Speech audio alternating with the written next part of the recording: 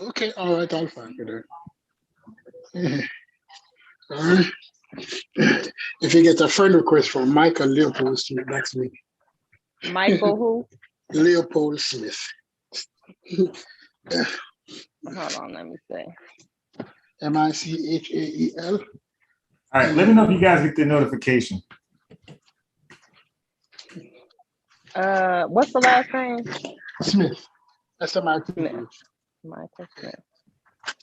Yeah, we have to put in the Leopold. I don't know if it's you. It's like one mutual friend. Let me see. Nah, this nigga in Minnesota. Nah, this nigga in Gary. Bias, you friends with Stu? Yeah. Drop the link to me. Oh, his thing? Okay. I'll do it right now. Hold on.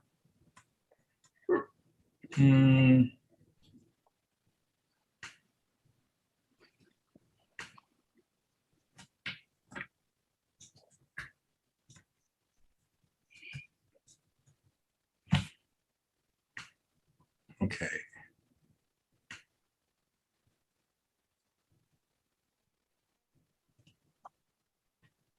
I'm gonna put it in the.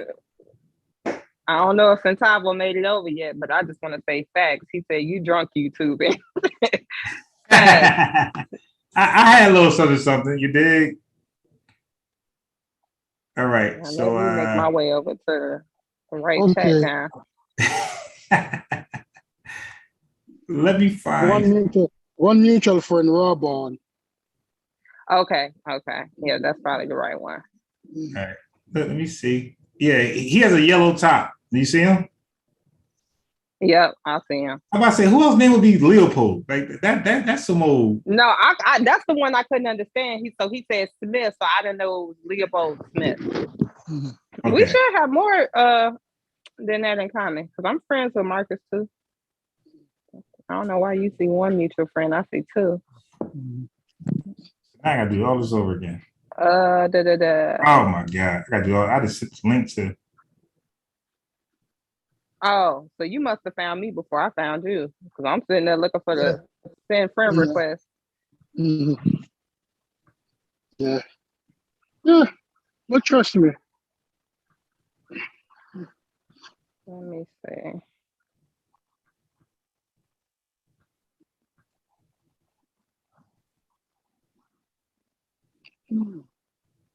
You know, all of the community is just a ton load of scammers in the community. Oh yeah. You can't make you cannot make an honest dollar. We go to the same stuff. It's like ridiculous because we're competing against white people, right, Amber? But white folks do 1,000 different things in the community. In ours, we do the same stuff. Everybody's a rapper. We're all selling T-shirts. It's the same. We all cut hair. We do hair. We sell drugs. Like we do this. It's funny how we do the same stuff. All of us. You know, like. Go ahead, Amber. I was just gonna say, like, I don't know. Have you ever like just been driving somewhere and you see all these little, I don't know. In Gary, we had them, and out here we have them. Like you just see these little low key businesses, low key spots. Yeah. They, they some little manufacturing or production or warehouse company, just some small little. It ain't no big stupid thing, but they're obviously making money because they're staying in business and have been for quite some time. But they just be ducked off minding their business, making their money on the low. Just even working in where I work at, just the different, job titles and the different responsibilities and duties that people have. These is just not industries that Black people think about or even care about. Right. And motherfuckers is making big money. Yeah. So it's just crazy to me that we limit ourselves so much. But then again, too, it's the exposure element as well. If you're not exposed to these things, you don't know they exist, then, ain't nobody going to be aspiring to open up a business you know, packaging metals and shit. Like nobody's gonna think Right. about that shit because Right. nobody in their hood is doing it, you know. No, but Amber, times change, because there's one of the greatest American movie, that star Henry Fonda, the one with the bikes. What's his name again? But they have two beautiful bikes. One of them was like a Captain America bike, and the other one had another bike. Those two bikes were made by black customizer, black bike makers. What's the name of the movie? Henry Fonda. Right? We used Like a bicycle or motorcycle? motorcycle. Okay. Motorcycle. Henry Fonda movies.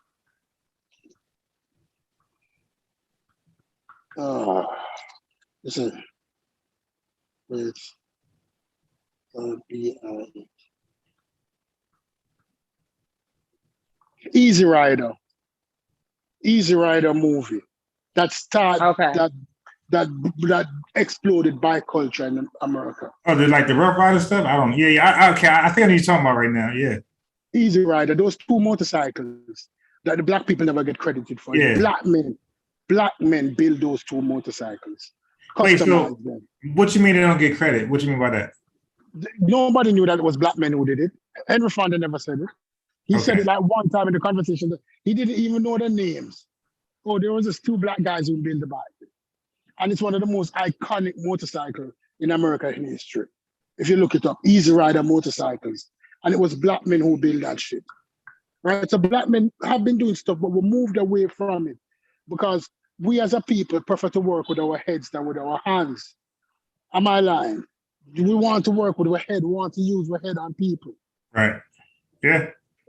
We don't want to work with our hands anymore.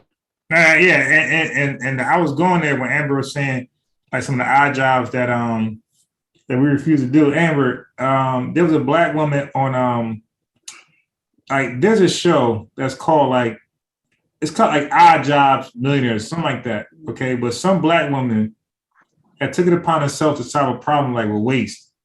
And Amber, this woman is damn near a billionaire, like just picking up waste. She got so many vehicles, so many employers, employees. I remember watching her thing on the Odd Job. There's a channel for that, just Odd Jobs Millionaires. Like she damn near a billionaire just for picking up. She got so many big fancy tank trucks. But again, we just think the same stuff: rapping, t-shirts, salon, like little dumb stuff. While everybody else is doing the things that working with their hands.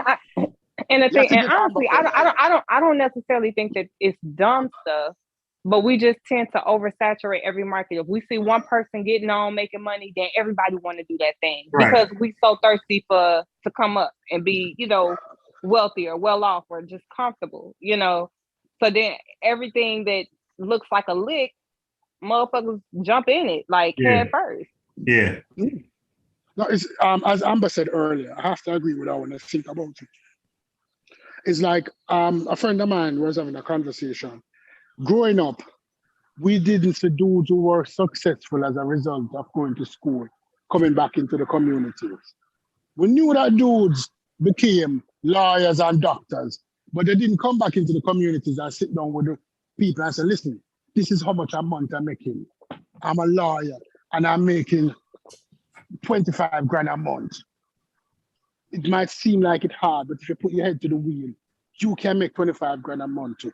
We don't see those people in our community to come back and tell children in our community that you can do this too. So as a result of that, we emulate who we see successful in the community. So the drug dealer is a successful dude in the community. So we go emulate what we see. We don't see the dudes who made it in corporate or the dudes who have who can come back and say, listen, I have this hustling, I do this and I do this. I do carpet cleaning.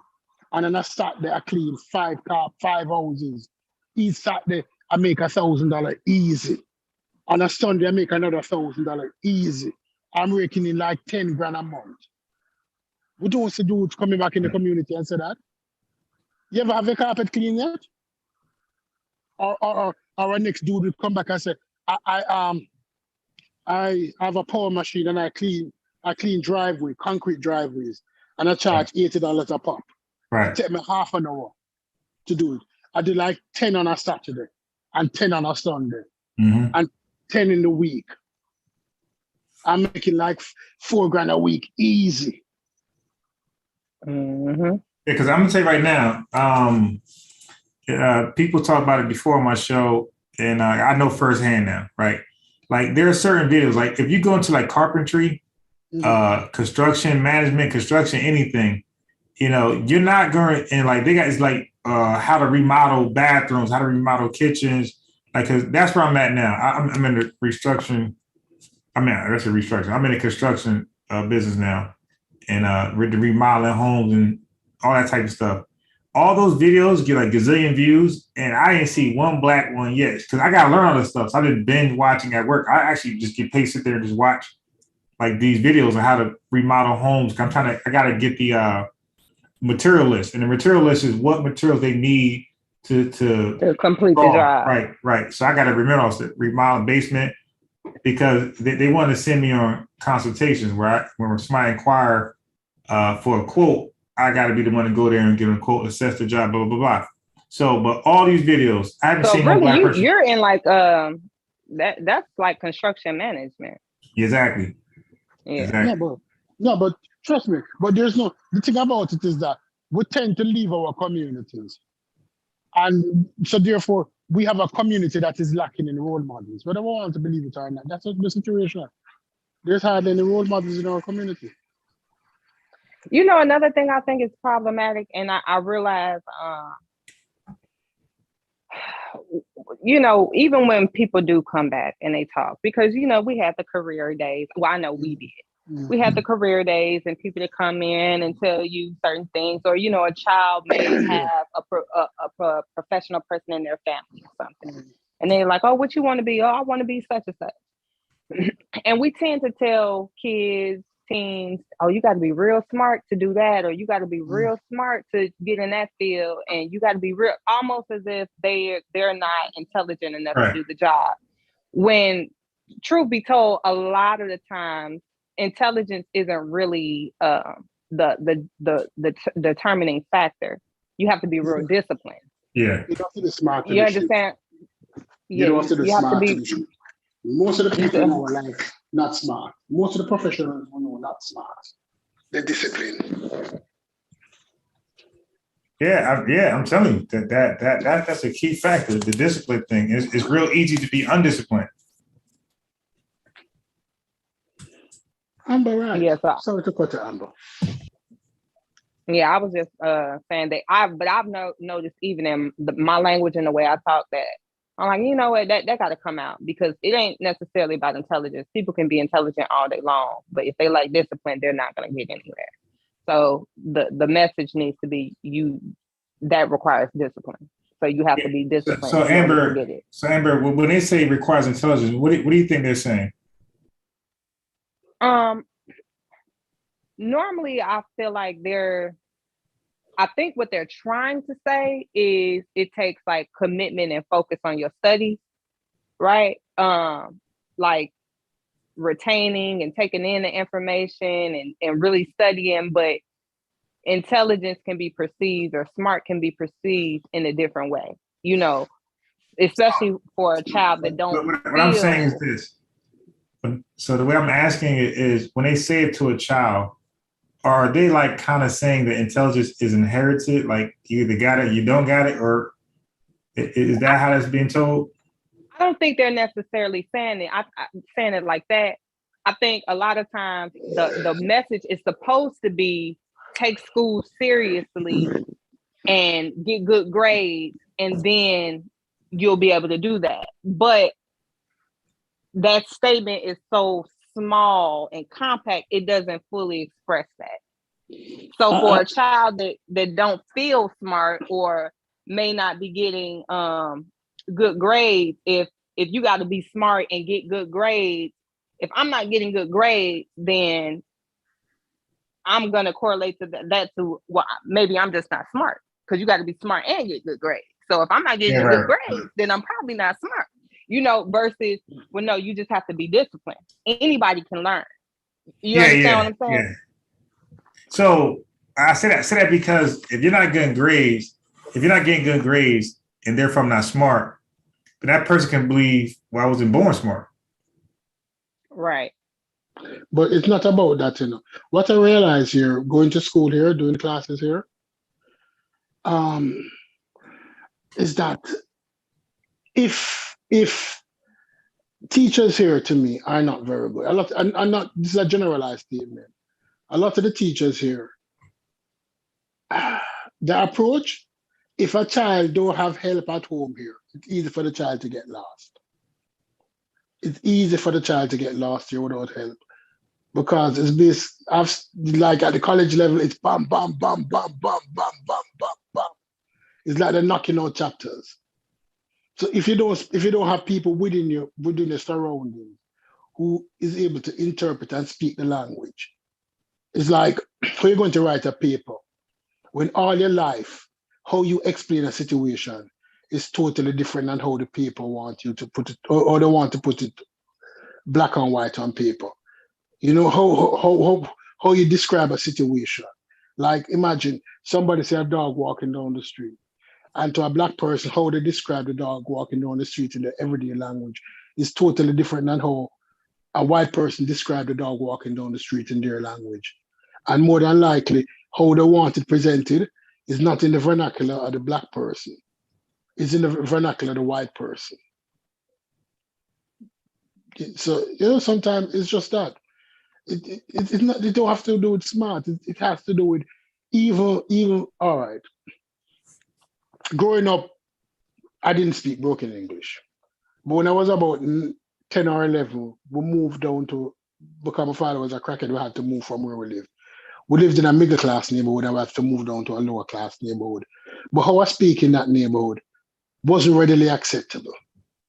It was almost as if you're acting like you're better than because of your language, because how you express yourself. So in order to fit in, you had to change how you talk. I don't know if that is similar here, but we experienced that. Yeah. Yeah. I mean, I think I talked about this previously.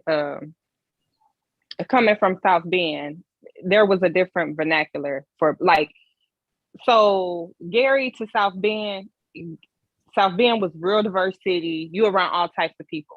So there's no, I didn't ever really know of a black way to talk. I never knew what that was, So when I transferred and went to Gary, a predominantly urban black, city, I was thought to feel like I was better than everyone, because my speech was different. I align more with how the teachers wanted students to speak versus the way the other students around me spoke. You understand what I'm saying? So it's like, oh, you think no, this is just how I talk. So I didn't even know that there was such a thing because I hadn't been around it.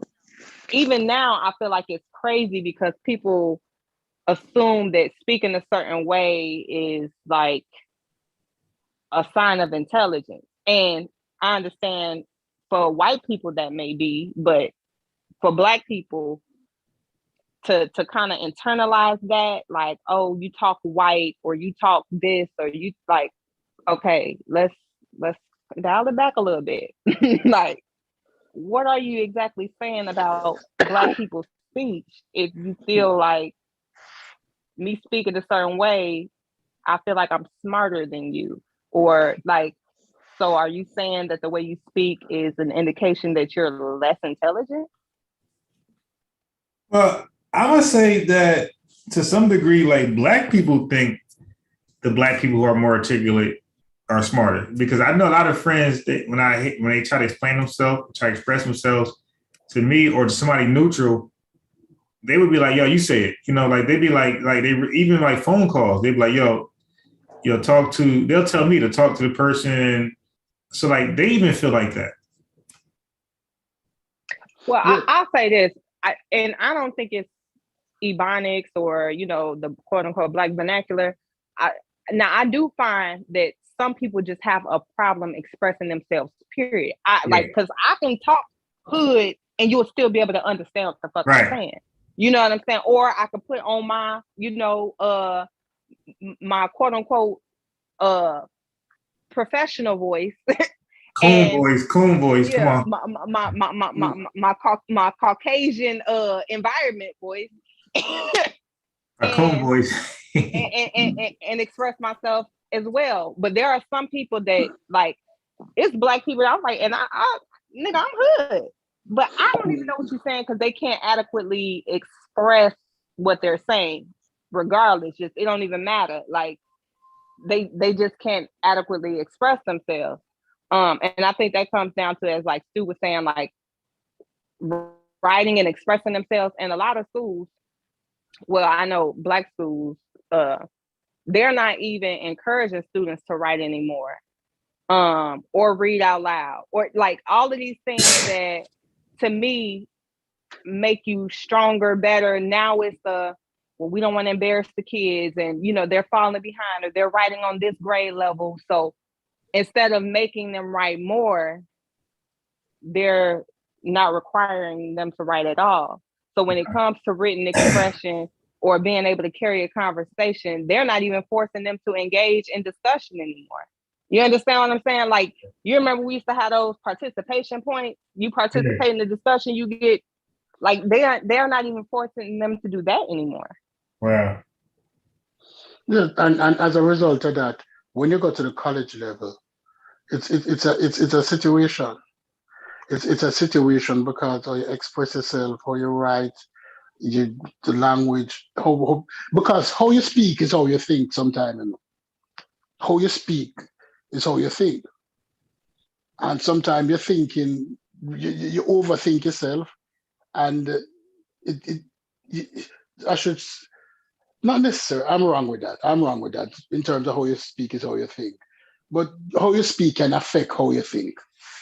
That I should be saying. Because what will happen is that because you don't have the ability to express yourself correctly, your thinking sometimes is limited. And your words that you use, it's sometimes, I feel that we need to emphasize language arts and mathematics to our children.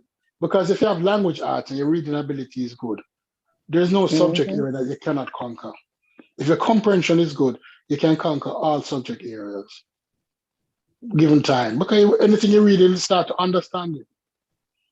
Mm-hmm. But let's get back to the topic of the show. I want to hear about the credit thing. Oh, yeah, okay. Yeah. In the first 5 minutes, this one is over, okay? This is, Amber, what you said, he's going to say it. And I just can't believe it, all right? Because, when I hear this title right here, although I'm busy, I'm going to watch this one. Because I want to know, how are you going to do this right here? Like, what's your method? This is hilarious.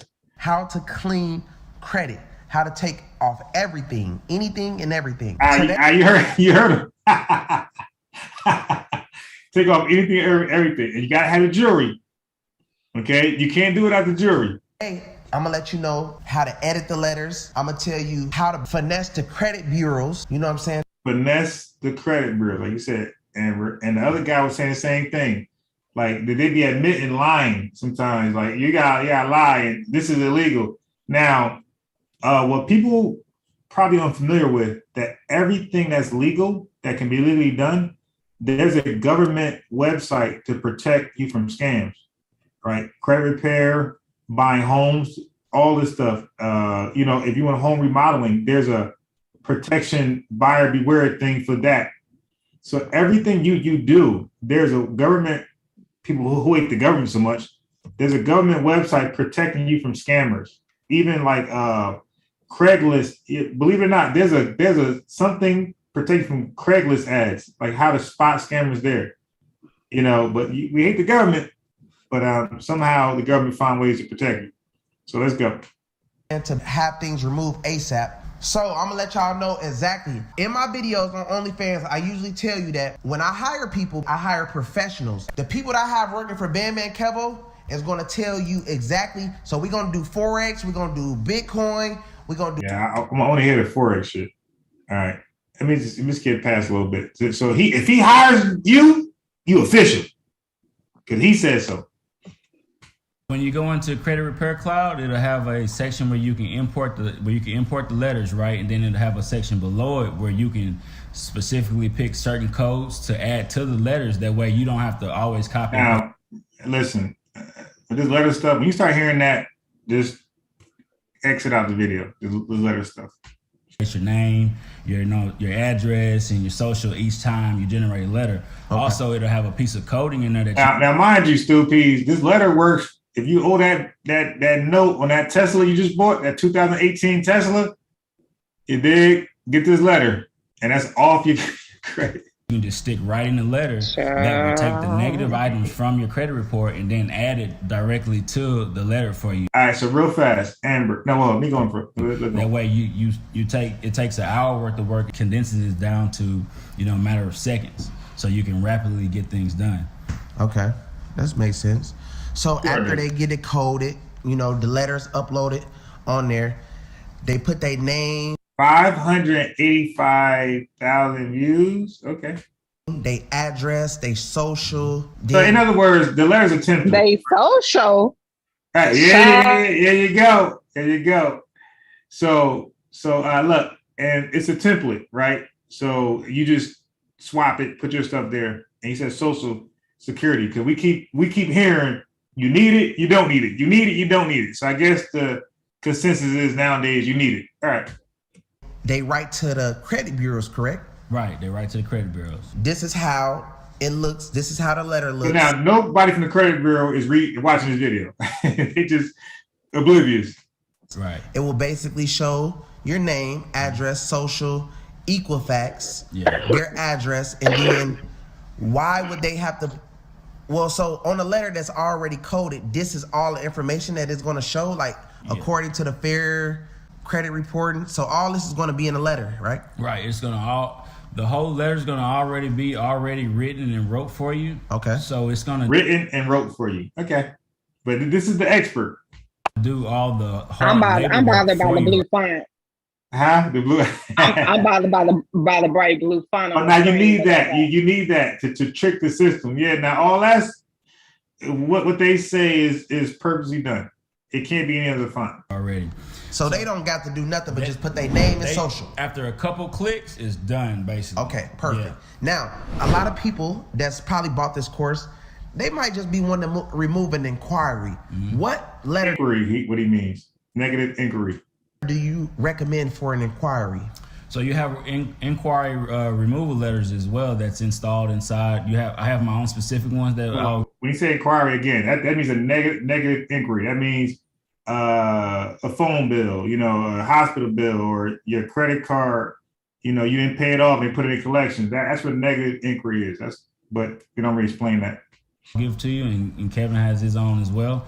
You can pre-record. It's called negative because it impacts your credit report negatively. So not all inquiries are bad. It could be a good one, right? Because, like, for example, if Amber credit card has 10 years old, that's a good inquiry.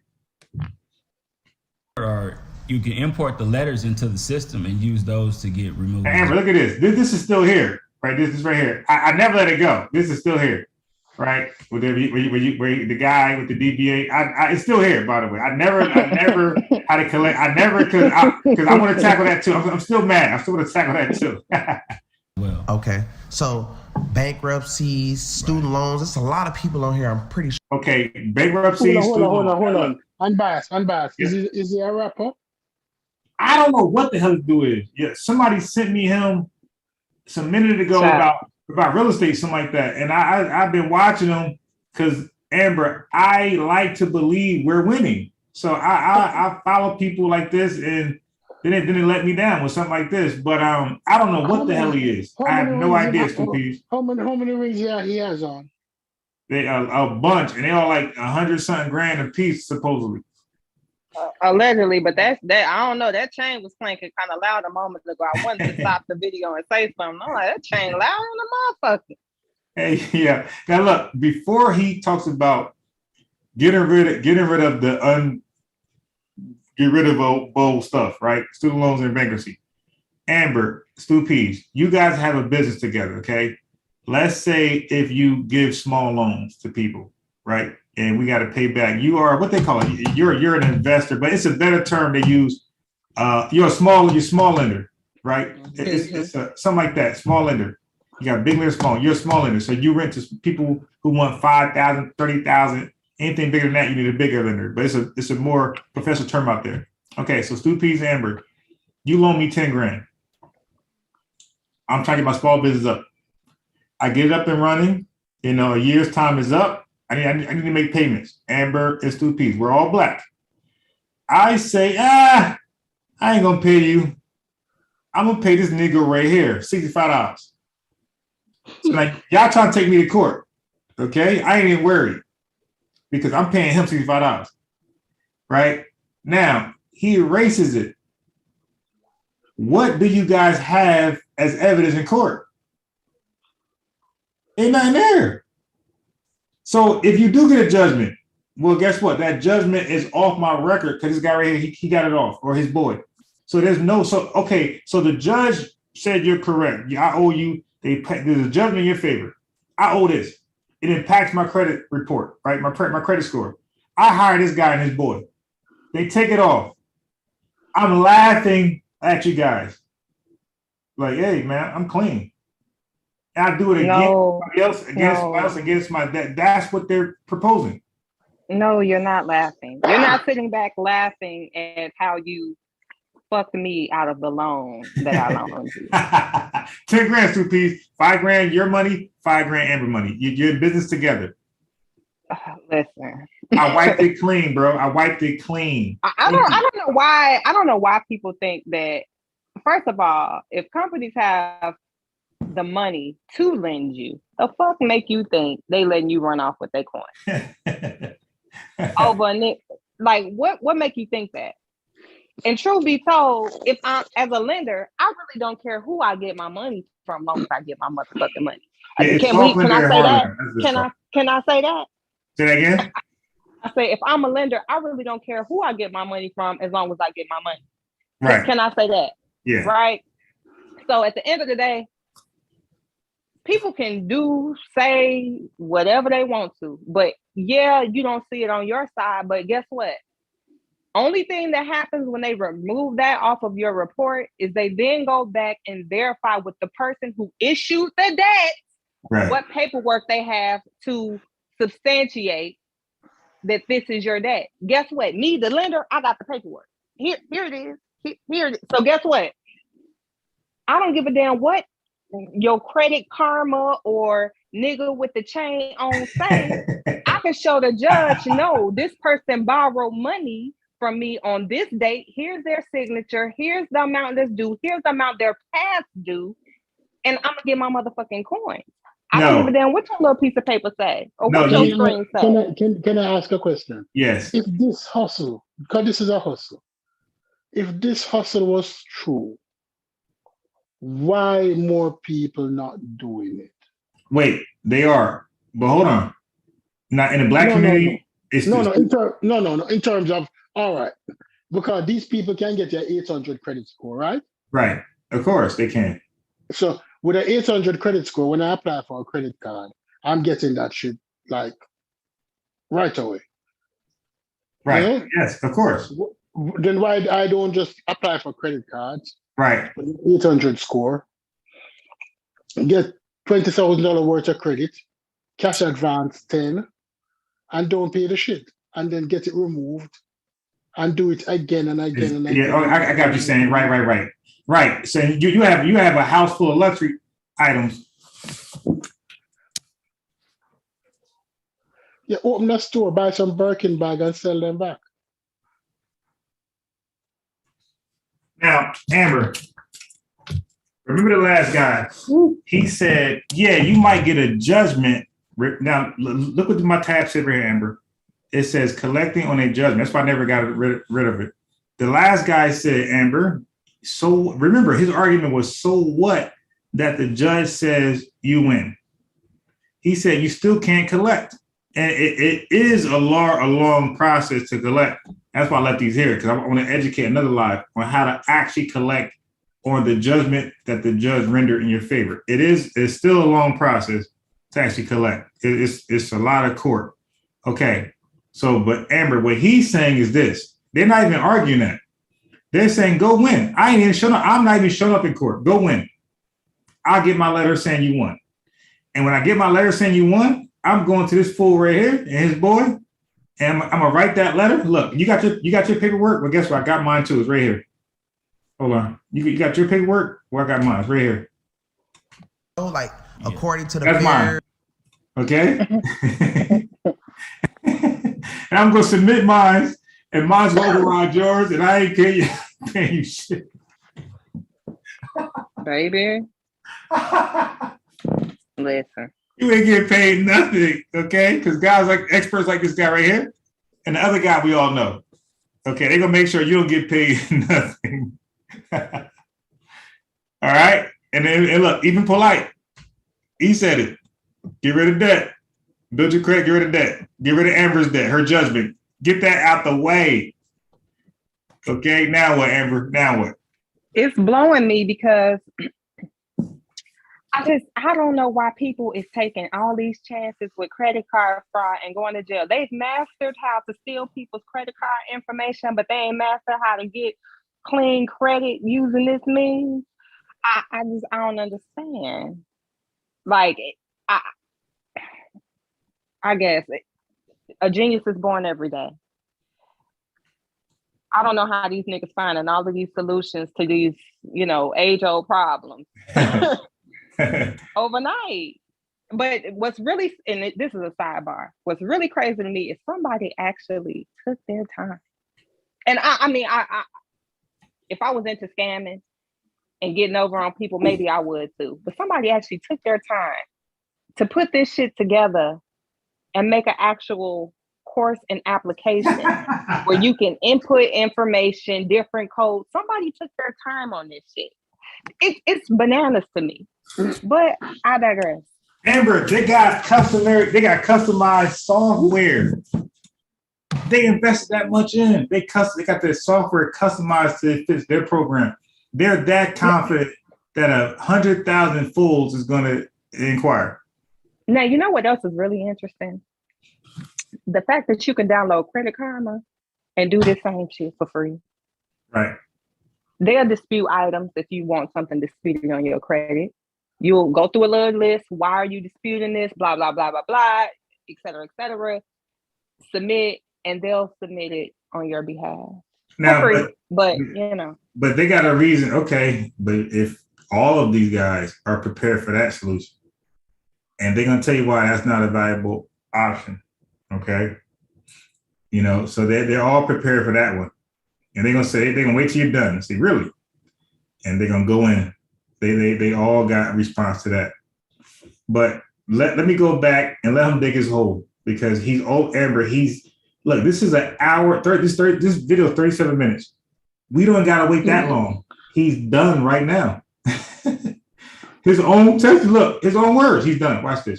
Student loans. It's a lot of people. Let's go back. What, Amber? I couldn't believe he actually said this, Stupides. I couldn't believe it. Okay, so bankruptcies, student loans. It's a lot of people on here. I'm pretty sure that they bought for student loans. Now, we all know that you would probably be able to remove. Because I was going to wait for the student loan thing. Because, I mean, dude, you're not getting that on. I told old boy that. I tell anybody that stop it. Well, you do know the government actually did roll out a program. Okay, yeah, but guess what? I'm aware of that. Like I said, this is something I put a lot of research into. Not everybody qualified. Matter of fact, most people I know. don't qualify. Right. Yeah, I know. I did. I'm thankful. Yeah. Yeah. No. Right. Not everybody qualified. And guess what, Amber? Most people won't qualify. Matter of fact, it's not enough money for most people. Okay, the money's limited. Right. But at the same time, too, like it's designed for you to fuck it up, though. But hold on. Like a period. But isn't that it? Don't they got the government approval though? Yeah, it got the government approval, but it's designed for you to fuck it up. Okay, now you have to be real diligent.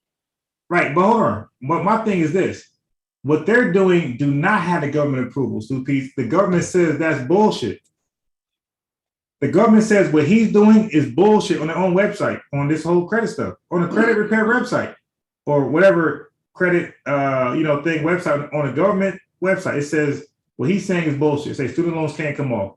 It says your debt can't come off unless it's a 7-year thing, Amber. Chapter 7, chapter 13, different things come off for different reasons.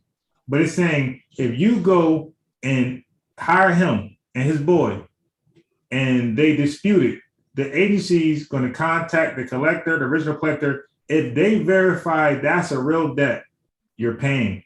The government says that unless these weird nuances, one leg, you can't work, blind, paraplegic, PS, post-traumatic, whatever that shit is, all that stuff. If you got that, then PSTD, I think it's called. If you got that stuff, yeah, you might get over because you're not physically or mentally able to take care of yourself. So and I just want to put this out here just so people are, even with the student loan forgiveness program that the government rolled out, it's really them purchasing the debt back from somebody else and allowing you an opportunity to make consistent payments for a certain amount of time and then forgiving. You understand? Like it ain't just wiping it off your money. You know what I'm saying? Like you still paying money, you still gonna pay a portion of that debt, and you still gonna show credit worthiness that you're paying responsibly. That's what the agencies do. So the government just did it. The government just did it for debt that you can't do it with, right? But because the other debt that's not crazy, you could do it with everything. Anything you can do it. But student loan, you can't do it with that. And certain things, judgments, you can't do it with those things. So the government made those things. It just added those too. Because your other debt, your hospital bill, that's $1,000. If you pay $300, you can get it. You negotiate and it's gone. A little third. The government, all he did, according to Amber was saying, he just said, okay, it's not that don't apply to student loans and bankruptcies and judgments, but we'll add those in too. That's all. But you got to pay. That's the bottom line, and that's all I've been saying, Amber. You got to pay. Yeah, you got to pay, and that's all. I just didn't want nobody to think, they wiped it. You still ain't getting it wiped off, even with their program. It ain't just going away. No, fuck that. That's what I thought, to be honest. Now, listen to this guy. Wait, let me back up a little bit. Listen to this guy right here. This is too funny. Okay, so bankruptcies, student loans. There's a lot of people on here, I'm pretty sure, that they bought for student loans. Mm-hmm. Now, we all know that you would probably be able to remove the student loans off your credit. Really? But you definitely are still responsible for paying the student loan off. Yeah. Oh, Amber, what? Wait, how you definitely remove it off your credit but still be responsible for paying it off? I'm confused. He's going to explain that, and I was more confused than you are. You as 2P is going to really be confused. Anybody watching, this is the most confusing explanation, but at least he's a little honest though, because it's going to be honesty with lying. Watch this. Yes, it will come off for that you can actually make something happen with your life as far as... It can come off. Watch this. Let's say if you're trying to get a car and you probably don't want them seeing that you have an outstanding balance. Yes, it won't be on your credit, but yes, you will still be responsible for paying that loan or whatever you take. Did you hear that? So in other words, they'll make it invisible for creditors. So therefore...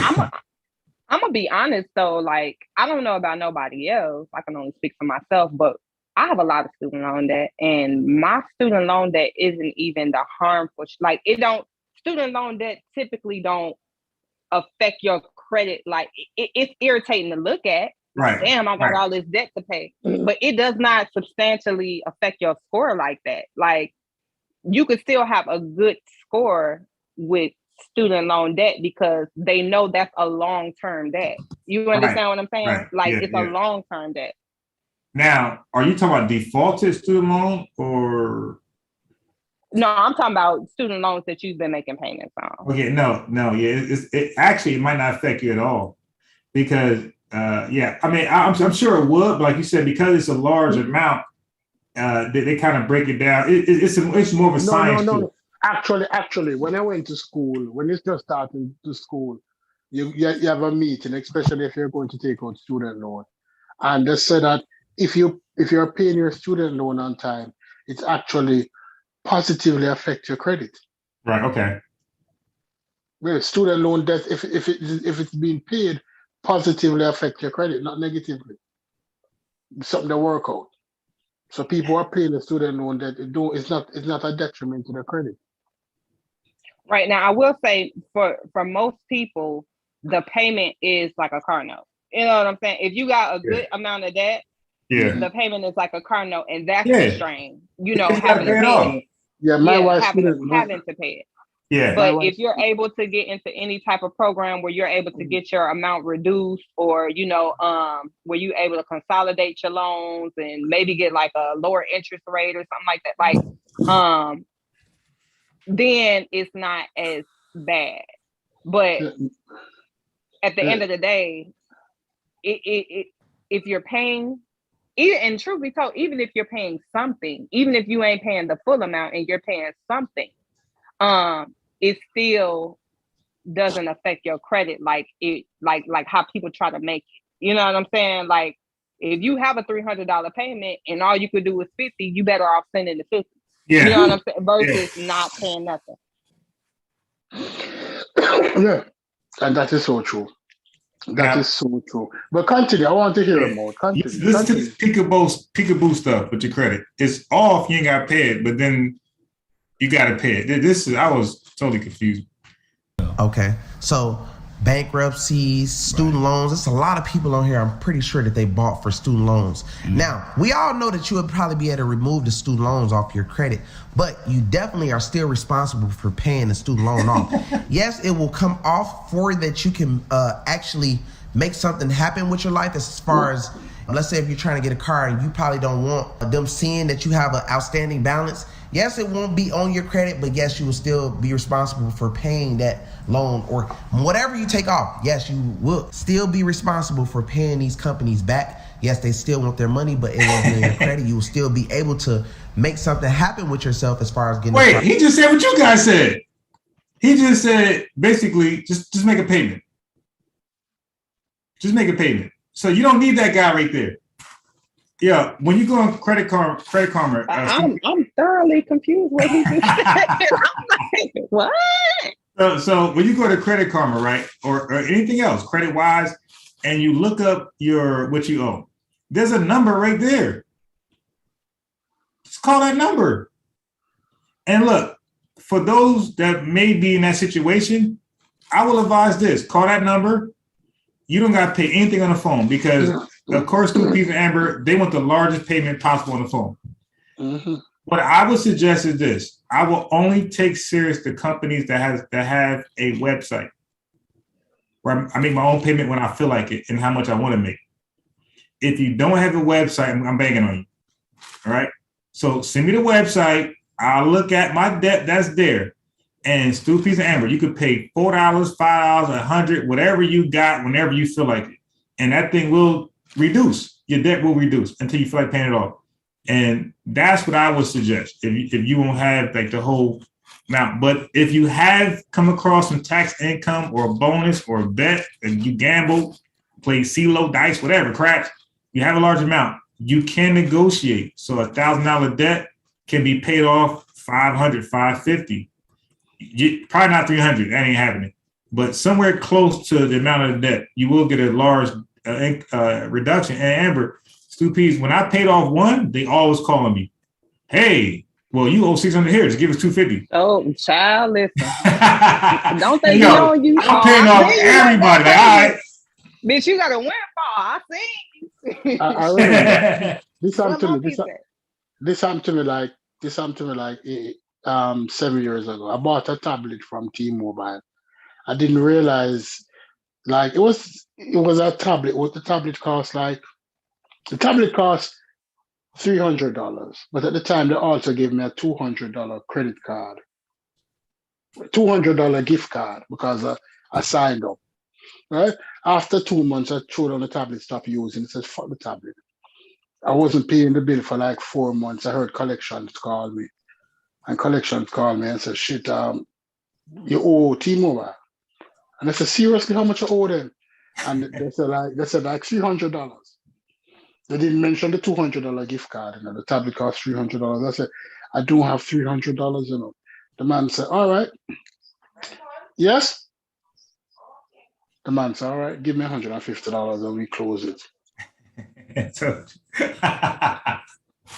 Hey, look, but the thing is, Yeah, after so long waiting on that money, they just be wanting something. They ain't give us something. yes, What you yeah, got? and Amber, but So listen, guess what? So guess what? I end up getting the tablet for free because I got a $200 gift card. oh, okay. Yeah, so Oh, yeah. That was cute. But look, I gotta say this to people listening to my suggestions, right? Do not call that number if you ain't got no money to pay off right now. They want the money right now. yeah, Don't give them your new information because that shit populating the system. They're gonna be calling your ass every day. yeah. Every day. But Yeah. what like I wanted to say something that's kind of a variation of what you said. So like, I mean, and this is just everybody, especially in the Black community, you probably got to get a little more disciplined with splitting your money up and saving. Or if you want to improve your credit, instead of that $65 you would pay to this nigga or pay to some agency every month, put that shit in the bank account. Go through your debt and give a percentage to each debt, right? So let's say your student loans account for 75% of your debt. You may have a overdue or past due phone bill that entered into collections that you need to pay off. That accounts for 25% of your debt. Your $65, $75, whatever you put in your account, take 75% of that and pay it towards your loans, and the other 25% and pay it towards that debt, like the other debt. And just do that every month. So at least you're making consistent payments. You understand what I'm saying? Like that will boost your score in itself. Even if you're not making the full payment, you're making a consistent payment. Yeah. Now, Amber, unfortunately, in our small community, I don't think college student loan debt is an issue. Maybe not, but truth be told, like even cosmetology schools and barbering schools, a lot of them schools you have to pay tuition to go there, and a lot of people get loans to go to those institutions, and they may not have like a debt from like a 4-year degree, but they still probably have some amount of debt. You understand what I'm saying? From whatever educational program they went into. All right, so let's get back to this confusion. All right. You will still be responsible for paying that loan or whatever you take off. Yes, you will still be responsible for paying these companies back. Yes, they still want their money, but it won't be on your credit. You will still be able to make something happen with yourself as far as getting a car, getting a home, getting a credit card. Yes, sometimes it does happen to pop back on. And then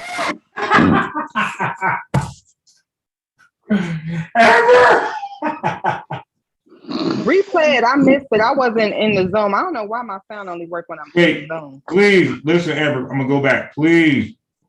You will still be responsible for paying that loan or whatever you take off. Yes, you will still be responsible for paying these companies back. Yes, they still want their money, but it won't be on your credit. You will still be able to make something happen with yourself as far as getting a car, getting a home, getting a credit card. Yes, sometimes it does happen to pop back on. And No, but all right, I understand what he's saying. All right, let's say you need a car. Let's say you need a car, and today, because your credit is so bad, there is no way that you're qualified for a car. I understand if you fix your credit that you can get a car, knowing that it still will be fucked up tomorrow. No, but how do you fix your credit and then the inquiry? See, that's what I'm confused about. It popped back on. It popped back on. That's not okay. So Pete, maybe you can answer that question. How does something get removed that's supposed to be removed and then get back on it? Explain that to us. It is temporarily removed, not permanently. No, but how does that happen? Because they disputed it. No, Amber, no. Amber, let's do it. I know what you're going to say. I know what I'm going to say. But I want to know if he's clear on it. Yeah, I'm clear on it. This is what I'm clear on it. I understand. I'm clear on it. But if you're upfront with people and say, listen, this shit not going anywhere now. This is a temporary relief. This will stop people from storming the beach for just a short period of time. Let you get some shit in order. If you need a car, you can get a car. But at the end of the day, you still owe these people their monies. And they'll still come for you for that money. Now, here's the thing, though. That temporary investigation, Amber Supi, that happens only one time. Once they verify, it's verified. It ain't gonna happen again. So it can't be disputed again. You can, but it won't be temporary removed. It's gonna stay there. And truth be told, I don't know how it is with car notes, but I do know you fuck around, try that shit purchasing a home, you could end yourself up in some deep shit. It is a such thing as being overextended, and the bank want their motherfucking house and their coins back. So yeah. Yeah, no, it's 2 P's now.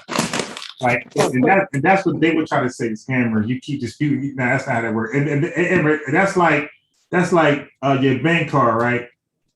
I go ahead and buy some Gucci sneakers. I order them online, and then I dispute it. Like I ain't just do that. Oh, now I got stolen. They're gonna investigate, and they're gonna temporarily put my money right back on my card. Okay, I know because I tried it.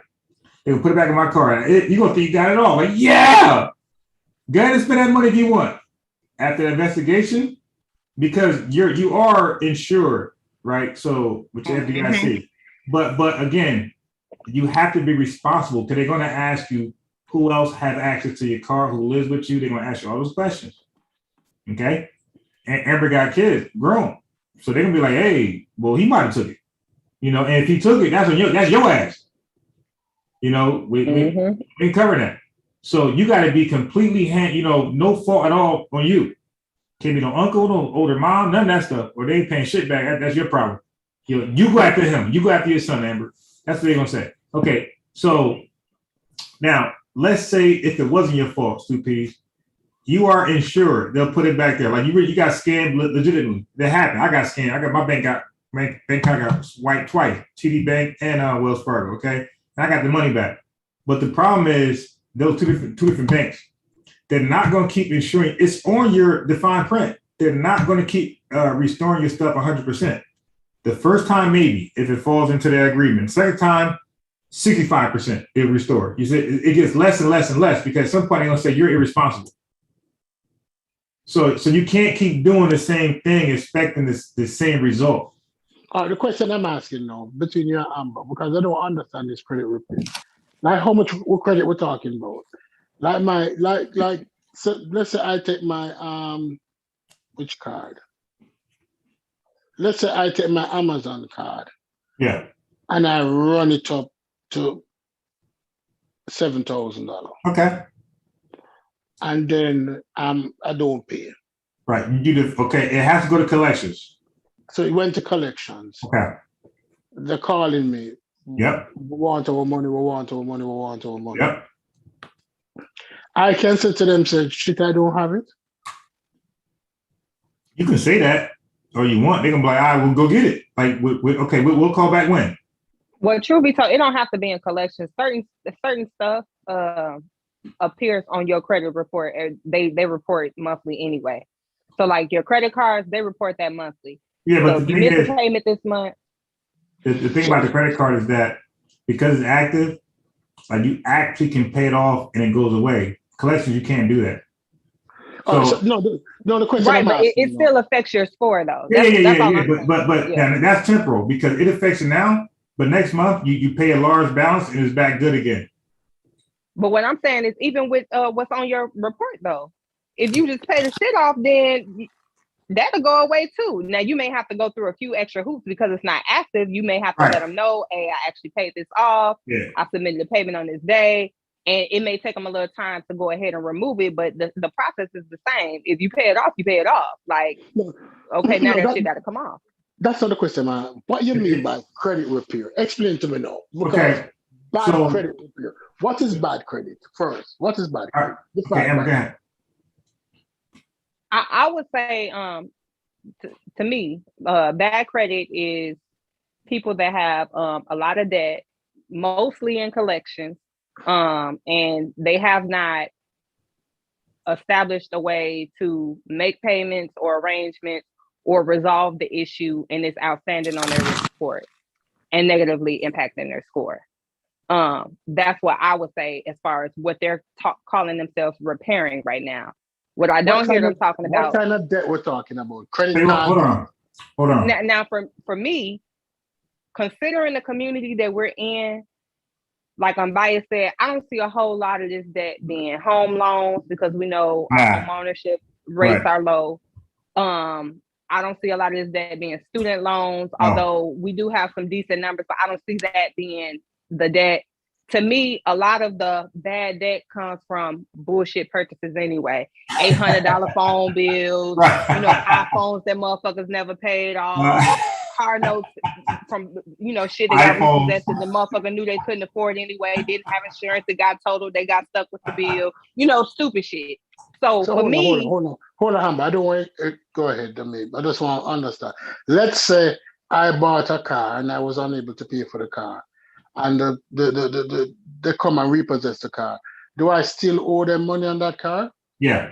So now, going back to what Amber said about the chapter 713, one of them, when you file it, I believe you get to keep the car. If you notify those people first, the people from the car dealership, you file chapter so-and-so, and they'll stop looking for it. Okay. So now I don't have to be 100% fact, but that's what I got from that. But let me go back for a second. Yeah, I know my mother was able to keep a car from a bankruptcy. So I know for a fact some of them you can keep the car. It depends on the value of the car and how much you paid into it and all type of shit. So now let me just back up for 1 second. Okay, so I'm going to be a little more strict than Amber on the bad debt. I'm going to say definitely in collections, because your credit card, you max it out, but you're paying your monthly minimum. Although it impacts your credit, it's not permanent, because once you pay, it goes away and it doesn't look bad. Okay, and then you're not in the area of missing payments. Once you don't pay your payment and go to collections, now you got the missing payment things. It affects your credit a little worse. So you pay it off, it's not going. So what I'm trying to say is, whatever your credit is on your credit card, right? Whatever balance is, it shoots back up to original place if you pay it off. It shoots right back. You didn't miss a beat. That's not so if you're in collections. It's going to take a long while to get back up. I do want to know because I'm not acting like I got the, definitive term. I'm pretty sure there is a very specific thing that determines bad debt, like the time that it's been in collections, or the amount of time it's been past due. You understand what I'm saying? So like maybe a year or maybe 2 years or what have you. So I don't want to So I'm gonna say I just want to put it out there that I'm not, Okay. Hold on. I don't want to get ahead of me, because I'm trying to figure out. So like, if we go online and say, what's the average amount of money most Black people have in bad debts? How much money would say? What's the average amount? 30,000? Yeah, I don't know, because we don't have collections. I mean, we don't have car loans. We don't have mortgages. It's really, from the people I know personally, it's really not that much, like 2,500 to like 300. It really be like some reasonable payoff stuff from my own experiences. Maybe $10,000 the most, 15. I'm gonna say 30 grand or less. Yeah, I'll say 30 grand or less as well. And honestly, to me, again, most of the problem isn't these marks on their credit, because after so long, it don't matter. The damage has been done and it's not impacting your score anymore. Like, most of the problem I feel with Black people is a combination. Like, you have bad debt that you have not paid off, or you haven't structured yourself to start paying the debt, and you don't have no credit utilization. You understand what I'm saying? You don't have no secured credit cards. If you can't get a credit card without securing it, you're not. So you have a lot of things working against you. You understand? That's keeping your score low. So if you had that $30,000 debt from 5 fucking years ago, but you was actually had you a couple secured credit cards with a couple $100 on them, using them, your credit wouldn't look as bad. You understand what I'm saying? Yeah. No, the reason I'm asking this question, Amber, is there any way that these debts can be consolidated in one monthly payment? Let's say let's say, no, hold on, let me finish. Let's say you owe $10,000, right? All your debts together is $10,000. Is there any way that you can consolidate all of these debts into one $10,000? Yeah, so I said that's to the creditor, can I pay $200 a month for the so next 5 years? now that depends. So now you have real agencies out there that I can't think off the top, but they're very popular. Okay, that do that. So the real credit repair restoration, really not repair, it's called restoration. Real credit restoration agencies, that's what they do, Stupies. They actually do that. They consolidate them and they negotiate with the bureaus for you, or the collection agencies for you, or the credit whoever is holding the credit, the collection, right? They negotiate them on your behalf, and they work something out, right? So consolidation is one of those things, and that's what they do, right? But you're definitely paying, and that's their thing. They're not going to sit there and tell you on the phone that they're going to. I did a live. I called one on a live. And I asked them, can they get rid of my stuff? They said no. Like they said no. And these are the ones that's most notable in the entire country. Mm-hmm. Now, to tell a little bit of my why more business, people don't utilize those? because not mine. Because most people don't even think about credit repair until they see a video of somebody saying that they fixed credit. They're like, I do need my credit fixed. and then you're like, it ain't even an idea that popped into their head. Somebody else telling them like, oh, Black people got to get their credit right, and I fix credit, and now it's like, oh, well, I do need my credit fixed because I got bad credit and I've been wanting to get my credit fixed. So since you fixed credit, I'm gonna go to you. They didn't really do any real research. They went with the person that presented the idea to them. You understand what I'm saying? Because they appear to know what they're talking about, versus somebody versus somebody that actually wants to fix. Like the idea was conceived with them. I need to really get my credit in order. Let me research ways to do that. You understand what I'm saying? No, because I want to know like how much money we're talking about here. Because if you say, all right, if you say it's 20,000, we know that your payment for 20,000 can be as low as $350 a month for the next 5 years to $500 a month. It might be tough. You might have to go look at a second job. You might be drive some Uber, or you might have to work at McDonald's 1 day a week extra, or your day off to pay off this debt. But you need to pay the people back their money. Do you think that people should pay the people back their money? You have no choice. Yeah, I mean, to me, I feel like to a degree, do I think a lot of people were misled or misinformed or whatever? Like, yeah, I do. But do I also feel like credit is one of those things that you technically don't really even have access to until you're an adult, quote unquote? Yeah, that's also true. So to me, while I want to give credit, like, well, they didn't know, and this, and the third, your heart wants to go out because, especially as a Black woman, hell, I ain't got the motherfucking best credit. Now I do have reasons, but again, it's my dad, and I have to own that it's my dad, regardless as to whether I knew or I felt like I was misled. Regardless as to what it is, it's my dad, and it's just a learning lesson. Yep. Now, to be more informed before you do certain things. Know what you're doing. It's not one of those things that you should play with. And I also think a lot of people in their youth, they don't take the importance of having good credit serious. So they don't care when they making purchases and fucking it up. You know what I'm saying? Because they don't see the importance of it until later on down the line when they're actually trying to make large purchases and substantiate some wealth for themselves. And here's this thing like, remember what you did when you was young? Bitch, I'm here. I'm here. You're gonna have to clean this up. To me, it's a part of accountability, growth, maturity, to own that this is your debt and you need to rectify it. Now you said companies. That I was just gonna say companies typically are willing to work with you. They're not even requiring that you pay all the debt. Most of the time, you can settle for less. Yeah. But at the end of the day, yes, it's your responsibility to pay your debt. So I was adding real fast to Peter that but she said, yeah, we remember you when you was young. I think that would have been a good question also to say, when is this debt acquired? And it's usually when you're young. So that's something to take note of. But I want to get rid of this guy. I think he got like 3 more things to say, and I want to take them off the screen.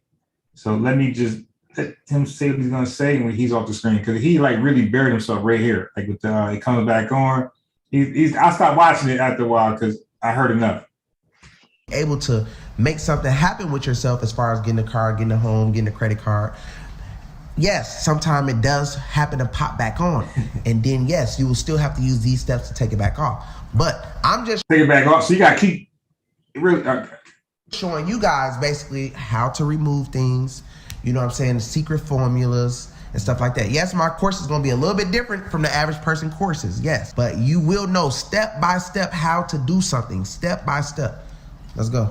All right, so. All right, I'm done right there. All right, so Suki, you can finish. I just want you to hear that part. I just wonder why he keeps saying something. What's the something that you're doing? How to do something? What's the something, sir? Why are you talking in code?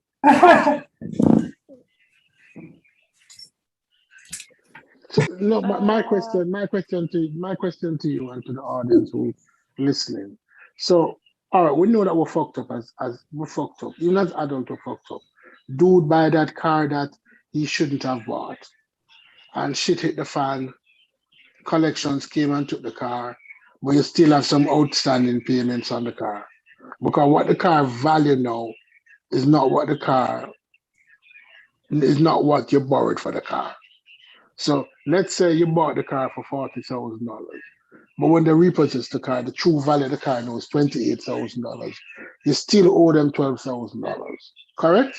Yeah, according to my knowledge, yeah. Right. So now you can negotiate with them and say, listen, I'm not paying all that 12, and they will say to you, say, okay, we'll take 7. I mean, that's possible. And you said to them, say, can we work out a payment system? And they'll say no. And they say, but if I had $7,000, I wouldn't lose a car. So let's see what we can do. And they say, all right, how about we give you 3 years to pay off, 2 years to pay it off? And you said, no, I can't afford $300 a month. Because if I could afford $300 a month, I'd still have a car. And I said, all right, we give you 4 years to pay it off. That's $150 a month.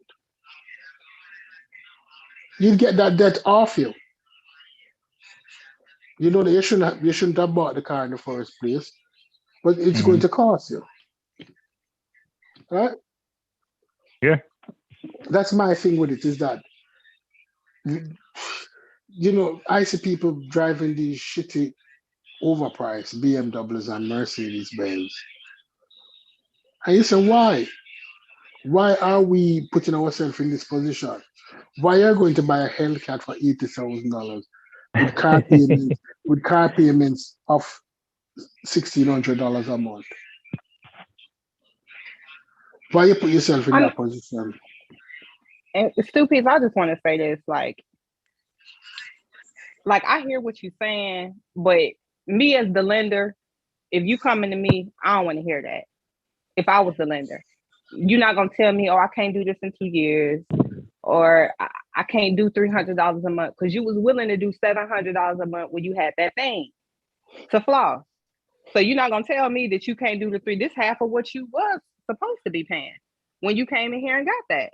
So now you can't do it. And honestly, a lot of times I feel like in our mentality, paying for something that we no longer have, or paying a debt, it bothers us.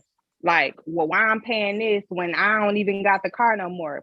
Because bitch, you wanted it and you was flossing in it. Like, so now you got to pay for it. No, you don't have it no more, but you never had the $750 a month. You shouldn't even been worried about that. Like, so now you got to pay this $300 to pay off that debt. And if you feel like you can do the $750, why you can't do the $3? You understand what I'm saying? Like, I don't know. To me, it's just a little crazy, because people be willing to pay extravagant amounts of money for car notes, but then when it comes to paying the debt, they don't want to do it. No, because you don't have the car anymore. The problem is that you don't have the car anymore. I tried to talk a friend out of it. I said, man, You're like, dude, you never had your own car before. I mean, the first car, be humble, save a little money, go ahead and get something, just get you around. He has eyes set on the BMW. Okay, I'm like, dude, listen, man, just get something to get you around. Couldn't talk him out of it. He bought a BMW. I had it for about 3 months before they repoed it. You know, he didn't factor in insurance, right? Because he was in stolen cars before. He never was on car, but he jacked up his stuff anyway for riding stolen cars and other shit, right? So his insurance was more than a car note. He's paying mortgage money for a car, and he's stressed. He's trying to work his ass off to just to ride a car. You know what I mean? Like 12, 13 hours a day just to keep a car. You know, and so he wasn't getting hours like that. The job was like, I don't know, maybe purposely, whatever, but they weren't giving him the hours. So they came and got the damn thing from him. About 3-4 months. This was a while ago, right? This is less than 10 years, about 6 years ago, the most, I believe.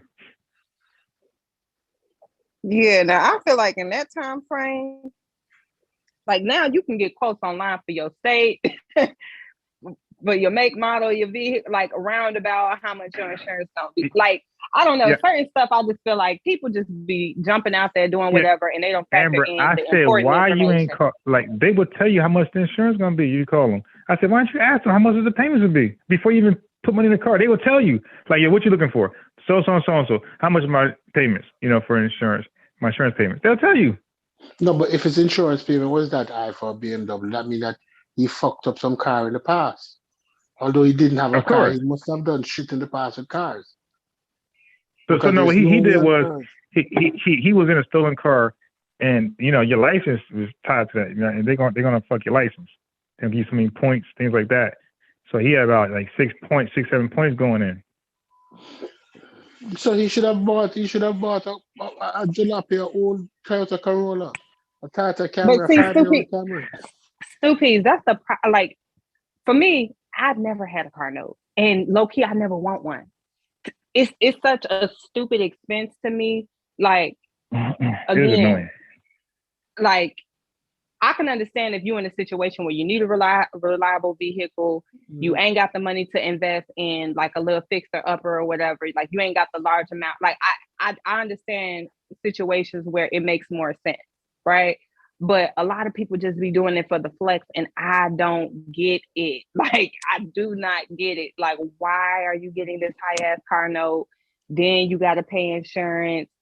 And then 9 out of 10, you don't even own where you're living at. Like, I just don't understand it, me personally.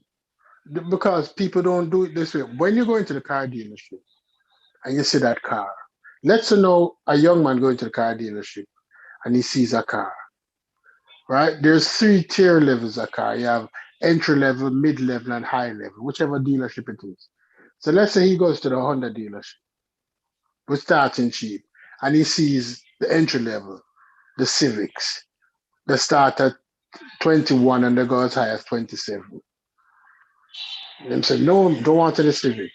He sees in a car, they start at 24 and they go high as 45, 50. And there's different tiers of car going up, right? And the nice one that they put under the lights and it's always clean and it have on the pretty rims, they start at 55. It's a trick to it, you know. When you go into the dealership, the car that is under the lights, it's under special light. It's always clean. Yeah. The rims are, Right. everything about it is clean. Inside, it smells beautiful. When you sit in that, it almost feels like you found your long-lost fairy godmother who's going to grant you 3 wishes. He's going to turn your pumpkin in a carriage. He's going to give you the glass slippers. You sit down in that car. You hear the halo. Ooh. And you say, oh, Lord, I have to get this. And they said, we can put you in this today, you know. We can, with no money down. We can put you in this today with no money down. Only thing you need is a 680 credit. Not even a big credit either. For 680, we can put you in this shit. And they ask you how much you work, and you say, oh, that's going to be a problem. What about your side hustle? Wink, Right. wink. You don't have a fucking side hustle. Oh, yes. Last month Yeah, I made they're gonna work the shit out for you. Yeah. Last month I made 4,000 off my side hustle. You don't have a fucking side hustle. You don't have a side hustle.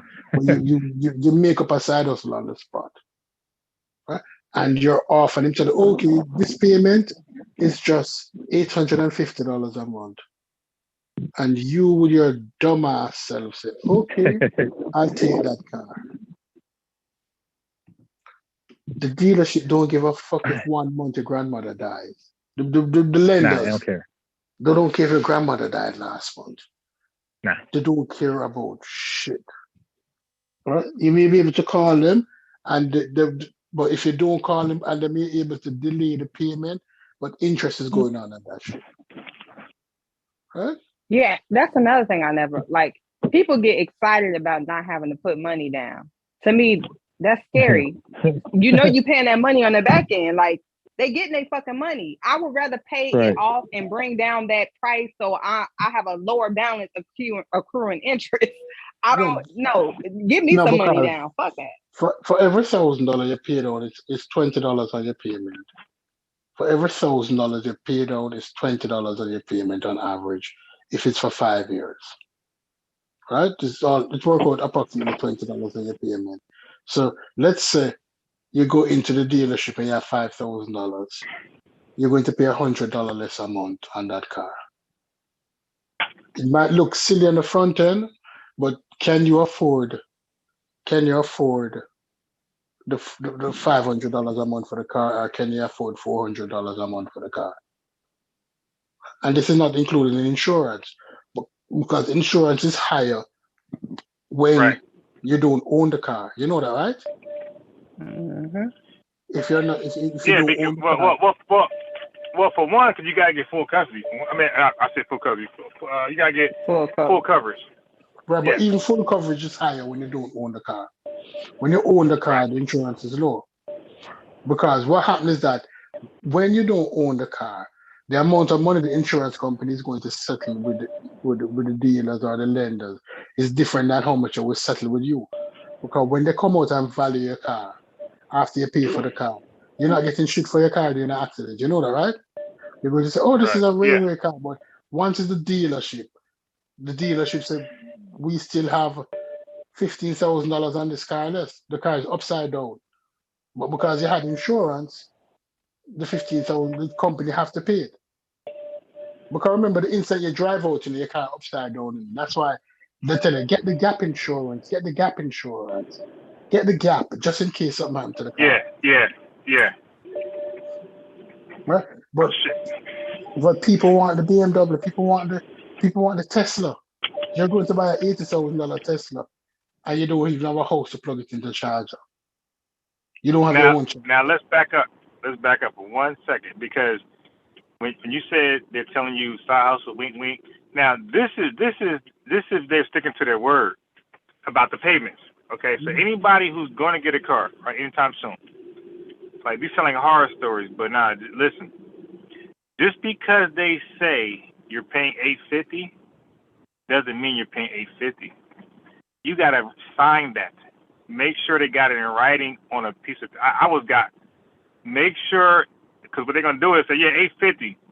Then they're gonna run your credit. Then they're gonna try to get you a bank loan, and so it's based upon the bank loaning you the money and the loan you get, and they'll say, hey, nah. And once you get approved, hey, they're gonna have you sign some papers first, and they're gonna say, hey, $1,150 your payments, and you think you ain't paying that? They're gonna be, oh, I'm sorry, but the bank didn't approve that $850 stuff.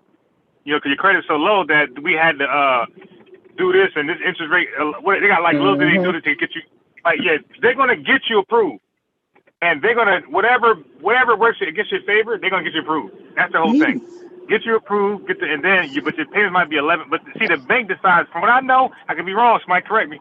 But the bank decides your payments, what you're paying them back, and they say, all right, we can approve them for that credit, but $1,150. And dude, and now you paying that. Dude buy a car for $1,150 a month. Dude, people really out there paying car payments for $1,150 a month? I mean, man, I don't. Okay. I don't understand why people don't realize. First off, if you have bad credit or even just okay credit. Certain vehicles you ain't got no business trying to get. You always gonna pay more. And I know you may feel like, oh, it don't make sense. This, that. But the people that got good credit and they riding around in these nice cars, they not paying $11.50 for that shit. Nowhere near it. Or nah. They got good credit. Like you paying all that money for that shit because you ain't got the credit for the car. They already Right. know 9 Yeah. out of 10 you're gonna default. They want as much of their money up front off rip. Like, so I don't understand why like people even put themselves in that situation to try to do what other people with good credit and good payment history do. No, you're just stop it. Just stop it. You can't afford that. It's fake it until you make it. Fake Yep. it until you Yep. make it. Yeah. Right. So So- to answer your question, Stu P, yeah, some people, depending upon the car you get, yes, it can go to $11.50. You know, and look, some people who got good credit, because some cars cost a lot of money. Like those Corvettes, yeah, you might be paying $850, even somebody with some money. But the thing is, they make $200,000 a year, so that's light to them. You know, that's nothing. That's a good deal. But $850 to us, that's like shit. You know. Now, the $850 can be $11.50 based upon how bad your credit is and how they got you approved. Now, what they're gonna do also is they're gonna run to mad banks to approve you. So your shit, your credit getting fucked and fucked and fucked and fucked. Inquiry. Yeah. So the question I'm asking, how much would it cost to insure that car? Let's say you have good insurance. A $50,000 car is about $850 a month. We're looking at about $300 for insurance per month, right? That's about fair. Yeah. That's- 300. I'm paying. Yeah. The 200 to 300, maybe 150, depending on how good your credit is. Right. So therefore, that car is you're paying between $1,100 and $1,400 a month for that car. Yeah, depending upon what car your goofy ass go get. Yeah, you up there. So if you're working a week salary, 1 week, you'll have to be working almost $40 a week. You have to be working $40 a week to realistically afford that car.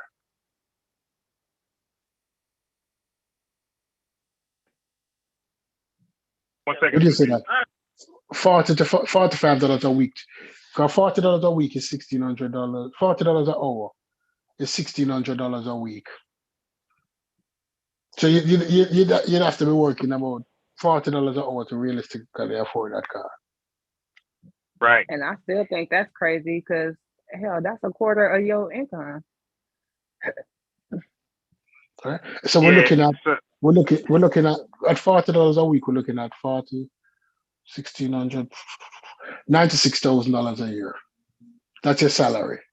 How much people in the black community making $96,000 a year?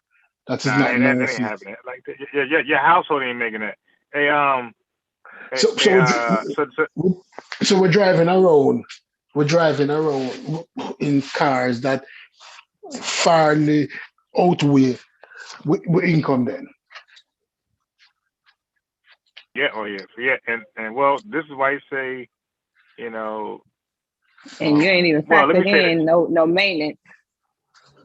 Right. Oh yeah, that's gone. So let me say this. Forget about, let's say, sometimes insurance, and sometimes insurance is funny. When you got renew, they'll say, okay, we want $600 up front. Like they be wilding, bro. Like insurance be wilding sometimes. They might want to, when you renew, they want a lot up front sometimes. You be like, what?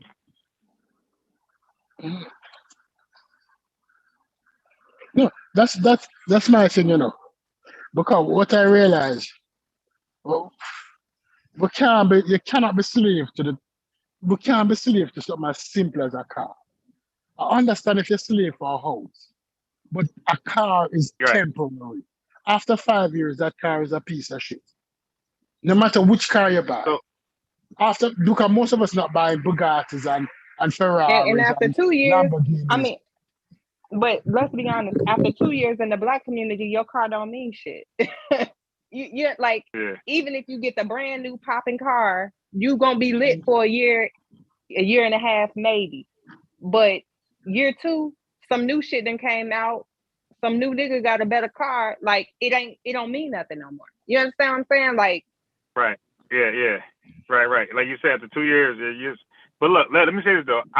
There's this OG around my apartment, got a Benz, and he was telling me this, because we were talking about the same subject, and he was like, "Yo," he said back then in real estate, you had to get a good looking car. He said you wouldn't even succeed in real estate. So I would say that there is a rare situation where your car can make you, like, for your sales reps, you into sales, or you, like, it can bring you business because you're already seen as somebody successful. No, and, we like, worth understand that. giving a chance. We understand that. But in those jobs, the car is a write-off because it's a part of you can put it towards the taxes because it's a part of your job. You put it towards your company name. And you said this car is a company's car. So it's a tax write-off. I'm talking about the dudes who don't have that. It's not in real estate, not selling shit. yeah, and then you're talking about real estate, which, I mean, again, you got to hustle for it, but real estate, if you're doing your job, you're a good earner. You understand what I'm saying? Like, you're making good money off your commission. So if you sell one house a month, if you're in real estate and you sell one $300,000 house a month at 5% commission, that's what, 15,000. You split it between you and the company that you work. That's what, 7,500 a month. That work out to 75,000, almost 100,000 a year, just off one house a month. Some months you might sell two, right? So it can be anywhere between 100 or 200,000, and that's not high-end real estate. We're not talking people who selling condos in Miami for $4 million. Right. We're talking people who selling to average Joe agents, right? That's what we're talking about. Yeah.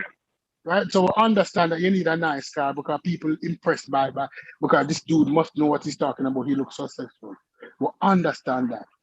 But if I'm going to buy a car to try and impress Amber, I drive up in a Lamborghini, $250,000, right? $5,000 a month payment, $6,000 a month payment for a car that $2,000 a month payment for a car. Why? Yeah, bananas. Why? Yeah, well, in my opinion, man, we trying to compete. No, you want to come down to Florida and to Miami. I said, dude, why? But my thing is, it's not even really trying to compete to me, because when you in certain, first of all, a lot of these people don't share the same spaces. And I'm not talking about like entertainers and truth be told, even your athletes and your entertainers that make the wealth or, make the money, most people that come from wealth are looking at them like, oh, these motherfuckers crazy. They spending their money on stupid shit. So like, the front don't even be for them. The front be for fellow Black people to say, oh, look, they doing some shit like white people. They up there with them. You understand what I'm saying? When these people already know, no, they new to this, because look at where they putting their money. They're putting their money into shit that these are not assets. Like, these aren't really things of value. It's not going to generate anything for them. But this is where they're throwing their money. Versus the Black people that's like, oh, they got a nice car, that mean they paid, or they got a nice car, that mean they doing well, or they got on jewelry, like old boy in the video with jewelry. He's targeting Black people. Right. Period. Of course. He's not targeting white people dressed like that with all that bullshit on. No. He's trying to communicate the message. I got money. I'm doing well. Look at me. And for us, we think that those types of things are wise investments. No, they're not. Yeah, they're not. They're not. They're not. They're not. On a lighter note, I have something to talk about. This is what I'm talking about. The other day, I was watching the WNBA. I was watching some highlights of the WNBA on YouTube. Why these ladies dress like men? Why they look like men? Why they wear the same uniforms that the guys wear? If you watch tennis, the girls don't wear what the guys wear. If you watch golf, the girls don't wear what the guys wear. If you watch which other sport? Sports where girls and guys competing, they don't wear what the guys wear. Why it look so effeminate? As a woman, I'm asking you. Oh shit. What the fuck you asking me for? I ain't in the WNBA. No. As a woman, I when you don't watch know. it, why is it that the women look like the guys? Why the uniform? You understand? Honestly, to me, from and again, this is just my personal opinion. Yeah. For one, I think that there has not been a call for them to have different uniforms or anything, because I don't feel like it's something that the women necessarily want. Not that they're trying to be like the men, but I do feel like women's basketball doesn't get the same respect that men's basketball gets to begin with. So for them, I do think that to a degree, a lot of them don't want to over sexualize themselves in that sport because they want to be taken seriously. So I think they kind of closely try to align or emulate the NBA so they can attempt to garner the same respect that they get. You understand what I'm saying? I understand what you're saying, but is Serena Williams is taken less seriously? Is Venus Williams taken less seriously as a tennis player? Well, She no, don't but dress she like John doesn't. McEnroe. No, but I will honestly say that as far I don't watch tennis closely. I can't say that I do. But at the end of the day, I feel like there was already an aesthetic in that industry. There was already a difference made between the way women appear when they compete and the way men appear when they compete. I don't know a time when the WNBA had a different aesthetic than the men. There was a time when they used to be during World War II. There's a movie where there used to be female baseball players, right? They had a Mm-hmm. female league during World War II when all the men went off to war. The women went out and played baseball.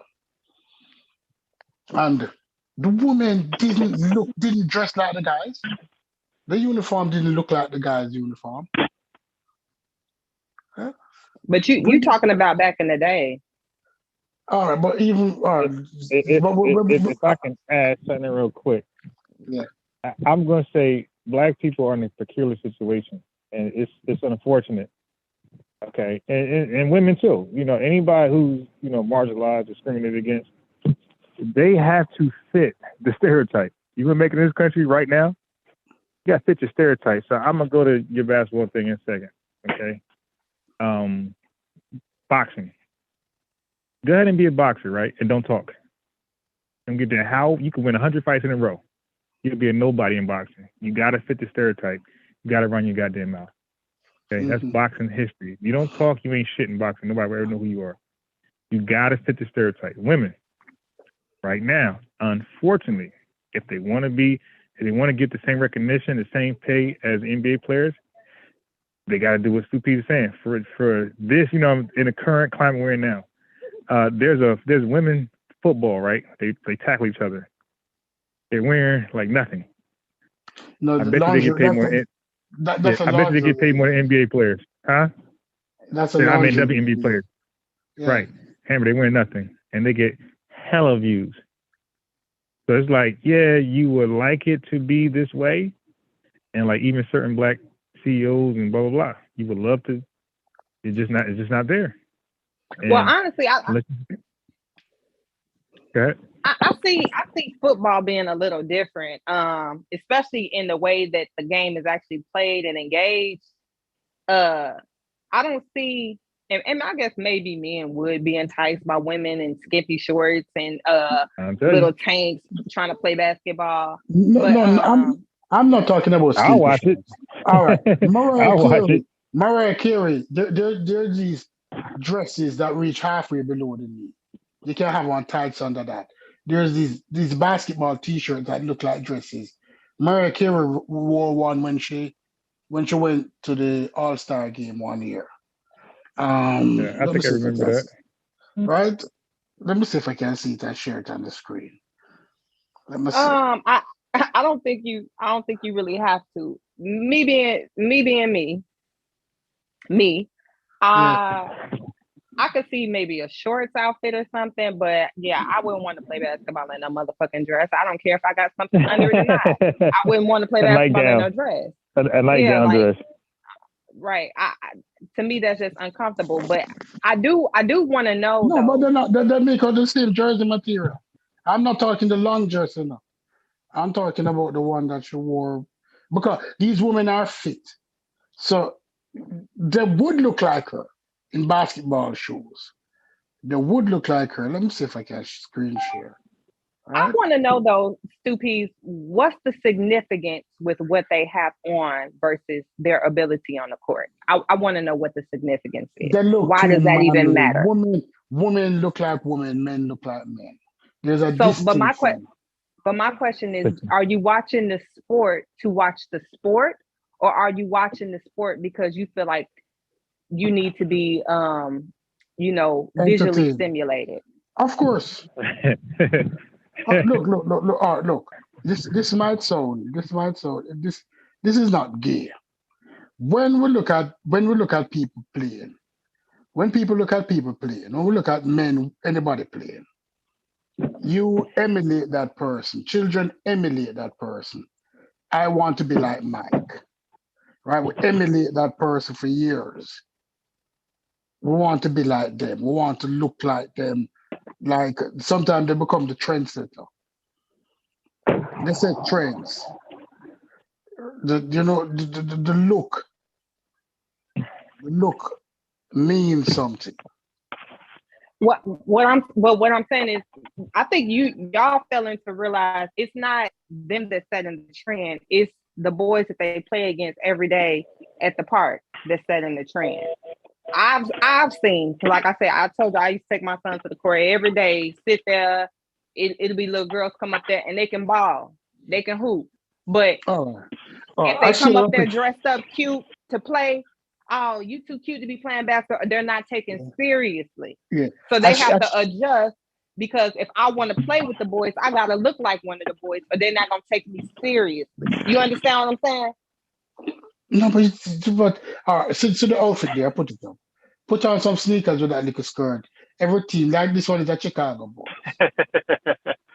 This is attractive. Stoopies, you're being such a misogynist right now. I know I am. Wait. Hold on. Let me add the middle ground here, the gray area. Unbiased. You see the picture unbiased?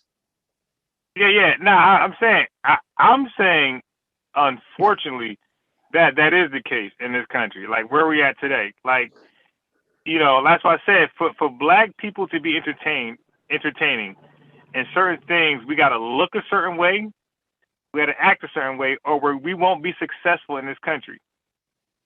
Okay, that's unfortunate, but that's where we at right now.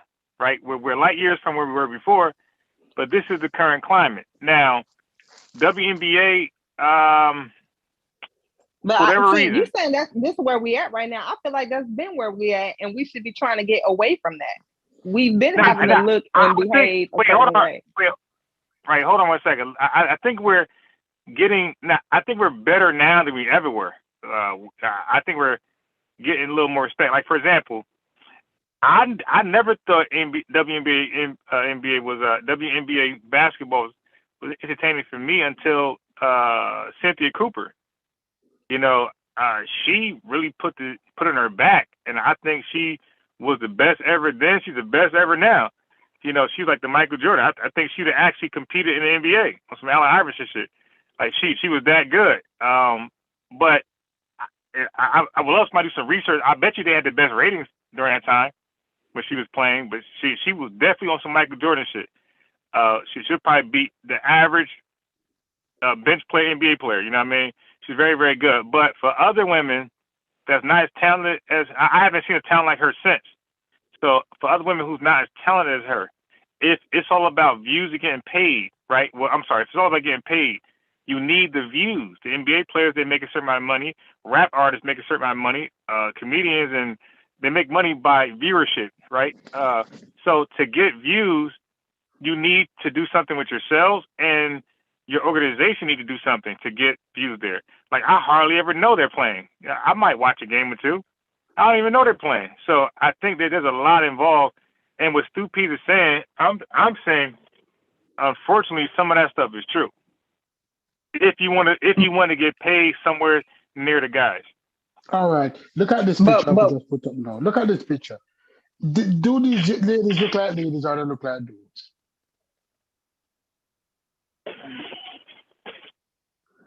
Do they look like ladies or they look like dudes? I'm minding my business. I can't see it. But I would say this. I'm asking you, Amber. Amber, be fair. And one thing I love with you, is that you cannot lie. You trying to butter right? And I know that you cannot lie. But this time I'm not allowing you to take the fifth. Don't tell a lie now. Are these dudes or are these ladies, Amber? First of all, they are ladies. Hold on. First of all, they are ladies. But do they look like ladies or they look like dudes? Again, I don't feel like I have the authority on what defines how a lady should look. But I will say, are they really heavily correlated with the men's league? Yes. All right, look at this picture now. Look at this picture. I just put up a new picture. Mm-hmm. Can you see it? Yes, I can see it. Hey. So I may have mistaken her. I may have mistaken her for a guy. Yes. Okay. So I'm saying that will work against Stu Pease's point. Then I'm saying if the women look like men, then we will watch them. I think the mere fact we don't watch women is because they're women playing basketball, not men. So I think the more they look like men, the more we'll actually watch. So Stu Pease, I think that kind of hurts your argument. No. Hold on, Stu Pease. Here's what I want to say, right? Because I want to combine you and Unbiased if I can. Yeah, both perspectives. So for me, I can understand. I feel like Unbiased is right.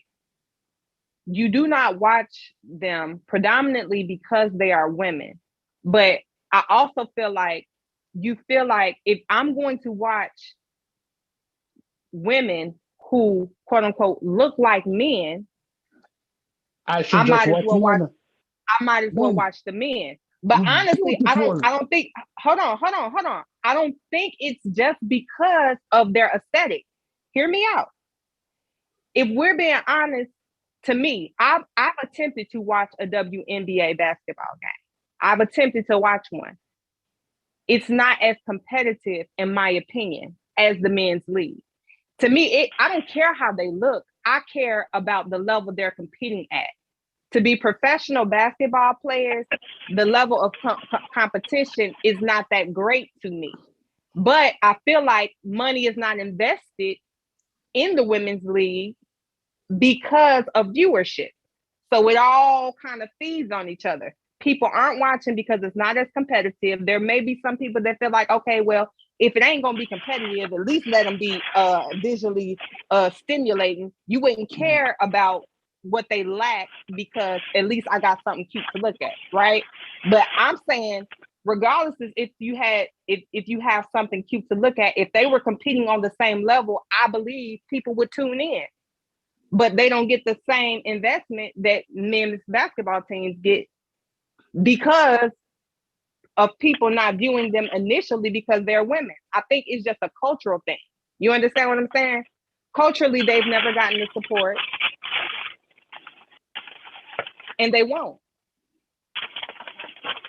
No, culturally they never have it before, but this is my thing, right? This is what I'm saying. They don't look. Listen, we watch sports because we have to find something that attracts us to the sports. The talent level might not be there when compared to the men. The women can't do what the men do in terms of the high flying skills and the dunk. Right? But at the same time, you're looking at it's almost like you're watching a junior high game. These girls don't look so feminine. But when you see, but a lot of these girls have OnlyFans, would show that they're feminine. A lot of these girls have pictures on the Instagram with them at the beach or them in the gym, in gym clothes. And they don't wear men gym clothes then. They wear women gym clothes. And they look attractive. So therefore you need something to bring your eyes to the game. No, you don't. Again, I feel like if they had the talent, and not to say that these women aren't talented. To me, to be perfectly honest, I don't like watching high school girls basketball. Like, whenever I see women play basketball, and this is no shade, they always just seem less coordinated and more awkward than the men when they're playing. The game is not fluid as it is when you watch men play. I don't know if that's anybody else's experience, but Yeah, it never never feels quite polished. You understand what I'm saying? Yeah, if I could chime in, I would say, because now I disagree with Stu Pease, somewhat. Like, I do think, okay, if we talk about viewership, yeah, if they wear skimpy stuff, yeah. But talent-wise, no, we'll watch if they're equally talented, and some of them are. Now, the reason why you don't like the high school, because they do allow the girls who can't play on the team. That's different than like the boys' high school, and like they're not on the team at all. Like they can't even make the team. So I think the women's standard is a little less. So you'll see a woman who ball like Allen Iverson on the team. Matter of fact, the one we watched, Amber, remember that girl? She was killing everybody. She was clearly the best on the court. Nobody close to her. Like that's not the case with men's basketball. It's always somebody a little close to you, a couple people, but nobody was close to that little girl. You know, and not only she probably had. Go ahead. I was gonna say, and not only that, like I don't know if you recall when you showed me the video, I said, "Oh, she coordinated." And like I've seen girls that are actually really good players, but it's just something about the mechanics of the game and the way they move, and like. It's not as fluid as when men play. And I'm not sure if it's because girls typically get into it later on and this ain't something that they did all their life. I don't know, but it doesn't look as natural. Almost looks forced. Like when I see them try and do crossovers and like it's just not as fluid. It looks more amateurish than polished. Now, I have experience playing against two professional women. Got my ass kicked both times. You dig? I mean, embarrassed. One of them was from the LA Sparks. It was Tamika Dixon. She's from Westfield. That's close to where I live. She came back home. I know who the hell she was, right? She killed me, right? Embarrassed me. She's the best person in court probably ever to come there. And then Poindexter from Rutgers was. I went to a recreational thing. And I know the hell she was. She was little as hell, like 5'4", killed me, talking and running. I mean, so these women are better than a lot of men. Okay, so they could ball. She got respect. Say it again.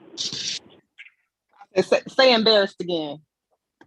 Yeah. Yeah. Now I got embarrassed like badly. You know what I mean? I wanted to just make my ankle hurt. Like, yeah, get off the court. Like, yeah, my mom. Yeah, I gotta go. Yeah. Like and look, and more recently, so but they were clearly looking like women. But more recently, about 4 years ago, at LA Fitness, man, this girl, Amber, Stu Pease, I thought it was a guy. That's why I even played. If I knew it was a woman, I wouldn't have played because you only could get embarrassed. Like if you win it, you don't mean shit in the gym. But the whole time I thought it was a guy. This girl killed me, right? And then my boy was like, "Yo, that was a girl." I was like, "Get the fuck out of here!" Like I was so mad he didn't tell me before the game. But so my point is, I believe if the women can dribble, you know, like Allen Iverson and those people like Terrence Crawford, I mean, not Jamal Crawford, these guys, they're gonna get views. They're gonna get views. It's just that a lot of them don't, like Amber was saying. So on that same team, you get somebody who plays like Charles Oakley that's running point guard. You be like, and that's enough to turn you off, turn the channel. Like the talent's not it's not evenly balanced to some degree like the NBA or like the guys. Yeah, it's more few and far between. Yeah. I'm just really upset that Stupid is on this misogynistic wave today. Like, I don't. What happened? Wait. Last thing, Stupid. Last thing. I forgot to add this. The fact that they can't dunk, that's hurting them. That's probably majority. That's majority of their problem. No, that they can't dunk really. like LeBron James. Not really. No, okay. Not No, really. Still. I don't know if you play ball or not. But Amber, you could be the worst guy on the court. If you could dunk, everybody's like talking about you. Like, oh my God, when you got one dunk, everybody's pleased. I don't know. You ask Haskell and the guys who play basketball. The guy who can do all the windmill dunks, he's the most popular in the court. And he's probably the worst skilled player up there. Okay. And that's what I'm saying. Like, Amber. Yeah, I put up a next picture. This is Kevin Durant. Right? This is Kevin Durant. Okay. Mm-hmm. I'm putting up another one now. I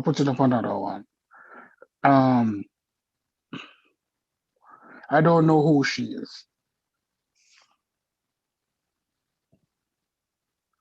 Okay. She look exactly like Kevin Durant. If we painted her black, it shows a black girl, I'd say it was Kevin Durant. Stupid. I'm trying to figure out why it matters though. Like it matters, man. I don't want the girl looking like dudes. No, you don't want it. But what I'm saying is, Stupid, can you agree? First off, who is supposed to? Is that a screenshot of your phone? You had me plug on my phone. I thought that was my phone on 5%. Yeah, that's but she look like Kevin Durant. Hold on. I just want to ask though. First off, do you believe that they're selecting their uniforms, or is that there probably some regulatory standard for what the uniform should look like? They are selecting the uniforms. All right. Back in the day, right? Golf had a bad image because they used to say most female golfers are lesbians, and golf changed the image. Golf changed the image because back in the day, the female golfers used to dress like the male golfer, and everybody used to go around and say they look like men, they look like lesbos. And as a result of that, they change the image. Right? When you look at a female golfer now, she look totally different. Right? She look totally different. Mm-hmm. I'm gonna say this, Stupid. I'm gonna just say this, and then I'm gonna be done with the conversation. For one, I'm pretty sure they have regulatory standards for their uniforms. Now, can this probably be petitioned and changed? Yes, absolutely. I'm pretty sure if enough women made waves about it, hey, why we can't have cuter outfits, they would, oh, sure, here you go. But also know that with them making a stance or trying to petition such things as a uniform, they're automatically going to be taken even less seriously than they're already taken now. And these women are professional basketball players, and they would prefer it if you focus on their profession, what they do, which is what they do on the court and not how they look. Hold on. You can show us. I just put up a picture. I see the picture. I see the picture, and you can put up as many pictures as you want to. But what I'm gonna also say is, at the end of the day, I think that we should be a little more mature than saying, "Well, let me change it because people calling me a lesbo." who gives a fuck? You know you ain't a lesbian. Who cares? Like, honestly, the fact that those women changed back then, like people start making statements like that, like, oh, they look like lesbos, baby, you the one gonna get canceled, not them. Like, at the end of the day, that's the culture we're in. What's wrong with Yeah. being a lesbian? So, No. like, you saying that they look like lesbos, that would be considered, you know, homophobia in this day and age. So all I'm saying is, Yeah. But listen, nobody, although it's homophobic, nobody. It's like when you look at, I'm not bringing up Serena and Venus because everybody know what they look like. Let me bring up Osaka or one of those other girls, Osaka. I'm not asking for your ass to be outside, because your ass don't have to be exposed. But look feminine, man. but Stupid, are you marrying these women? I'm confused as to why it matters to you. Like, it matters. It I matters. don't understand. It Like, matters so because it's visually appealing. Wait, Okay, so I what? have a question for Stu Peas. Mhm. So Stu Peas, Yeah. do you believe a lesbian lady is allowed to play basketball? Yes. Okay, They now can- should she join the hold on. Should she join the women's league or the men's league? She can play in any league she chooses.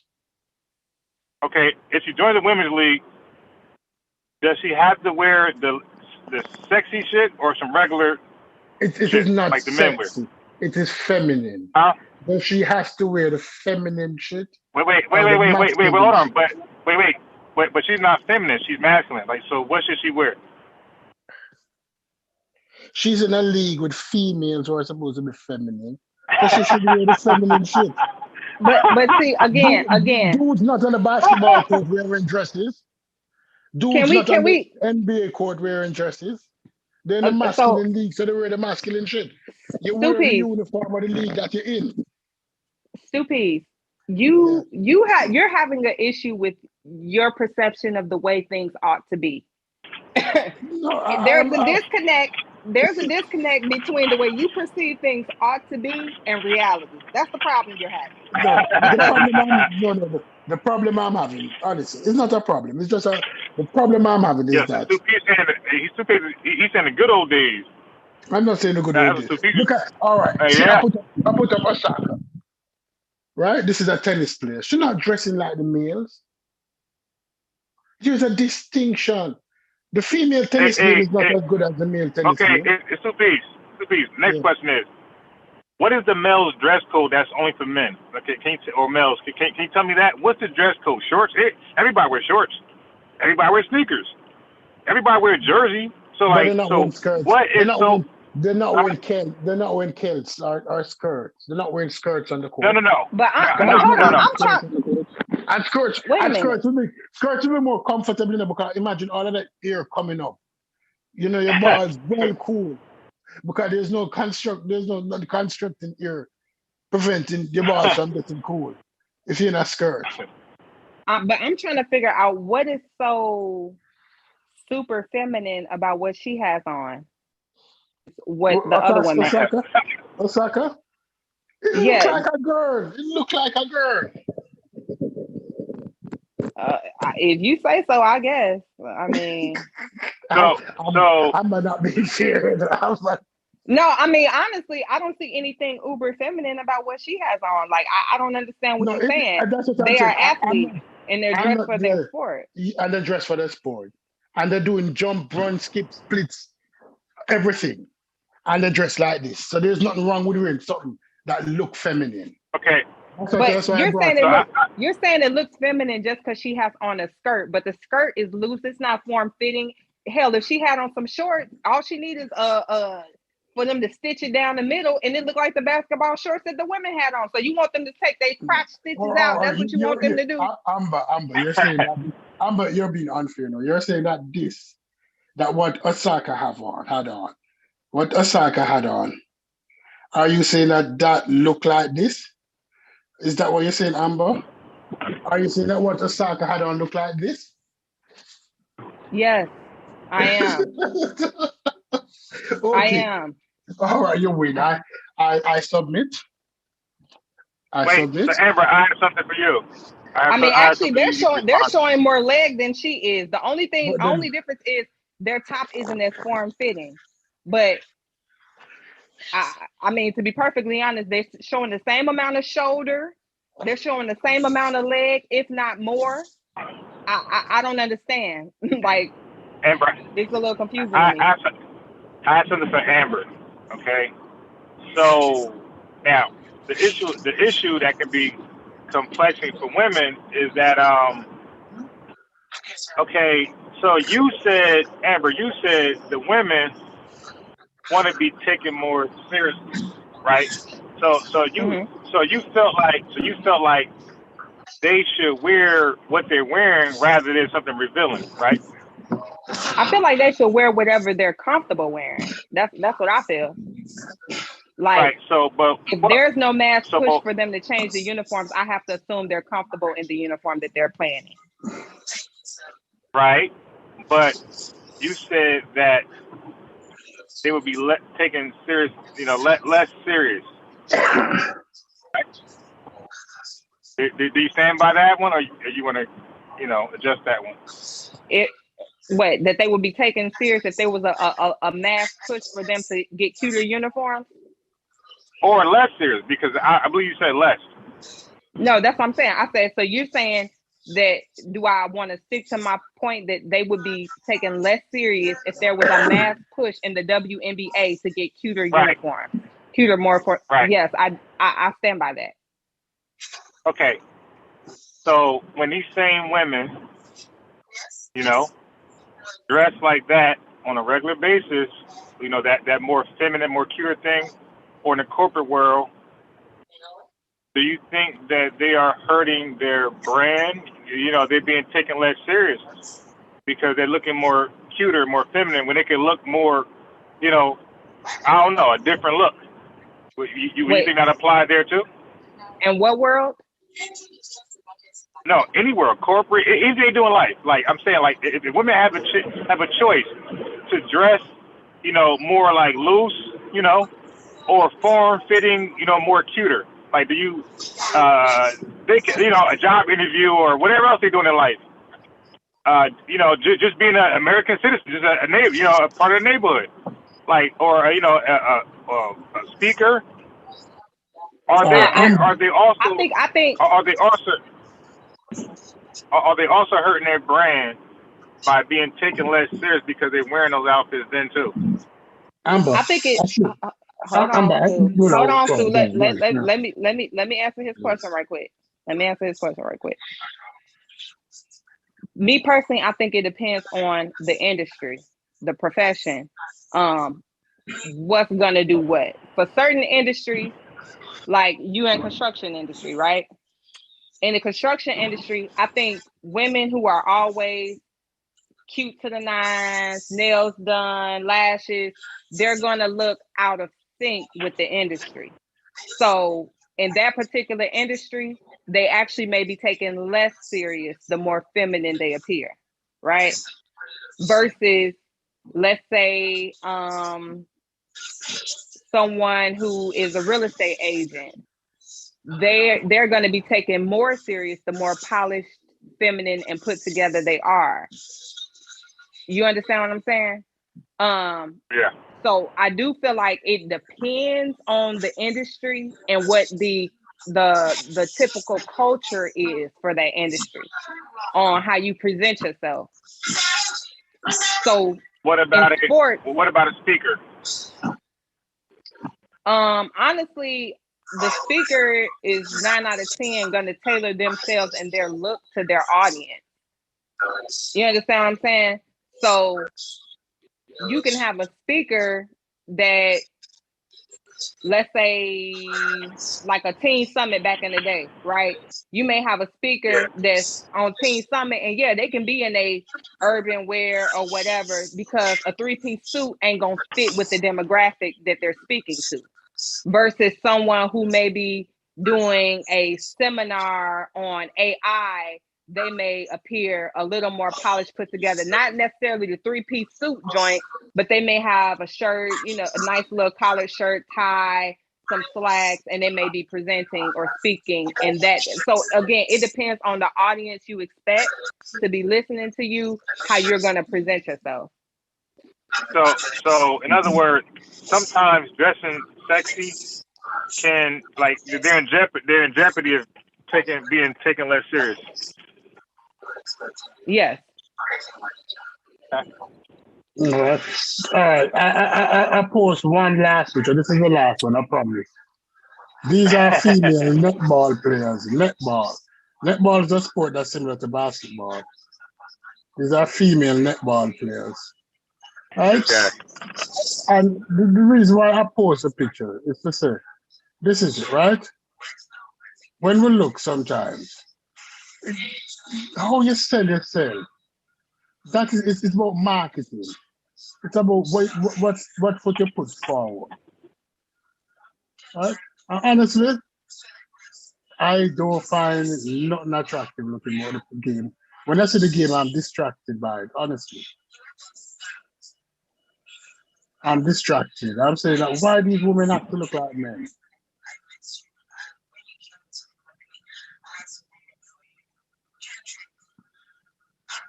Huh? Amber. Yeah, I mean, only thing I can tell you is if you that distracted, just don't watch it. It almost seems like you're a little obsessed with it. You got all Of these course. pictures on the red. Okay, No. so I was online. I was not under it. I was Googling it. I wasn't under it. I mean, what I'm saying though, Stupid, is That was saved to the hard drive. what I'm saying. My point is, it seems like this is causing you a great amount of distress, Stupid. No, women, not at all. So I'm not waiting for words in my mouth. Not at all. Well, I mean, we're having a conversation about women. Okay. Men. Okay. Well, even distress.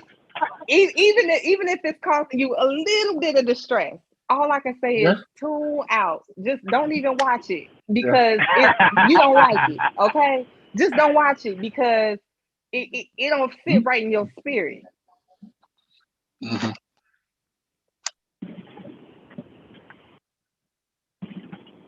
Stupid is he cutting up today. Yeah, that's right. Yeah, Stupid, let's go. Stupid's been waiting on this. I feel like you're trying to get me triggered today, and I'm not here for it.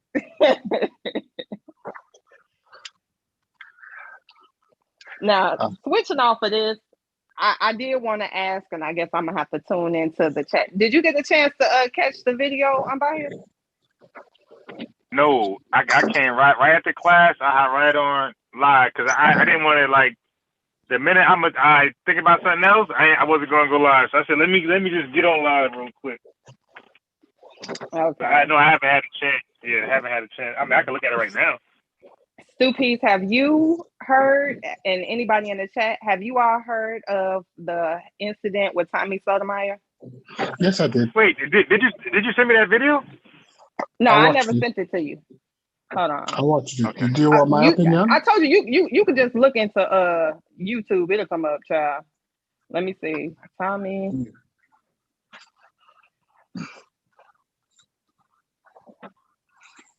I'm gonna get your opinion in un momento. These niggas just don't stop at stop signs. I don't know if they got the clip in here. They might have the clip in here, so I'm gonna just share this video. I don't know no timestamp or nothing like that. Yeah. Wait, is it a long video? Like, is it longer than 2 minutes? It's like a 15. Video I'm sending. The video I'm sending is like a 15-minute video. Stupies, do you know where like actual just a clip of the altercation is? Do you know where that is? No. Just fresh. It's fresh out of it. Tommy Sotomayor fight.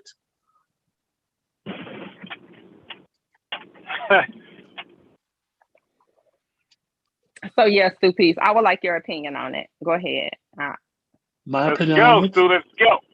This is my opinion on it. You don't put your hands on people. irrespective of who or what it is. I don't believe anybody reserves the right to resort to putting their hands on people. No matter the dispute, when you put your hands on people, you open yourself up to any kind of ramification. She was with Tommy. I don't like Tommy, but I am being fair. She was with Tommy. She didn't agree with what Tommy was saying. She had ulterior motive also because she was at Tommy. She was at Tommy's house over the weekend. Or Tommy flew her out. Tommy flew her out. I think it had been more than a weekend though. More time than that had passed by. Yeah, but Tommy continue. Tommy flew her out, and Okay. like she was to sell Tommy some cooch for like $5,000, and Tommy got the cooch from her friend for $2,500. So there was some altercation. So she now taking the moral high ground and acting like she don't like Tommy. But yet still, when he flew her out from Miami to his place in Atlanta, she had no issues going. She had no problem going, right? And so it resulted in a fight between she and Tommy because they were quarreling. You know, she got heated. It was quarreling. And then she hit Tommy, and Tommy tried to hit her back. So I do have a question. How many different narratives have you listened to personally? I listened to her narrative when she was on the Tasha K show. And I listened to I don't watch Tommy, so I wasn't listening to his narrative none at all. But I was listening to her. Yeah. I was listening to her. So on the Tasha K show, she said that she flew out there to sell him some pussy for $5,000. He dropped the price to $2,500 and got it from my homegirl. She said that on the Tasha K show. On the Tasha K show, she said that he flew her out to make OnlyFans content with her. To make OnlyFans content with her. Right? And that's why he flew her out. Right? On the same Fresh and Fit show, Tommy said he flew her out in front of her to fuck her for $5,000. In not so many words. Tommy said that. Tommy said it's not tricking if you can afford it. And what was her response to that on the show?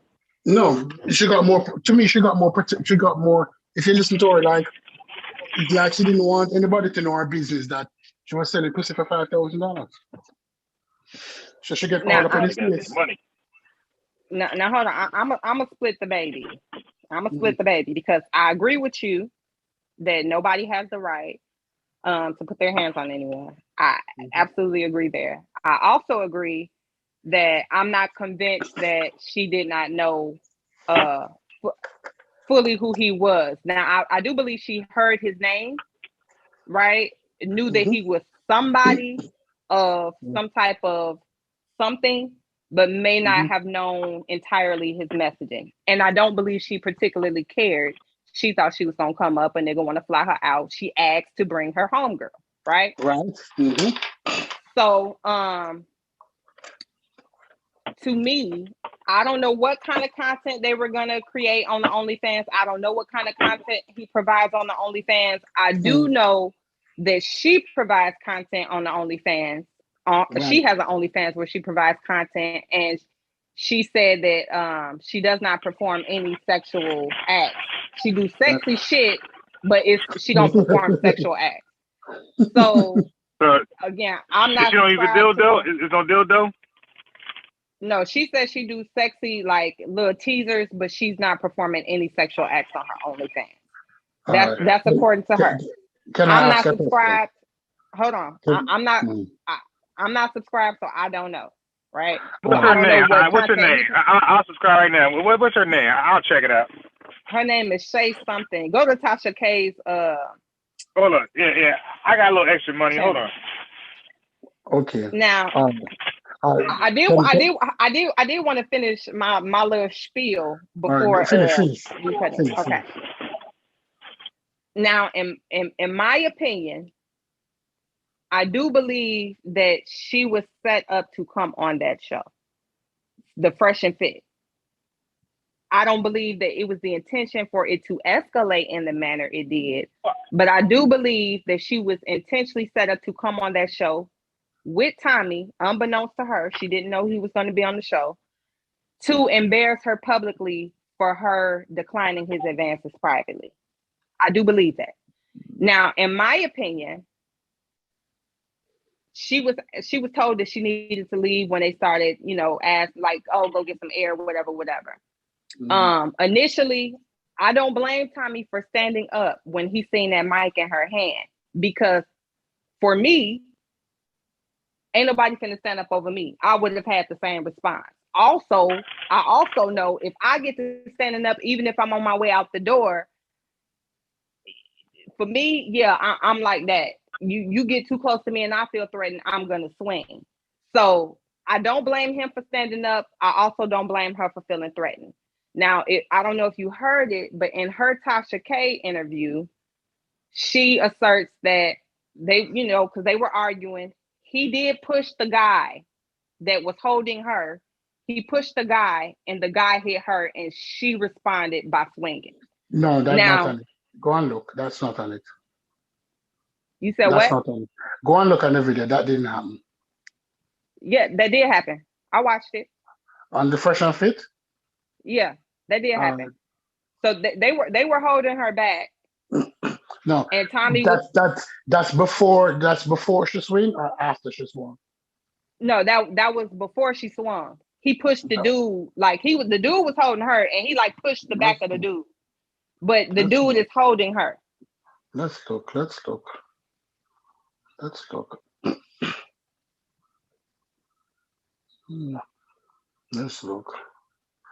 Now I don't. Okay, I'm looking. Go ahead. Yeah, so she swung in response. Now, to me personally, Tommy Sotomayor fight girl.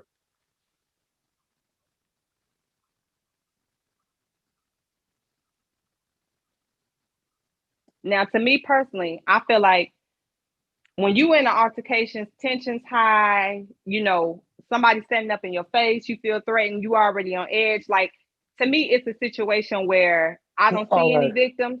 Who was the aggressor? Honestly, I didn't see the full show. At that situation. No. Look, who was the physical aggressor? Who was the first one to? No, there was verbally. It was a verbal conflict between the two of them because correct, she wasn't backing down, and Tommy wasn't backing down. But the instant the line was crossed from verbal to physical, who would you say crossed that line first? Who wanted to turn it into, from your observation, who wanted to turn it into a physical confrontation? Honestly, I don't think anybody wanted to turn it into a physical altercation. She turned it into a physical confrontation. Again, Stu Peace. Listen to what you just said and then listen to your follow-up. You said who wanted to turn it into a physical altercation. And then I said, I don't believe anybody wanted to turn it into a physical altercation. And then you said she turned it into a physical altercation. Do you hear the difference there? You asked me a specific question. All right. Who wanted to? I don't believe that she wanted to turn that into a physical altercation. I do feel like both of them felt threatened, and due to the heightened animosity in the room, different things were perceived as threats that weren't intended to be threats. You understand what I'm saying? I do believe that Tommy was just trying to back up, get her, but she perceived it as, okay, he ready to swing. I know me as a woman, if I feel like I'm finna go hold on. If I feel like a nigga standing up on me and ready to go toe to toe with me, I dare not let him swing first. I might not get an opportunity to defend myself. This a whole fucking man. I'm swinging first and I'm getting all my hits out in the beginning. Cause nigga, you not finna swing on me. Period. That's me as a woman. I've been in situations where I felt threatened by men, and I'd be damned if a man gonna swing on me first. Period. If I feel like you gonna swing, I'm swinging first.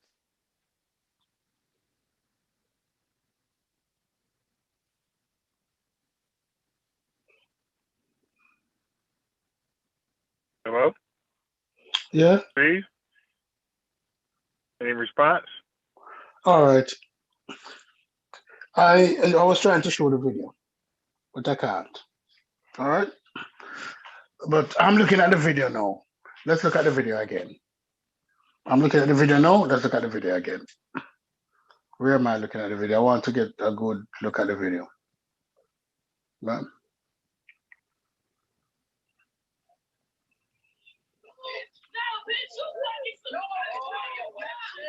All right.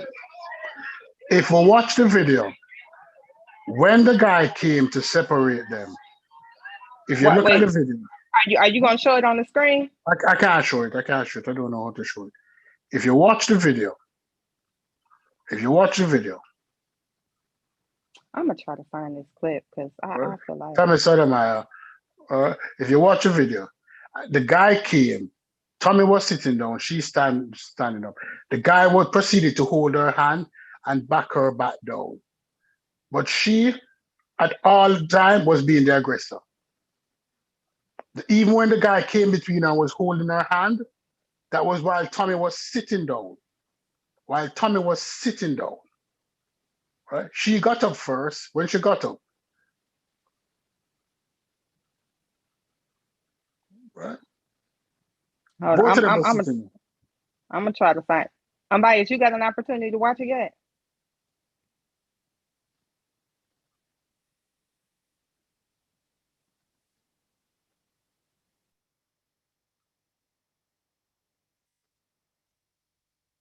Right? Tommy never attempted to swing on her.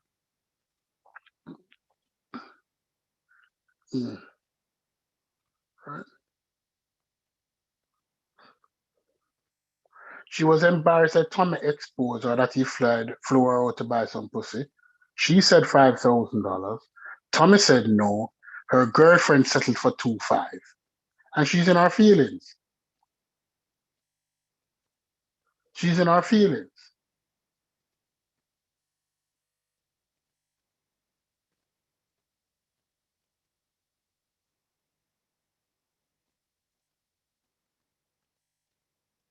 You can watch a video. When Tommy was sitting down, she got up first.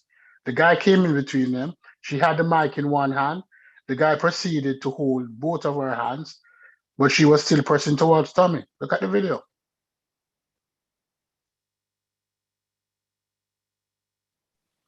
Again, we're talking about a physical altercation, Stuppies, and I think you're confusing the two. So no, look at the video. Watch the video. Stuppies. I just watched the video. So my question is, explain what happened in the video. Tell what my play-by-play. What happened in the video? What you see happen? I see the two. Start from both of them sitting down. Hold on.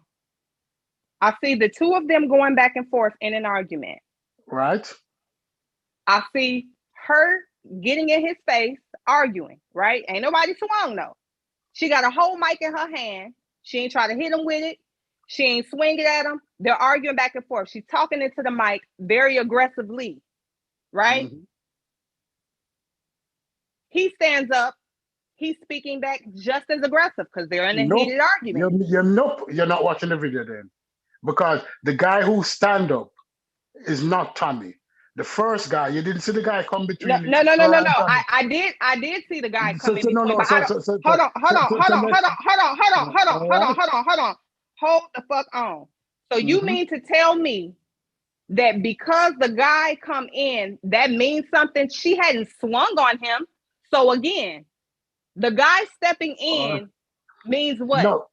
When the guy came in, look. Let me tell you what I am seeing. Since all right, let's say the video started, right? Because we're looking at it between male eyes and female eyes.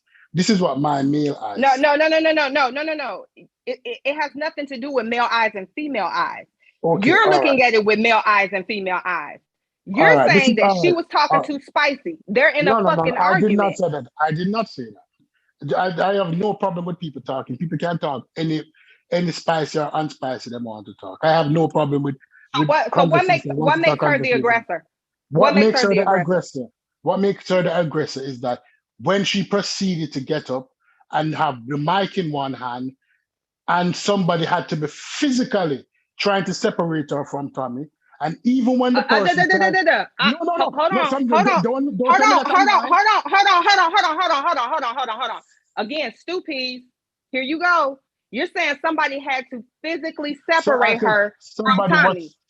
As if she had swung on him. At this point, all she's doing is standing up, talking aggressive.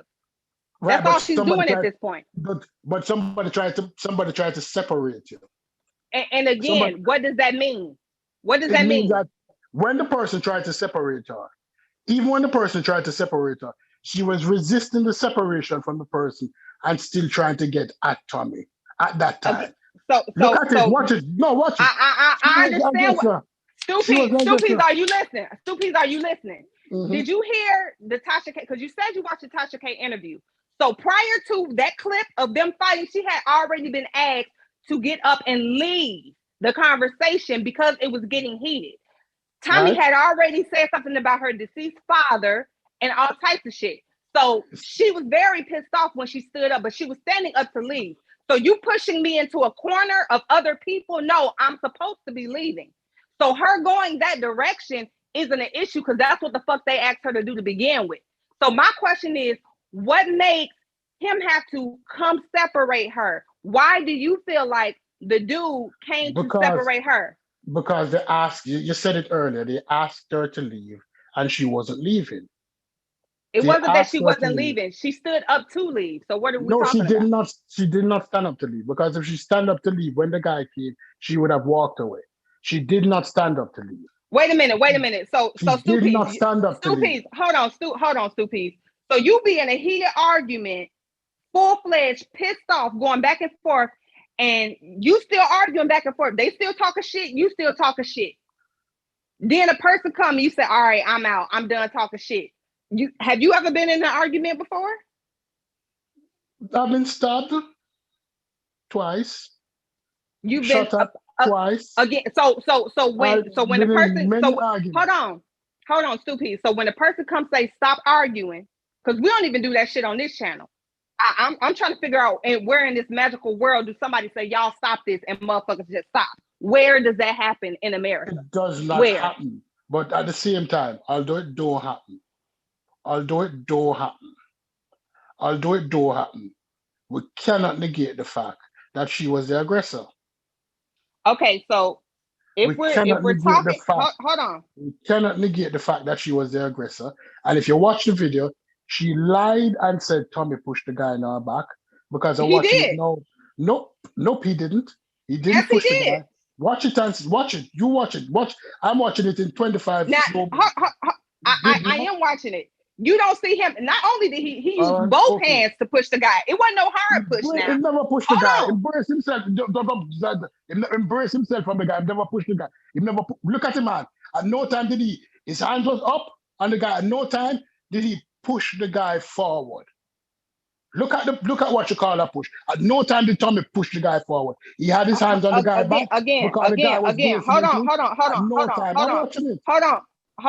on, Stupies.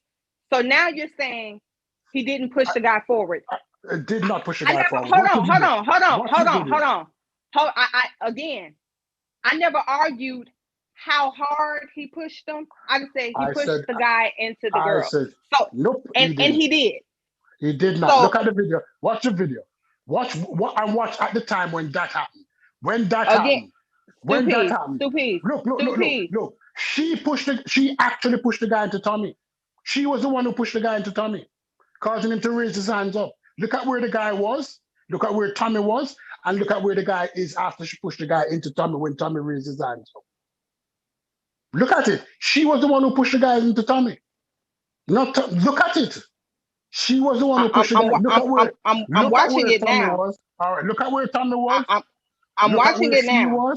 I say she was the one who actually pushed the guy into Tommy. And Tommy put his hand up as a reflex action.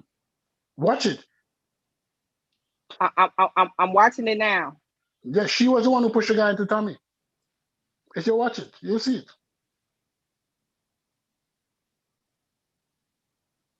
She was the one who pushed the guy into Tommy. Again, Stupies, I don't think you're listening. I don't think you listen. You said I- Tommy. Yes, and You said- Tommy did no. push the guy. Who cares how hard he pushed him? No, thing is- my thing is that Stupies, no, are you stop, fucking listening? Amber, Are you're you not watching. listening, Stupies? Amber, I am watching. You're not listening to fucking who pushed the guy into common sense, Tommy? Who pushed the guy into Tommy? Stupid. If I'm Both standing of up, them did. She who- pushed the no, no, guy. Tommy pushed the guy. Are you listening? Who pushed the guy first? All right, who pushed the guy first? Stupid. Who pushed the guy first? Stupid. No. Are you Who listening? pushed the Though? guy Are you first? listening? Because you're not listening. All right, let's start over. Okay, if we're being honest, if we're being honest, let's start over.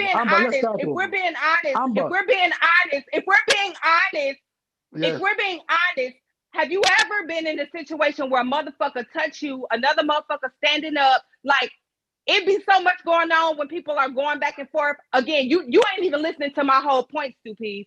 I feel like both of Stupies, you wanna make it about the black woman.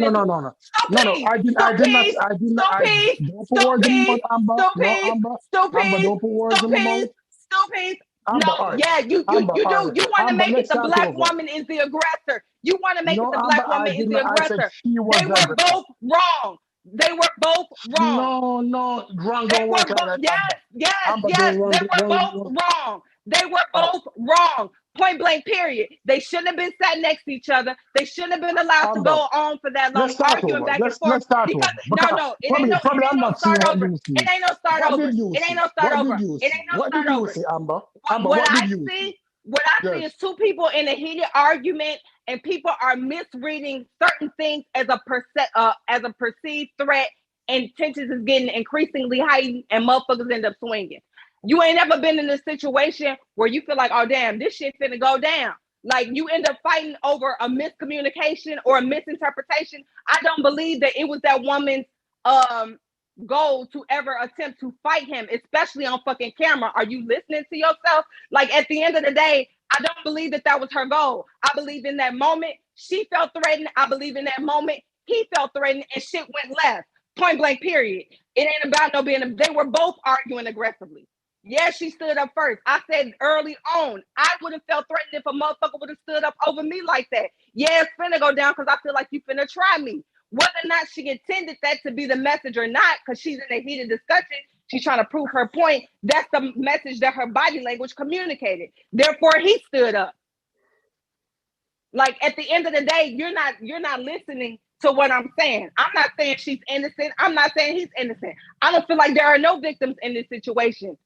As far as I'm concerned, he's not a victim and neither is she. Should you keep your hands to yourself? Absolutely, you should. But at the end of the day, if I'm up against a man and I feel like I'm threatened, I'll be damned if I let that man swing on me first. I'm just not gonna do it. What indication did Tommy show that he was going to swing on her? He stood when he up. was sitting there.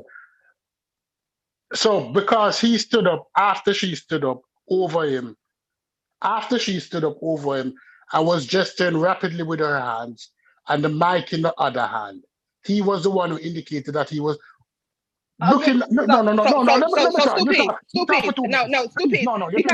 You're being illogical. You're being illogical, Stupid. You're being illogical. The same way he thought her standing up, the same way he thought her standing, even though she's getting ready to leave, the same way he perceived her standing up as her wanting the smoke. So therefore, he stood up. If a motherfucker stand up and you standing up, what that communicate? You want the smoke. So if you think that you, Amber, you said she was getting to leave. She was illogical. not getting ready to leave. You know why she was not getting ready to leave? Now you know what she was getting ready to do. No. You said now you know what she was the one. But you said it, so I can rebut it. You said she was getting ready to leave. Yes, and I'm just saying they already communicated. Her and she did that they had asked her to get up. That's why she was getting up. They had been going back and forth. They told her to just step out. She was getting up. Amber, can I speak now for 2 minutes, please? And I'm going to speak on what I observed. And I'm watching the video. I watch it twice. This is what I observed. I'm going to speak on what I observed. What I observed, what Stupies observed is that they had a heated exchange, a conversation. Tommy said some shit to hurt her mentally. He wasn't right for that, but he did. Right? He said some awful shit. He referred to her coming down for him to fuck her for $5,000. Right? So he basically called her a whore on the Fresh and Fit show in front of everybody that she said pussy. But see, my Right? question No, is, what please does let me hold finish. on, stupid, because you went through all of this before. So you're saying you were going to communicate what you observed from the fight. No. So all of Let me this start with the other fight. no. All of this other shit that you're talking about. All right, let me cut out the other shit then. Again. Let me cut out the other shit. Please allow me. Please allow me. Please let me cut out the other shit then. Since you want to get down to the fight. 1 second before the fight, 2 seconds before the fight, because I'm slow moing it now. 2 seconds before the fight, she got up. She had the mic in her right hand and she was gesticulating heavily with her left hand. The security guard came, if he's the security, and he stood between she and Tommy. Right? He stood between she and Tommy. He held her left hand and he held her right hand. He held both her hands. She was supposed to be leaving. She never walked in the direction to leave. She did not at that time, even the security guard hold her. The security guard held her for 4 seconds. Wait a minute. So when the security guard was holding her, she was supposed to be able to leave. But when she was trying to get away from the security guard, you said she was still heading toward Tommy and aggressing Tommy, even though Tommy is in the direction of leaving. Jesus. No, they can't leave on both sides of the table. Tommy's not in the direction of leaving. The direction what they leave, I've watched a Fresh and Fit show before. They come towards Fresh. Where Fresh is sitting down, the guy in the red pants, he's Fresh. The door that you see open, the sliding door, that goes out to the balcony. That's not the way to leave. So they walk along both sides of the table and come toward Fresh to leave. She does not have to pass Tommy to leave. All she had to do was take 2 steps backward and where the security guard is holding her, walk along that side and leave. So walk across the 2 ladies that were sitting over there, because it looked real tight over there when them girls. There's space between them. But she was damn near in their lap. There's space behind the ladies to walk back. Oh, okay. They kick people out of the show all the time. People leave that way. That's how they leave. She didn't have to pass Tommy. Tommy was to the left of her. She didn't have to, but she could though, right? She didn't have to, but she could pass Tommy to leave though, right? Okay, Amber. Oh, okay. Okay, Amber. Why would you want to walk past Tommy? If you're leaving, why would you want to walk past Tommy? If you're not being aggressive. Why not? If there's 2 ways to leave. No. If there's 2 ways to leave. Here's my question. Here's my question. That same Okay. reason why black men don't just wear button down shirts and slacks all day so as to not appear aggressive to white men. Same reason why black men don't change the way they look and the way they modify their behavior. That's to not appease about white this. people. That's not what I'm saying. That is about this, because this is about that security guard. So because the security guard stepped in, you perceive that as she was getting ready to beat Tommy's ass. And it proves it because the security guard. Yeah, you did. You say even the security guard stepped in to grab her, and she was being aggressive. When the security guard stepped in, she still did not attempt to leave. That's what but my question is, why did the security guard step in? Why? She was supposed to be getting up to stand up to leave. She was still making her point, speaking into the mic. She didn't swing the mic. She didn't touch him. The mere fact that she stood up and she was speaking aggressively, she was perceived as a threat, to where the security guard came in and stepped in, which makes her frustrated. Hold on, which makes her frustrated. Listen, her actions appears to be threatening. So whether we want to believe it or not, her actions at the time appear to be threatening. Right? I did not say that, and that's what we have to work with. When your actions appear to be threatening, people will perceive it as threatening. Okay, so can you agree that when someone stands up to you, right, that appears threatening as well? When somebody stands over you. Yeah, When both when those. Tommy was sitting down, and she decided to stand up over Tommy and hold the mic in one hand and gesticulating furiously with the other hand and speaking in an aggressive tone, she took on the guise of the aggressor. She may not Again, have been the aggressor. No. Again, we don't again this. She may not have been the aggressor, but she took on the again, guise of the aggressor. And we cannot again. overlook that she took on the And no, guise of the aggressor. but here's the thing. Who did Stoopies? You're overlooking my points. I'm not overlooking yours. As a matter of fact, I brought that out before you even said anything about it. I'm the one that said, hold on, Stoopies. I'm the one that said, if anyone stands up over me, I'm gonna take that as a sign of aggression, and I'm gonna stand up. But you know what I know that I'm doing when I stand up? I know I'm letting you know when I stand up because you standing up over me, bitch, I'm with the shit. That's a sign of aggression as well. You don't want to give credit for that. A motherfucker ain't finna stand up over me, and I'm not finna stand up over nobody because I know how that appears. However, at the end of the day, if I'm in a heated argument, I may stand up, and it may not necessarily be for me to swing on you, but I'm in a aggressive posture. I'm in an aggressive mindset. I'm just moving at this point. But if did I'm I not, say? but hold on. But if I'm in that mindset of I'm already aggressive, and then you stand up like, what's up? Then it's up from there. Because even though I wasn't trying to be aggressive, I can understand why you took it that way. But you standing up now, I feel like you saying what's up to me as well. Like at the end of the day, we know what this body language signifies. And Stoopies, you're not being fair. I'm not saying that her posture wasn't aggressive. The first question I asked Amber, who was the initial aggressor? You did not answer that. Now you're saying that she stand up and it appears that she was in a posture that was aggressive. Yes. Yes. So therefore, let me ask you the question again. Amber. Who initially was the aggressor, Amber? Judging from your observation. No. I'm asking that question. Again. Who initially appears to be the aggressor? I can't speak to that. You know why? Because I haven't seen the whole fucking argument. So if we're gonna be honest, people can speak aggressively, they can talk aggressively, they can argue aggressively. I can't speak to who was the initial aggressor because I haven't watched the whole entire exchange. However, what I can tell you is no, don't rephrase it because this is your third time rephrasing it. The first time you said who wanted the altercation. That's what you said the first time. Now you're talking about who appears to be the aggressor. I can tell you what it appears like to me. Again, because I'm judging off of body language. Based on what you say, what it appears like to you? It appears like to me, if I was Tommy, I would have stood the fuck up too. I've said that numerous times. The fuck did you talking about? Why would you have stood up? Amber? Because I feel like you trying to fuck over me. Like you think you finna swing on me while I'm sitting down? Hell no. Ain't nobody finna stand up over me. And we're arguing. So based on what you're saying is that she was initially the aggressor.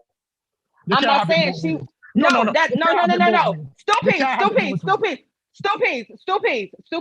Again, you're not listening. No, you can't have it both ways. No, I yes the fuck I can. Because guess what? If my son, yes I can. Because guess what? If my son come in here and he's standing up over me right now, just, hey, Ma, can I get some juice? I'm not going to take that aggressively. Everything plays a factor. The fact that they're arguing, when you stand up, that appears to be an aggressive posture. That don't mean that she was being aggressive. That's how it can be perceived. She stood up. He took that as a threat. Rightfully so. They're in a heated argument. Of course, she appears to be threatening him. A posture feels threatening because the speech is threatening. You're yelling back and forth at each other. So let's not pretend like every time somebody's standing up over you, it's a problem. No, there are other factors that factor into it. So the fact that they're arguing and her standing up, yes, her posture appears to be aggressive. That does not necessarily mean that she was going to swing on him. They're arguing, so it's already aggressive anyway. He's just as aggressive as she is in that argument. It seems like she escalated the aggression a step when she stood up because we're already arguing back and forth, and now you're standing up over me. He escalated it another level when he stood up as well. Now, I could see if she was standing up over him. He remained seated and she just swung. I don't understand why sis felt threatened. But the fact that he stood up, yes, you're matching my aggression now. You think I'm being aggressive, and you standing up make me think you're being aggressive. Like you don't want to talk about the fact because you want to make it that she's the aggressor. No, it's a whole all of these things come together and they make the situation what it was. It was just a bad situation. They should have never even been in the proximity, and they should have never been allowed to get to that heightened level of argument in this setting. When those questions started coming out and motherfuckers started talking about selling this and this, and it should have been dead right there. They shouldn't even been allowed to go on that far. They're in too close proximity, and anything that happens at this stage is going to be taken wrong because they're not in the right space. I can say this. I agree with you 80%. I will agree with you 80%. But in any situation, in all situations, in all physical altercations, you rarely have two persons who initiate the aggression. Two people can't initiate. Initiate is one, unless I'm in a boxing match. Unless it's a fight in a boxing match where two people initiate. One person always initiate the aggression. And she initiated the aggression. And it got out of hand. That's all that happened. So which aggression are you talking about? Are you talking about physical aggression? The physical aggression. I'm talking about the physical aggression. So there's levels to aggression. So I'm talking about the physical aggression. She initiated the physical aggression. And I'm gonna be honest with you. If you can't say that, we agree to disagree. But she initiated it. Again, because please let me finish. Because as you put it, you said you are not wronging Tommy for standing up, because anybody who stand up over you like that with a mic in the hand, you don't know what they're doing, and they're gesticulating in that manner. It appears to be an aggressive stand. So if it looked like an aggressive stand, she initiated the aggression. Her intent might not be to be aggressive, but her actions perceive an aggressive stand. And that's the only wrong she did. If she did sit down there and slap him with the mic in his head, probably would have been different. But the instant she stood up and had the mic in her hand and was over him that way, everybody would have perceived it as an aggressive move. That's what's the name he opened up. No, it's a pod. Yeah. Yeah, it's so. But so again, I don't disagree with anything that you're saying. I will say, yeah, the posture, I don't blame him for feeling threatened, but you have to understand that there are men who do not mind fighting women as well.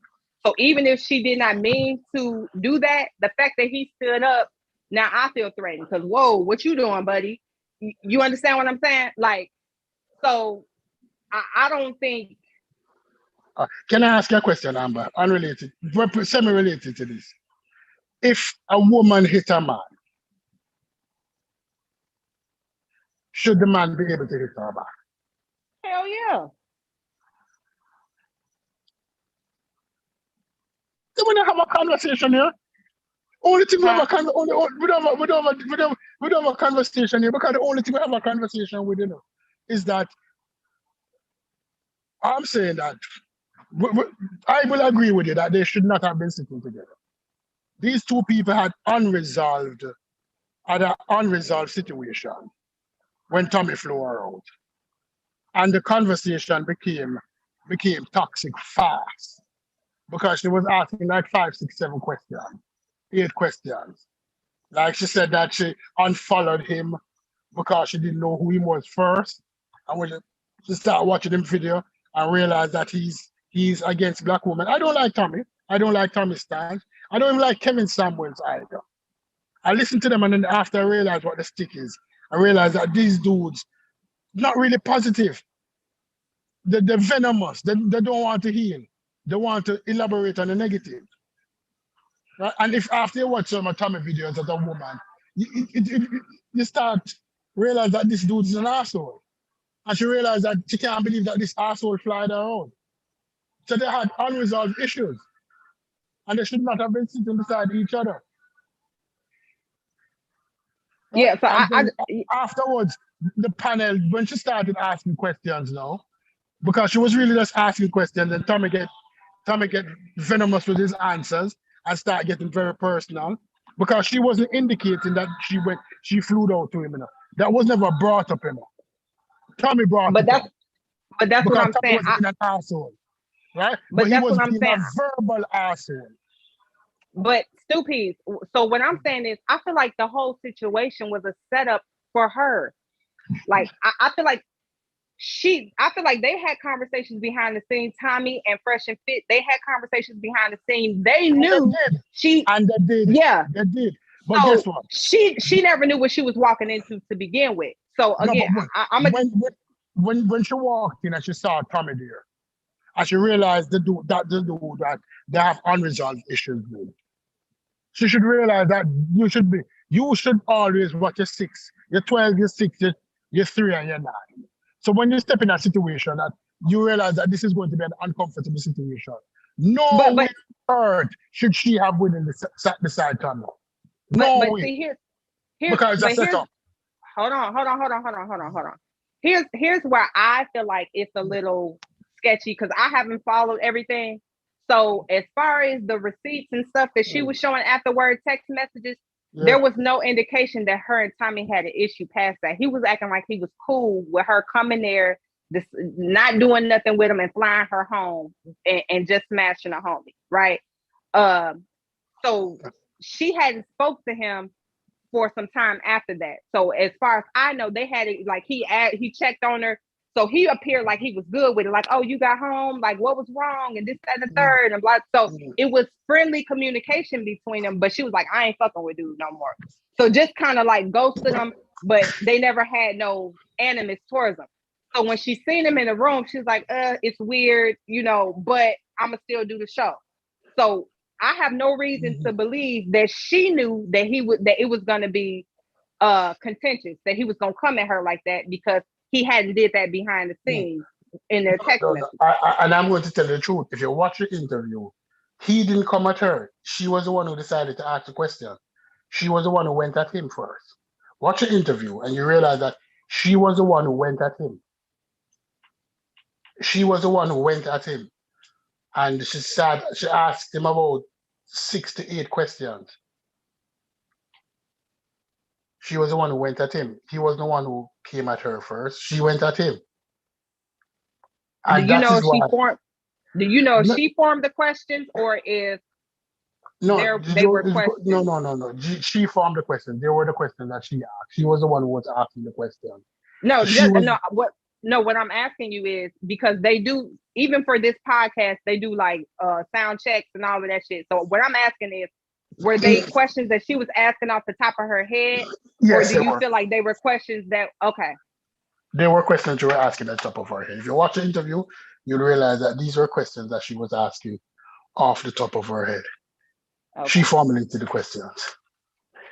She was asking the question. She was like, because, and then from you realize the kind of questions that she were asking, it was unresolved issues because she was the one who Tommy flew out, who said they were going to make OnlyFans content together with, right? Mm-hmm. Flew her out. She said $5,000. Her friend settled for $2,500. He smashed her friend, and it was like. And then the other thing is that her friend. I don't mean to put this way. Don't make it come off. I don't put words in my mouth. Her friend was a red bone, a light-skinned chick. So Tommy played the light-skinned chick, dark-skinned chick in one of his answers. Like he said, like he was saying that I've smashed your friend for 2.5 and your friend was better looking than you. So Tommy was pushing all the correct buttons to agitate somebody. That's what Tommy was doing. He was pushing all the buttons necessary to agitate. You know, the whole dark skin, light skin thing, light skin girl better than you, and you're acting like this. And I flew out to fuck you and I didn't have any problem to fly you back because I have money like that. I'm not fending for money. So I have the money and you came to get some of the money, but you didn't get any money, but your friend got 2,500 and you didn't get shit more than dinner and a plane flight. Right. So Tommy was agitating her. He pushed all the right buttons to agitate somebody. That's what Tommy was doing. We have to call a spade a spade. Tommy's an asshole. I know that Tommy's an asshole. Right? But Well, I mean, she fell for the trap. yeah, as far as I'm concerned, like at the end of the day, I don't know what sis went out there to sell, but you tell me what content you're creating that's worth $5,000 Right. that you want him to pay for. Again, Right. I don't know what sis selling. I'm not subscribed to either one of them, although I have heard a lot of what Tommy supplies on his OnlyFans. So I'm gonna just Yeah. I've heard Tommy. the kind of content that he creates. So but Yeah. I haven't heard, I only know from her mouth what kind of content she creates. I do not Yeah. know anyone subscribed to her, so I don't know. But I'll say this. At the end of the day, I feel like you play stupid games, you win stupid prizes. Point blank and Yeah. period. Right. So And this is a situation where I feel like, again, I'm not shaming anyone for whatever they choose to do to get money, but everything has its risk, right? Same thing with him. this might sound unfair and unjust, but we have to be cognizant of who we are as Black people. When I'm a Black person, I go into a supermarket or anywhere, I try not to be loud, because what I'm even when I do not match the stereotype, people will say that I'm acting the stereotype. It's unfair for us as Black people, but that's the world we live in, where people say that we are playing to our natural stereotype. That is how we are. We are loud and aggressive. Yeah, I'm gonna be honest. I'm not gonna modify my behavior too much to Of course, dispel any any stereotypes, because at the end of the day, people gonna think what they want to think. They created the narrative contrary to our actual behaviors. So I don't feel like modifying behaviors to counteract a narrative is the solution. I believe being who the fuck you are is the easiest way to come up out of that narrative. No, I can be loud, I can be aggressive, I can also be intelligent, I can also be successful. Like at the end of the day, I don't feel like the solution is to try to be counter to the stereotype. Be yourself. Point blank period. Don't be trying to worry about representing every Black. So even with her behavior, at the end of the day, I don't like the narrative that people are trying to create, especially in the Black community. And I'm not saying that you're trying to create the narrative, but you are to a degree, like, and I do feel like as the conversation has progressed, we've been able to come to some middle ground. But initially, you weren't hearing me. You assumed I'm taking the Black woman perspective as a Black woman. At the end of the day, I did not say that either, Amber. I did not assume that either. No, Amber. No time did I assume that. No time did I assume that. Well, you did say we was looking at the video with Black woman eyes and Black man eyes. No. I said no. I didn't. I said you are looking at through male eyes and female eyes, and I'm looking at it through male eyes. That's what I said. I never mentioned any color. It was gender. No, Amber, no. Never mentioned any gender. I said we're looking at it through two separate gender eyes. I took it as a gender, not as a Black woman. I did not do that at any time. Right. Okay. So I apologize for that. Right. I apologize for that. Even as the female male thing, right? You're right. But we look at it between, but now, hold on. If I may finish my statement. Even as a female male thing, I'm not saying to completely remove it, but what I'm saying is to, before you attempt to think that I'm looking at it just from a solely female perspective, I really try to look at everything holistically. And most people should know that about me. So at the end of the day, me, Amber, I feel like if you swing on anyone, whatever happens at that moment, you can't hit a man and they're like, oh, men not supposed to hit women, this, that, and the third. I don't care how she hit you. A man never, no. Everybody is human. Everybody has feelings. Everybody has a right to protect their person. So if you swing on anyone, it's up. Whatever happens from that point, be prepared for it. You should expect a person to defend themselves. Male or female, you should expect a person to defend themselves. Even if it's just restraining you, you should expect a person to defend themselves. Now, what I will say though is, for me, because I've been in situations with men where I'm arguing back and forth, but because they don't like my tone and they feel like I should not be arguing with them as a woman, they should just be able to say whatever the fuck they want. And because they're stronger and bigger, I should submit. And if I don't, I'm in threat of them putting their hands on me. As a woman, I have experienced that.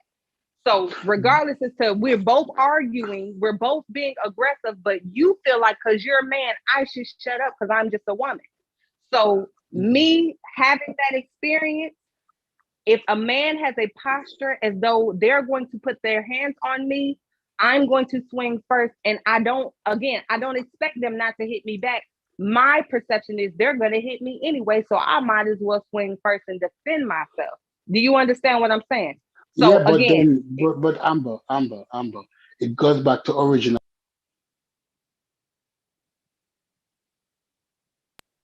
You look at it through your perspective or your eyes, and I looked at it through my perspective or my eyes, and your perspective based upon your experience. What you saw led you to draw a certain conclusion. Based upon my experiences, what I saw led me to draw certain conclusions. Right? We might not, and we cannot match 100% in our conclusion because our experiences are determining what conclusions we draw. Right? So there's no wrong or right in our situation, the conversation that we're having. It's just how you perceive it and how I perceive it. Right? Because our perception and our experiences are going to play into it. And your perspective, your perspective is that although she got up and she was speaking in an aggressive manner, the once Tommy got up, he matched her aggressive manner, and she also perceived it as a threat, and then reserved the right to defend herself. Right? But there was two people who were acting aggressively. But she initiated the aggression and then Tommy stand up because Tommy didn't want to perceive himself as a punk. Because not only, if we want to put it this way, Tommy could have been the better man and get up and walk away.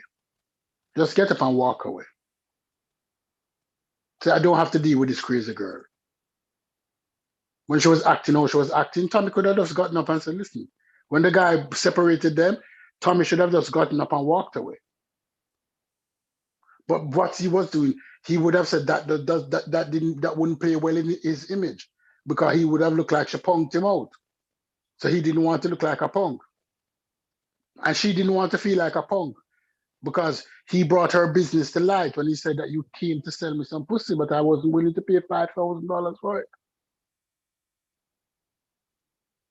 but, and I agree. He could have did that. They both could have ended the argument and walked away. So Right.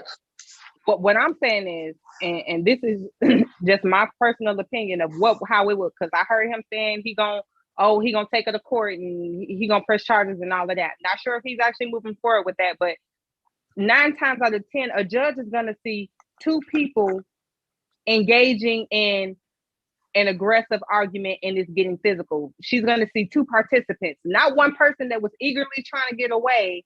She's going to see two, or she or he going to see two participants.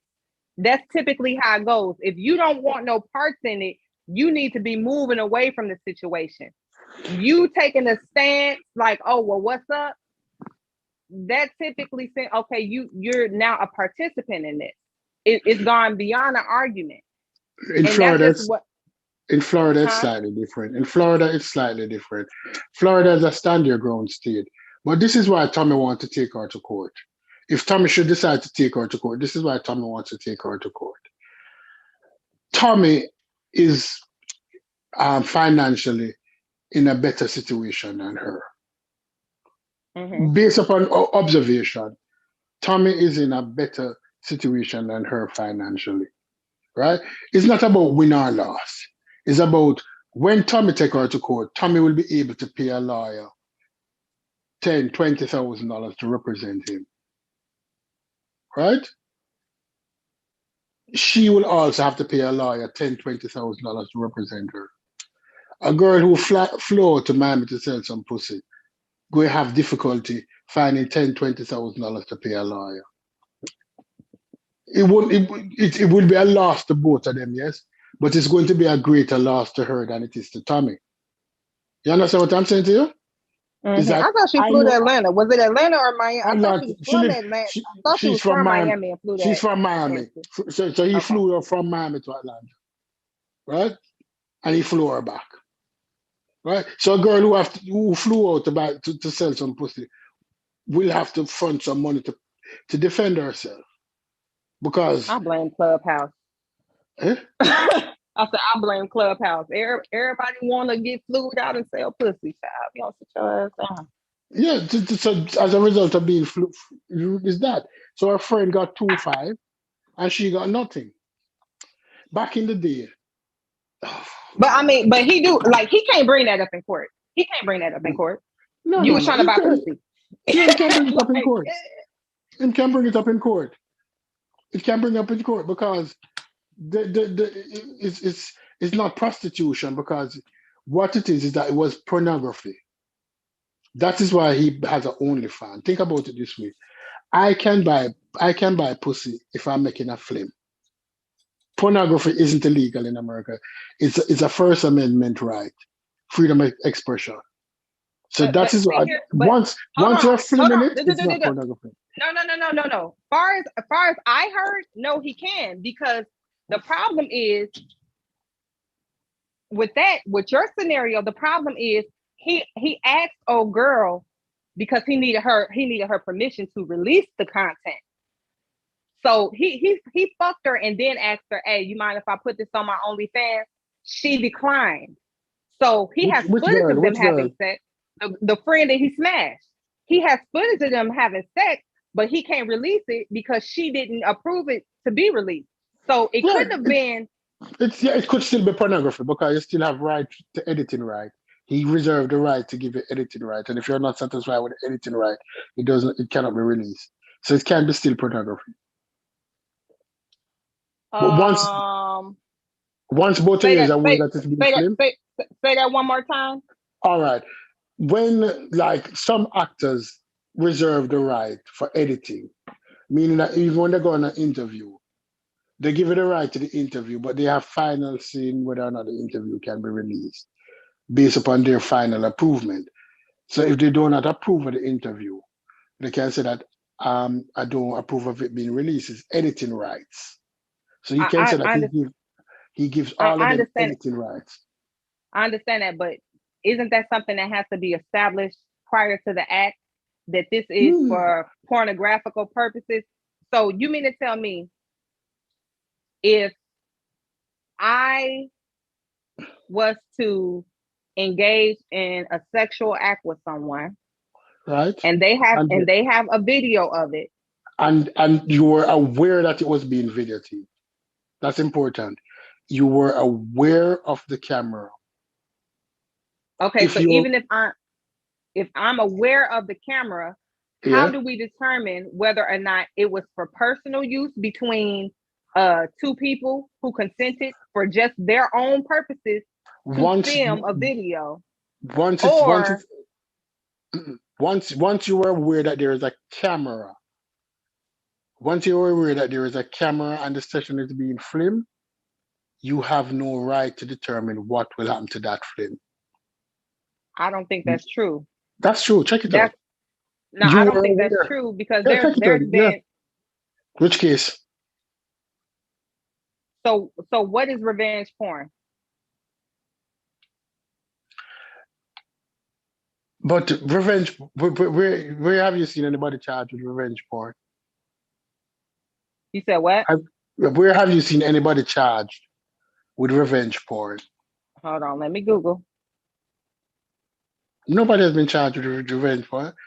Revenge porn is just something. That's just word we use. If you were aware that you are being videotaped, it's like you cannot then say, I only give you right to watch this tape by yourself. Because there's no guarantee that the phone, the video cassette or anything cannot be lost. And if it is lost, it can come out. So therefore you can't say I only give him right to watch it personally.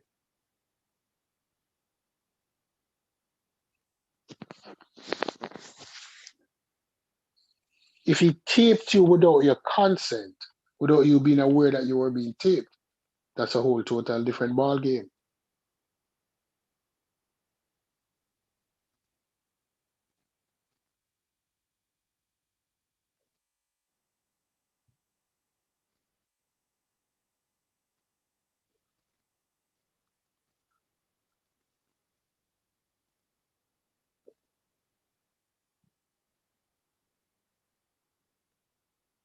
I'm over here Googling because they keep on pulling up Minnesota laws. Yeah, revenge fine. No such thing. Once you're aware that you're being videotaped, it's the same. Once you're aware that, all right, if both of us has a telephone conversation, I can tape the conversation. The telephone conversation is even live. So this says non-consensual pornography is when sexually graphic images of you is shared without your consent. It's also commonly called revenge porn. These images can include images taken during the course of an intimate relationship, including images you took of yourself and shared with the intent to keep them private, hidden recordings, images stolen from electronic devices, recordings of sexual assault, etc. Is it illegal? Yes. Sharing or publicizing intimate images without your consent is against both civil and criminal law. My interpretation probably wrong then. That's what Tommy probably that was what Tommy was getting from our consent because he didn't want to get sued. But if he released it, if he released it, nobody has the right to publicize it. I'm like, well, hold on, I want to know that. Hold on. No man, if he released it, let me see now. No, I don't think he's released it. Again, because he don't want to get hit with no shit like that. But as far as I know, going back to the point I was making, he would have to show that purchase was made for the purpose of his monetary channel. And the fact that the content is not up there and she didn't sign the release means it wasn't made for pornography purposes. That was made for a separate purpose.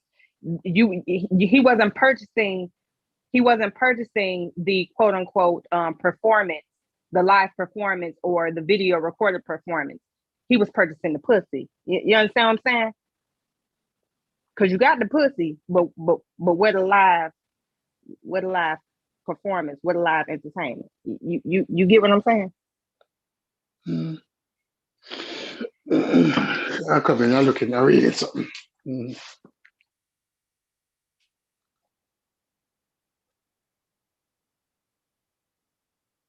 Yeah.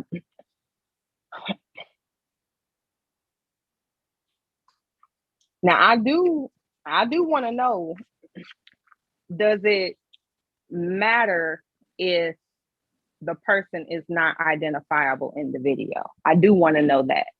So let's say somebody releases something, but you can never really see their face. They don't have any distinguishing marks on them, whatever.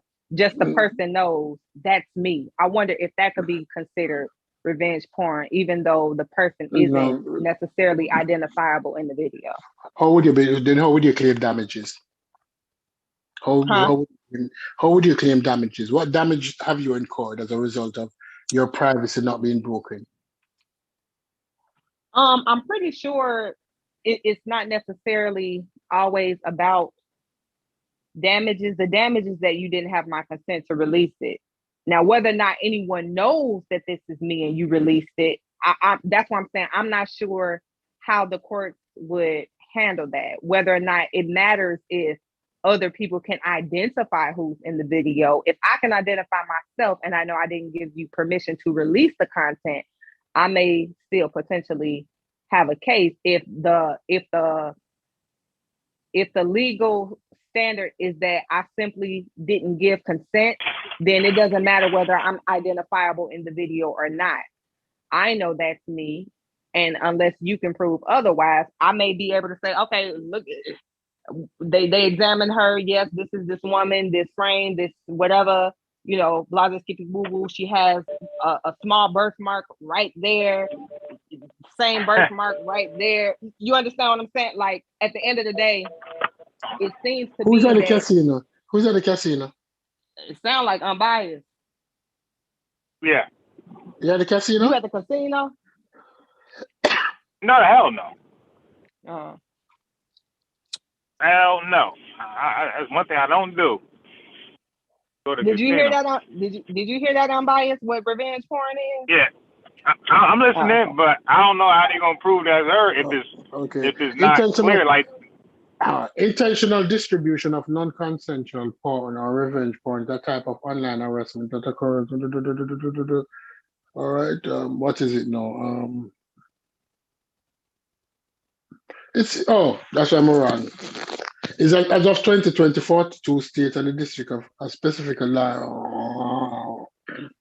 Mm-hmm. so Amber, are you saying that she can agree?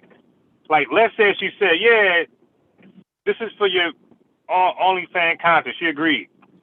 So then y'all do it, and then you post it. You saying that she could say, hey, I ain't agree, unless I have a written letter? And it depends on the state. To be perfectly honest, stuff like that, because of the fact that criminal charges and civil charges can, like, me personally, that's like with purchasing a home. It's certain shit that you don't get a word of mouth contract with. You ain't gonna get that for purchasing a home, or, you know, maybe purchasing a car, like, you know, pre-owned or something like that, you know, from a private buyer. You can get a word of mouth, oh, I'm gonna pay you your money on this day. But certain stuff, yeah, I'm not going with no verbal agreement or no verbal contract. I'm getting Amber, written sign this, baby. In Arizona, it's an intentional disclosing the image of an identifiable person. The law in Arizona. So if you can't identify the person, there's no damages. That's in Arizona, but you do know that Florida, certain things with personal identifying information, you have to, in Florida, identifying come into place. Okay, but you do know that don't necessarily mean like a face. Like, you have personally identifying things like tattoos. But so let's say the tattoo is under your clothes. Let's say the tattoo is in the small of your back. You're right. The tattoo can be in the small of your back, but guess who can identify it? Other people you've had consensual sex with. So again, all right. If I have a tattoo, that's a unique tattoo. Okay, so that would be identifiable then. That would be identifiable. Yes, so, but identifiable. If there's no identifiable, factors, you cannot seek. You know it's you because you know what you look like. Right. So let's say they got a close up just of the action, right? Just cheeks. they ain't getting nothing else, and there's no tattoos. Then yeah, they probably could swing. They probably could get away with that. Because how you gonna say that? Let's say they get it from the back and there's no identifiable factor. You just look like a woman 5'6", 120 pounds with big titties. You're not the only woman, or the person wouldn't be the only woman who's 5'6" with some gorgeous titties. You have a lot of women out there 5'6" with some gorgeous titties. Right? So unless there's some identifying marker or factors or face, no. But if you're going to depend on it, say you can't say I'm the only one with those two marvelous titties. No. or that pear-shaped ass. No, there are other women like that. Yeah, now I will say though, to me, and y'all can take it how you want to, I will say that for me, I think again, people are free to do whatever they want. But when it comes down to stuff like this, you will mess up your long-term ability to smash behind some shit like that. Because guess what? If you can just put out information, content, whatever, without a motherfucker's consent, even if they can't legally do nothing about it, motherfuckers can dog you out all day long. Yeah, the motherfucker put me in the video, posted my shit online, this, that, and the third. That shit don't play well. That don't play over well with other women. Listen, to you understand what I'm saying? A dude who buying pussy for $4,000, that's not an issue to them. Well, I'm not trying to be funny. That's not an issue, but so No, to be honest, he's a in dude the who buying market of pussy. purchasing. Yes. Hold on. He's in the market of purchasing, right? Now, he can't go and release that video because guess what? He asked her for consent and she declined consent. He can't go and post that then because I know, but what he can do, although it's not showing the video, he can say that listen, I smashed this girl. It's the worst $5,000 I've ever spent. Her pussy's garbage. She sell worst pussy in the world. absolutely Right? And honestly, dudes generally accept this. This is something you might, dudes will accept. Let me explain what dudes accept. If Bill Gates decide to buy pussy, dudes would accept it. Because Bill Gates' time is more valuable than $5,000. The time that Bill Gates would take it to go to a date, Bill Gates make $100,000 a minute. So courting, if he's supposed to court somebody for 2 weeks, we're looking at about $10 million. If he buys some pussy for $5,000 or even $100,000 for half an hour, the time he spent would be worth it because he doesn't have any time to court. Dudes will accept that. Dudes accept that if you have the money to pay and you buy some pussy, they don't say anything wrong with it. Right? Girls now want to retain the virtue that, listen, I am no hoe, I'm no whore.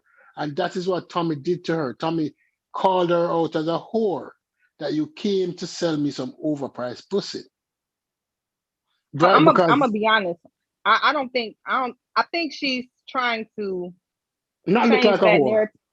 Yeah. Well, I'm gonna say I think she's trying to definitely shift that narrative now because immediately I think when they was questioning her after the show and she was still lit and talking, she was kind of reckless talking about like she would have did it for more money. Like he wasn't offering no real money, so she wasn't going, but her homegirl did. Now to me, like you don't just so happen to find yourself in the company of bitches that sell pussy and fly across state lines.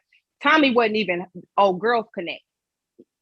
She was the plus one. You were the initial connect and you invited her along. Now what it sounds like to me is old girl tried to propose, and this is just me being messy. It sounds to me like old girl brought her homegirl to try to propose, hey, let's get this bread, 5,000 for both of them, 5,000 each for both of us. Right. And Tommy saying, how about I get her 2,500 for just her and whatever. You understand what I'm saying? Right. That's what happened. You're a sensible girl. That's what happened.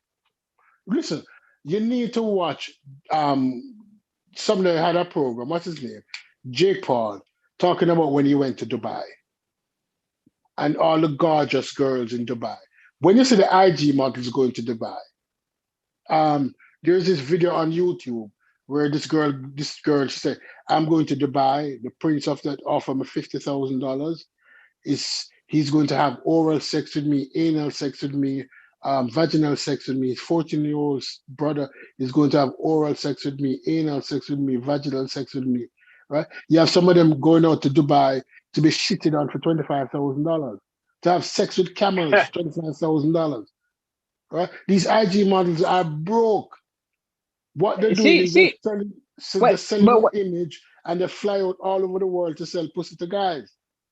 but she made it known on her channel that she recently came back from Dubai. So it to me, Right. okay, I'm gonna tell you why she changed the narrative. Because at the end of the day, they're trying to run with the, black woman victim, whatever narrative, right? Mm. She can't have that narrative and be the woman to Selling sell pussy. pussy. Well, Right. you understand what I'm saying? So initially when she came out, she was, oh, this and y'all know how I get down, this and so when she was saying that on the video, I'm like, what that mean? What you mean y'all know how I get down? I don't know what that She means. fly out and sell pussy. There's this Right. other dude. What There's this other dude who came on the channel, who came on. If you watch YouTube, you'll see them from time to time. There's this other dude who came and he told her that, listen, these girls go all over the country. IG don't pay much. It's why you think every IG model of them ass out? It's for NBA players to fly them out. You're flying them out, how I much mean, you giving them? $5,000? Okay. the reality is she had someone else from another show or something like on her live that was she cool with. Like you could tell she wants to be she aspires to be like one of the socialite, elite Instagram models, fly all over to get money from bagging niggas and Yeah. ultimately Is end she up cute? with Is she a rich sexy? Is she rapper. cute? She's not bad looking, but she's not really the creme de creme. So like I said, Is she light, aspiring. dark, brown? What is she?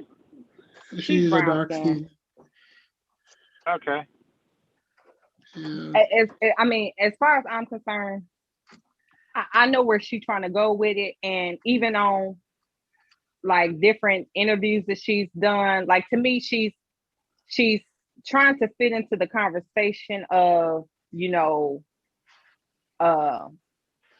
positive and I just want to travel the world and I'm trying to do this and I'm trying to do that and blah blah skippy woo woo, but also making mention of your trip to Dubai and this, that, and the third, and girls out there doing such and such and such and such. Like at the end of the day, how would you know unless you were in that company? So you're still speaking to a certain demographic of people, but you're talking over the average listener's head. You appear to sound like, oh, girls is over there doing this, that, and the third, but you were over there and you know what they over there doing. So what was you over there doing with the girls that's over there? You understand what I'm saying? So to me, I'm not on no campaigning for her. Like listen, baby, do your business. I was just wanting to speak in general about the video and what I've seen and how I feel like both of them were wrong. And it was just a situation to me that appeared to get out of hand and it escalated when it shouldn't have. Because we perceive, and it's unfortunate that we perceive such a threat in each other, even in something like an argument where I don't necessarily think that it had to go that way, but when we take certain postures against one another, it appears like that's where it's going. And I wish we didn't perceive each other that way. You understand what I'm saying? I understand what you're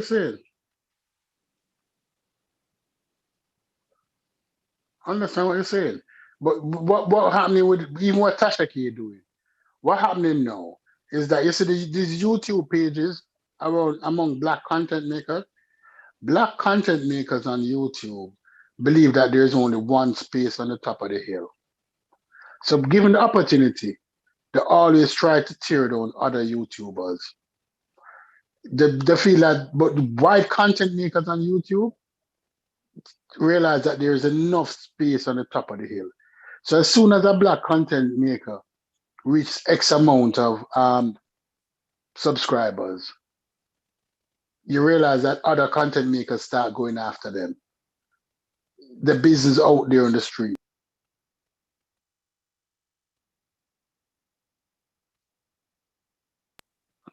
You don't see that among white content makers. It's unfortunate. It's unfortunate. So when she realized that she could get Tommy, she said, "Okay, I'm bringing this girl on. This girl shouldn't even get 5 minutes of fame. And Tommy, nobody should be watching Tommy now. I mean, Tommy, truth be told, Tasha K trying to get this bread, okay?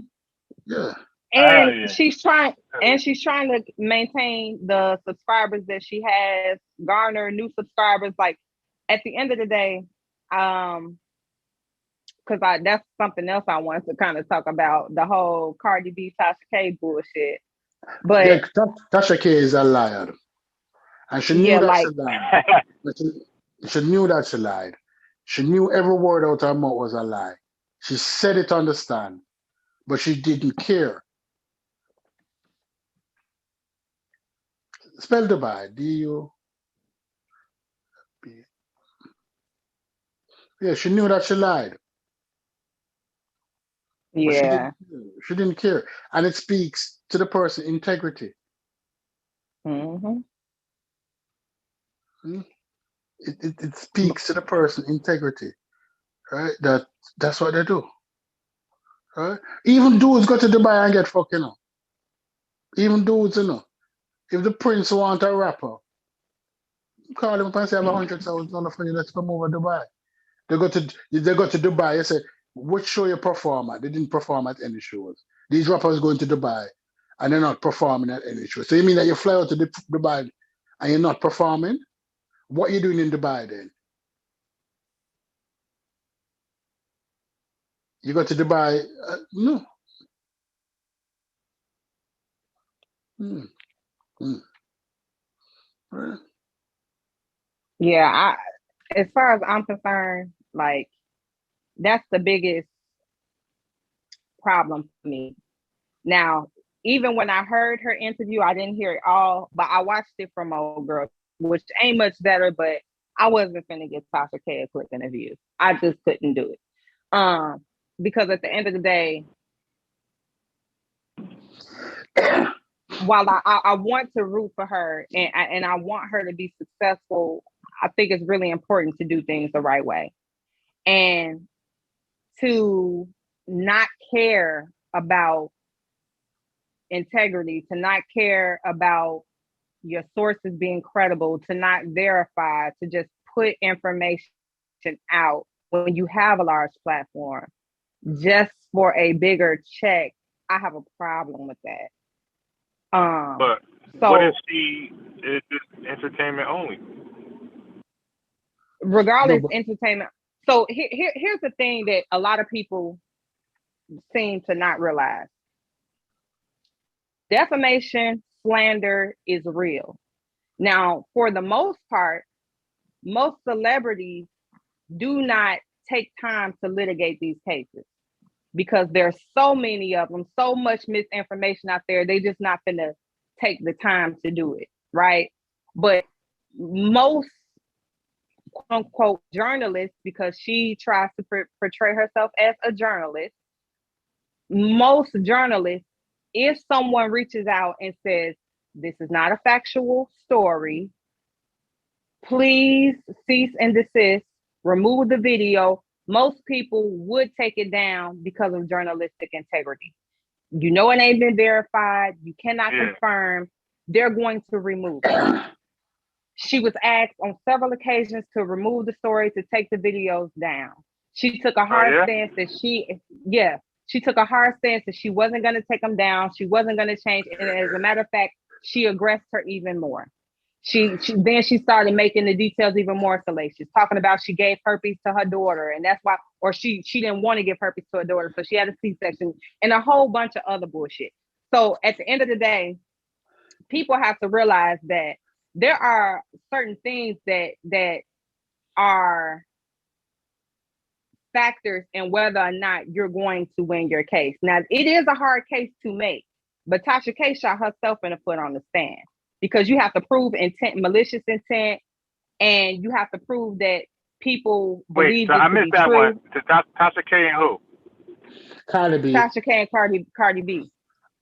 Okay, got it. I watched the case. Wait. I, So Cardi B took her to court. yeah, Yeah. won. How much million? 2 million? 3.8. 3.8. Wow, I didn't know that. Yeah. Damn. And Yeah, Tasha but K the had, thing, she had that much money? well, you know She that they're going to try to. They probably might come down to 1.5, 1.6. you said what? But they probably after they're going to go back into court again and they might bring it down. Depends on the judge. It depends. I don't think it's gonna be brought down. And truth be told, I really think Tasha K should stop while she's ahead, to be perfectly honest. I think she should stop while she's ahead. I wouldn't be surprised if I didn't see a follow-up suit with Cardi B against Google. And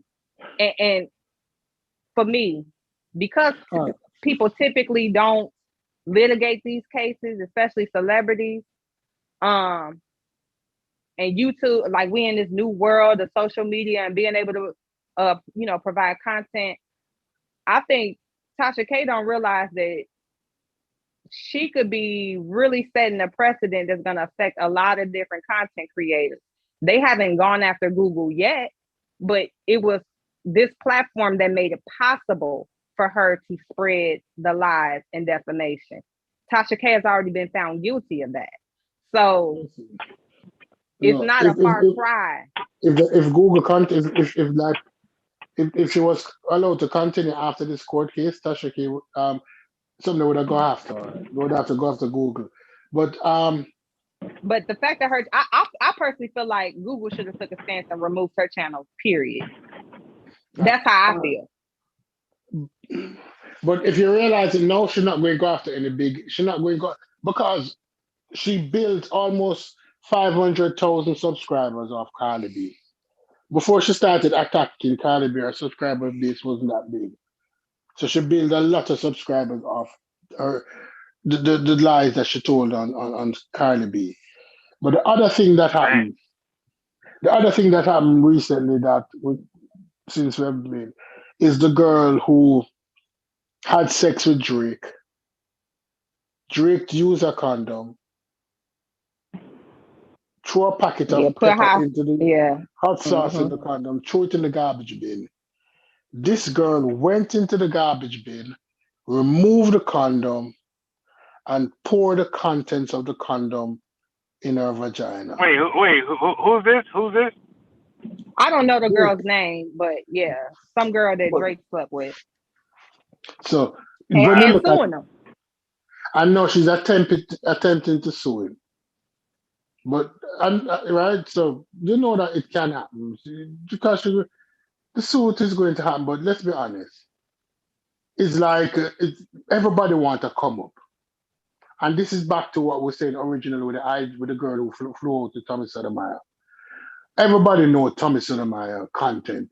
This girl didn't fly out without looking on his subscriber base, realizing where he lived. Because if you follow up YouTube, and if you're a hoe, you know where the money is. You know how much money you're making, you know where the money is. Right? So she went out because $5,000 and shit to him. But his plan is that when him get her out there now, he'll renegotiate. And that was the problem. But she made a mistake. If she came alone, she'd have gotten the bag, but she came with a friend. And Tommy said, listen, I want to fuck tonight. I have 2.5. Which one do you want to fuck? And the friend said, I'm not leaving here without any money. My rent needs to be paid. So the girl got fucked for 2.5, came back to Miami and paid her rent. Yikes. Now, I don't really want to. Y'all read the comments because 504 is telling a story in the comments. He said that he actually was on her channel as well, Tasha K, that there was a story broke about him. Yeah. I'm not seeing it. Yeah. You said you have not seen it.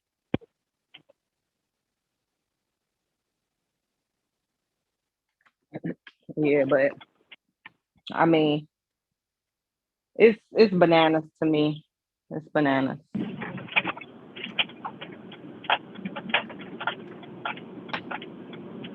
Yeah, it's wild. Wild, wild, wild. Wild, wild west.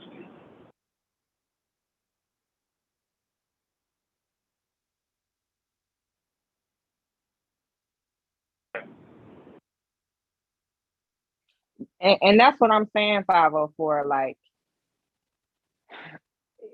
people got to realize certain, like, okay, if you calling yourself a journalist and talking about you get down to the truth and all of this, and the third, one can perceive it as you're passing something off as facts that you do not know to be true. That is defamation, especially if the people you're saying this to believe it, right? That is defamation. Another way people get fucked up, you got a close friend or something, and you start telling people certain shit about them that is not true. Guess what? Because you were once friends, people are going to perceive it as fact. They must know what's going on with them because they were close friends. Yeah. Yep. Again, like people just think that they can say whatever the fuck. That's why, listen, say whatever you want about me, just don't lie on me. Don't lie on me. Drag me with the truth. Do that, because you lie on me, it's gonna be a fucking problem.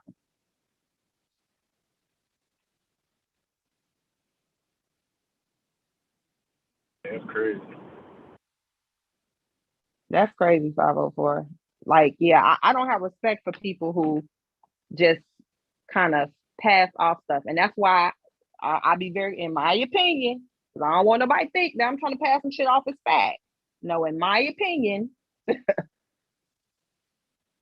I'm not going to say what old girl went there to do. I don't know. What I deduce with my imagination is that potentially she thought she would get a bigger bag if she brought a friend.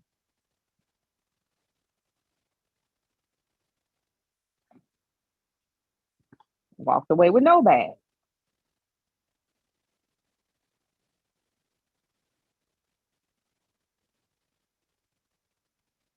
Yeah. Yep. I don't know what Stu P's back there doing. But yeah, it's crazy. Yeah. I ain't know Tasha. Fuck her name is Tasha. I'm about to say Tasha B. I mean Cardi B and Tasha K. What's up with this Cardi B, Tasha K, Cynthia G? What's up with this shit? First name, last initial? Yeah, I don't know. I don't know what's going on with it. But that must be the new wave. Yeah, I guess that's where we at now. Yeah. It must be the new So, wave. so did Tasha K, okay, so the rumors about, or the defamation about Cardi B, but did Tasha K have somebody on her show getting on Cardi B? Yeah, she brought on a girl who claimed to be, I think, her ex-roommate and co-worker at a strip club that alleged that all these things about her, her medical history and different stuff like that. And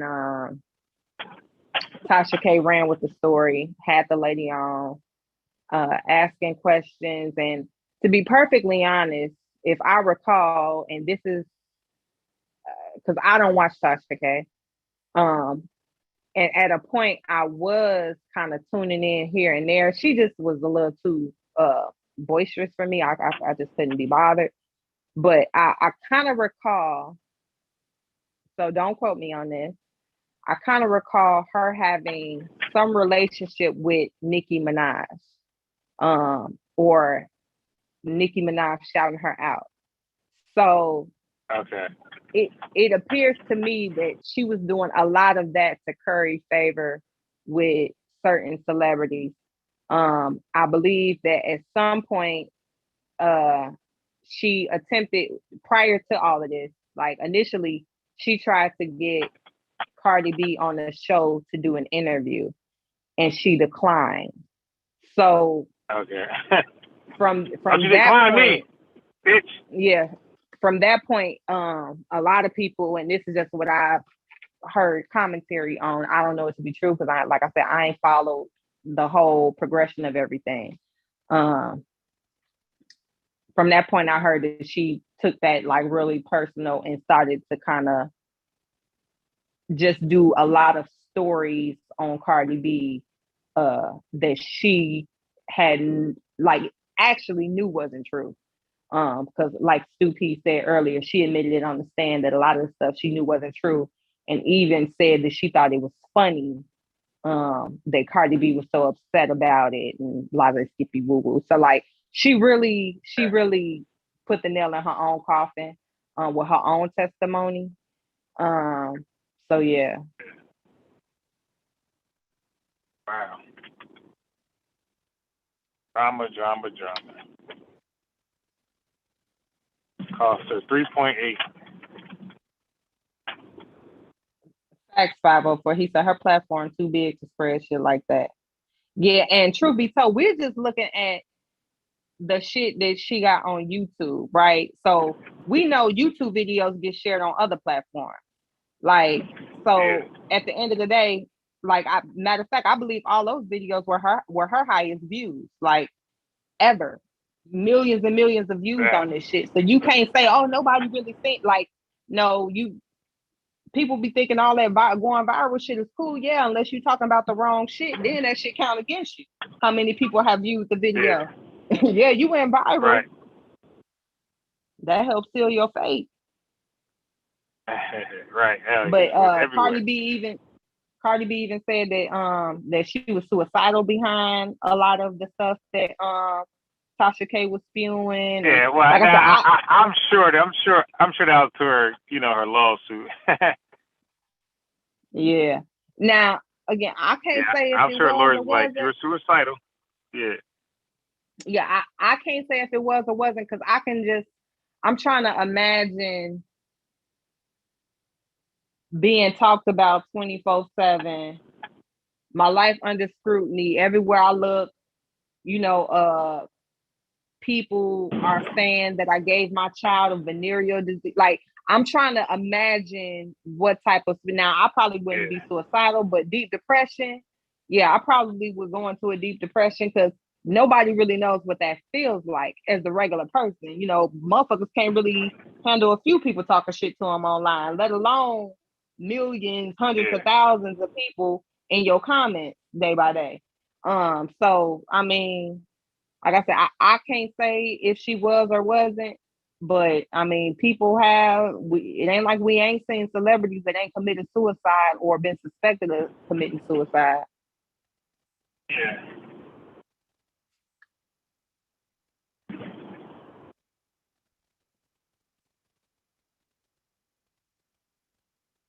That's wild. But yeah, completely bananas. Yeah, I never heard Tasha K talk before. I never watched her show. Don't know how she looked, nothing.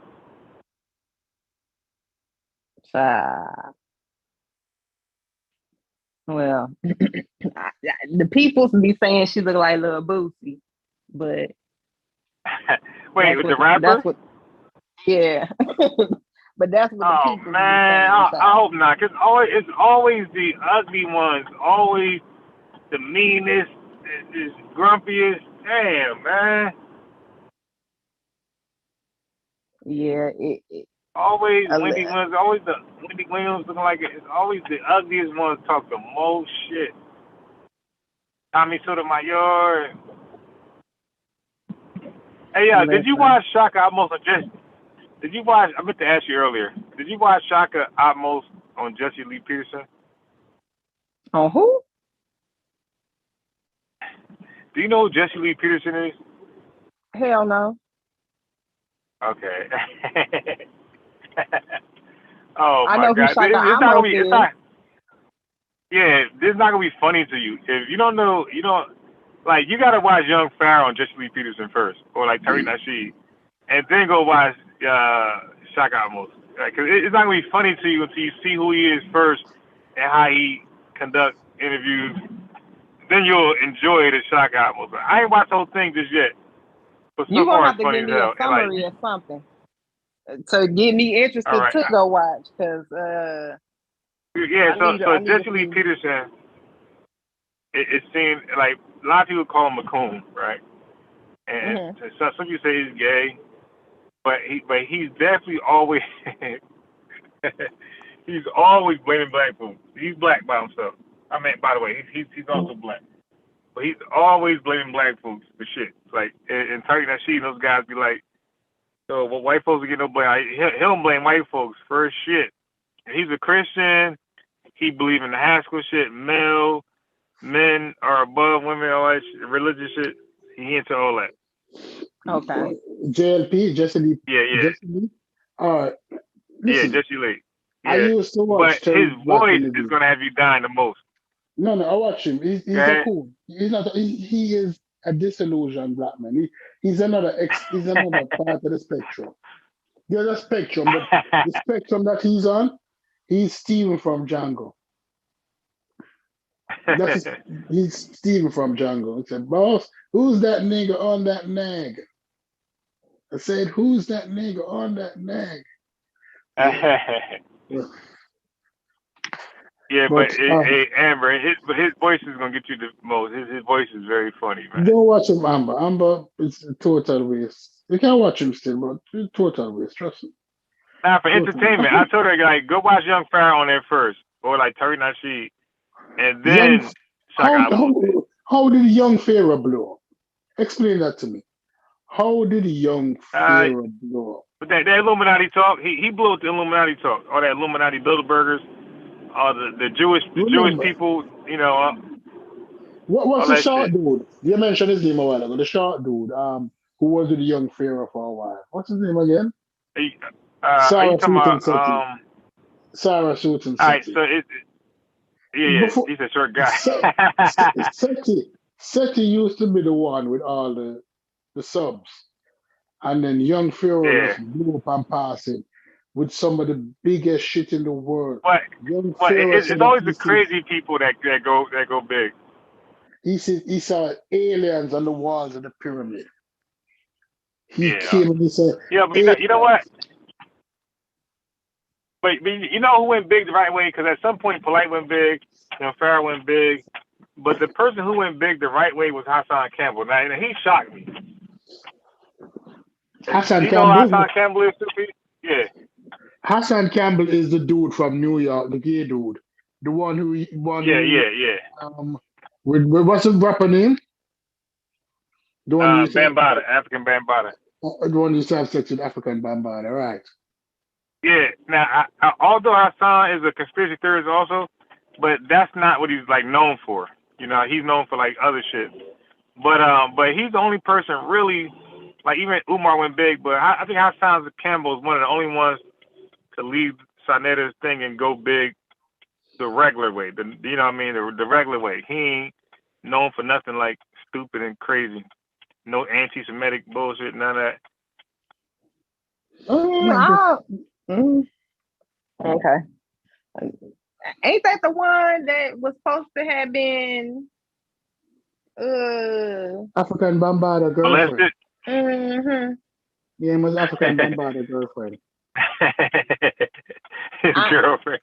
Well, I'm not saying for that part. When he was a big dude, he was having sex with Bambaataa. 16 or something like that. If at 16 you don't know what dick feel like. If at 16 you don't know what dick feel like, you have a problem. Nah, hey, guess what, man? His audience, you know, the thing is, the thing he did that was kind of cool. His audience don't know shit about Sonetta, right? Nothing. Like he was able to separate himself. Like Sonetta can't say he made him at all because his audience doesn't even know who Sonetta is. Yeah, he separated himself from Sonetta because he and Sonetta had an issue.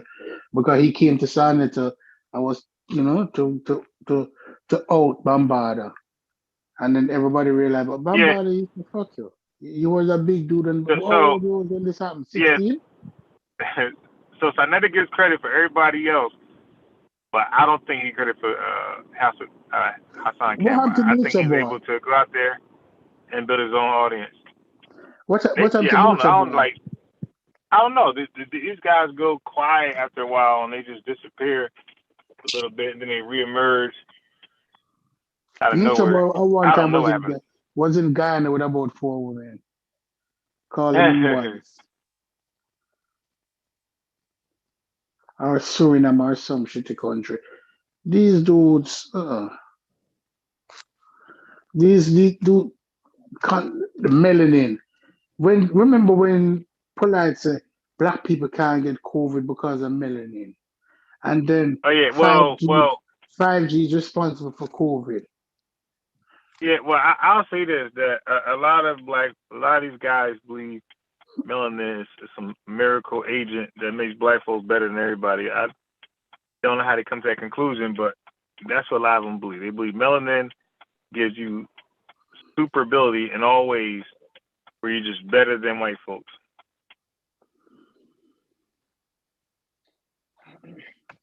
But Yeah, stupid. I can't stand them people that's too far left or too far right. Like, God damn, come to the middle sometimes.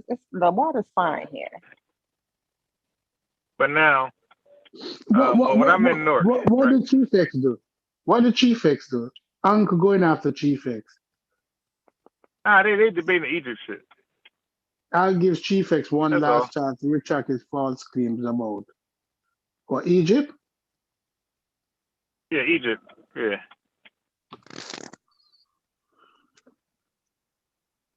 Yeah, I heard them. Unc called me not too long ago. I just think like they're like really on 2 different pages when they debate the Egypt shit. Like I don't even think they're on the same page. Like I want to hear discussion when they're actually on the same page. Like I want to know. I heard Unc's claim. Right. I totally understand Unc's claim. I don't think Chief X and Double X or X Architect understand his claim. Now I need to know. I think I heard Asar claim. I think Asar flat out thinks that the African Americans are Egyptians. I think that's what he said. I don't know Sean's claim. I don't know Wujawa's claim. So like, I just want people to make it plain nowadays. Like I make it real plain with vaccines. I say vaccines are the best tool to fight against antiviral attack. Right? I make it real clear. So now you got my claim. Now let's talk. Real clear. I want to know people. Now I understand Chief X's claim on what he believes. The role of Egyptians and who they are today. I know Ex-Architect claim. He said they're North Africans and North Africans are their own people. They're not sub-Saharan African. I know Unc's claim. Once again, I want to know what Sean is saying very plainly about the Egyptians and black folks in America, or black folks, period. And I want to know Wujawa's claim plainly. Because if they debate without a clear claim, and this is what you've been hearing lately, they'd be all over the place. You hear, no, I'm not saying it, I'm saying this. What are you saying? Like that's all. I be getting confused, and I be disinterested. So claims need to be made like clear, so each other could look at it and decide what they want to argue. Otherwise, it's gonna just be, I didn't say that. I said this. You said this. You said that, and that's what I just get from that. Yeah. That would be like ideal and wonderful, but how these things typically work is people hear something that they do not like, and that can be on either side, and then they make an assertion. You claiming this? Didn't say that. So what are you saying? And I just hate that that's like the dynamic here, because you arguing before you even know if there is an argument. You understand what I'm saying? Like you already arguing before you know, okay, what do we or don't we disagree on? So as far as I'm concerned, I'm over all of this shit. Like I'm tired of vaccines. I'm tired of Egypt. I'm tired of fucking evolution. I'm sick of all that shit. All of it. But yeah, You well, tired, Because you tired of them saying that family planning, that Planned Parenthood is here to kill the black man. I don't even discuss that anymore. Abortion and oh Lord. Listen, some theories out there that not ordinary. yeah, I mean, and yeah, then my thing is the fact that we have to keep rehashing these debates, like even if motherfuckers are quote unquote debating, I feel like you did a piss poor job debating the first time if you still rehashing the same shit. Like you should have made all your points to begin with. Here are all my contentions. They didn't do this. They ain't that. They ain't that thing either, nor that, nor this other thing. And then I'm going to prove all of this and move to prove it. But they ain't this. We can't even come to a common ground on what we debating. Then we switch to this thing. Now we can't come to a common ground on that either. Then we switch to that thing. We can't come. Like, I'm sick of it. I'm sick of it. I'm sick of Are, it. It's a are you new. saying, Amber, are you saying that you're not Aboriginal Indian Jew? You're not Egyptian Indian Jew Aborigine? You're so many things. You are Aboriginal Indian, Jewish, Egyptian. I am Amber Evans. That's And I am it. and I am an Aboriginal, Native American, Hebrew Israelites, Egyptian. That cover all of the bases in the community. flat earthers. Flat earther. Yeah,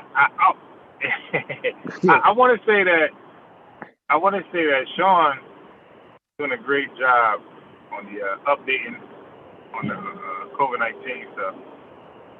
A lot of stuff like he's really up to date with what's going on. He did a good job with that. And I was gonna say one more thing. Damn. But yeah, so I think that's like relevant. Like nothing he's saying is old. It's up to date and it's current. It's not like an old vaccine debate. Everything is up to date and it's going on right now. So he lets you know Omicron, you know, what it's doing, vaccinations, boosters, like everything going on right real time. There was one more thing I was gonna say that's like very relevant that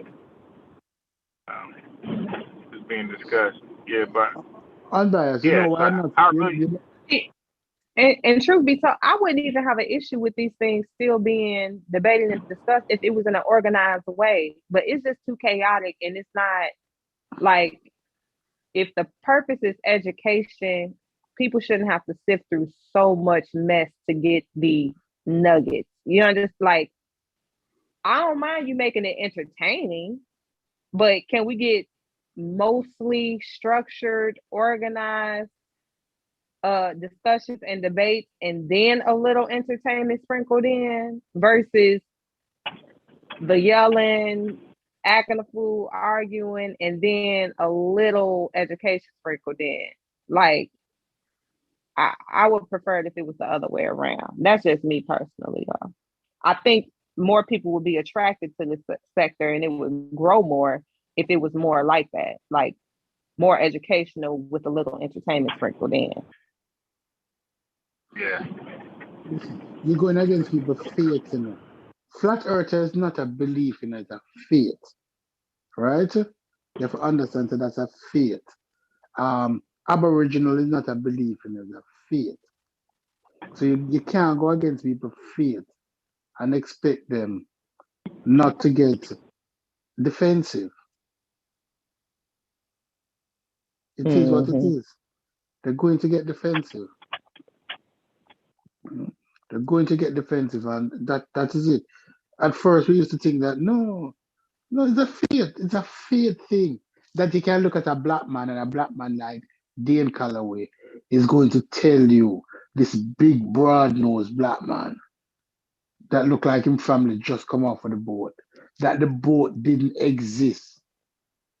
that he wanted to show him the slave ship, that the slave ships didn't exist, that they took slaves from America and carried them to Africa. That is what he's telling you. Well, And you, speaking and you about believe me. speaking about speaking about ships, right? Because somebody had to make the ships, and that goes back to like hands on, like that give me an idea, like hands on, like and then you got people dressed like Egyptians, but it's like I don't mind that, but the Egyptians were known to be very good at math. So if you believe that that's your ancestry, if you're trying to dress like them, like at the very least, be known for the people who are great at math. You know what I mean? So it could be some type of resemblance, but to like have a high school, 8th grade education on math and be claiming to be Egyptian, I think you do it. I think you just do a disservice to the Egyptians. If So you you want people copying to believe it. everything else. You copying everything else but the mathematical skill. Right, the most important shit that they're known for, you don't want. And like, and like, that's my thing. Like, look, why not? Why, like, people who believe they're Jews, they sit there and do what the Jews used to do. Go there, like, why? The biggest thing that Egyptians are known for is the education. Like, I mean, like, it would be somewhat believable if you was like sharp as hell in math, man. Black folks are into that. I mean, like sharp, not some old, you're high. No, I'm talking about, calculus, all that, what you need to do to be a physicist. Like that type of math, man. Where you dealing with like the Greek letters, or the Greek logos and all that other shit. But, it's just easy just to claim without like the application of the education. Like I just find that problematic. Like, it's like when it comes to us education or us even, and just skill wise too, like hand skills, carpentry and putting stuff together, and like it's just like we don't give a fuck about that. Education and that type of stuff, we'll pass.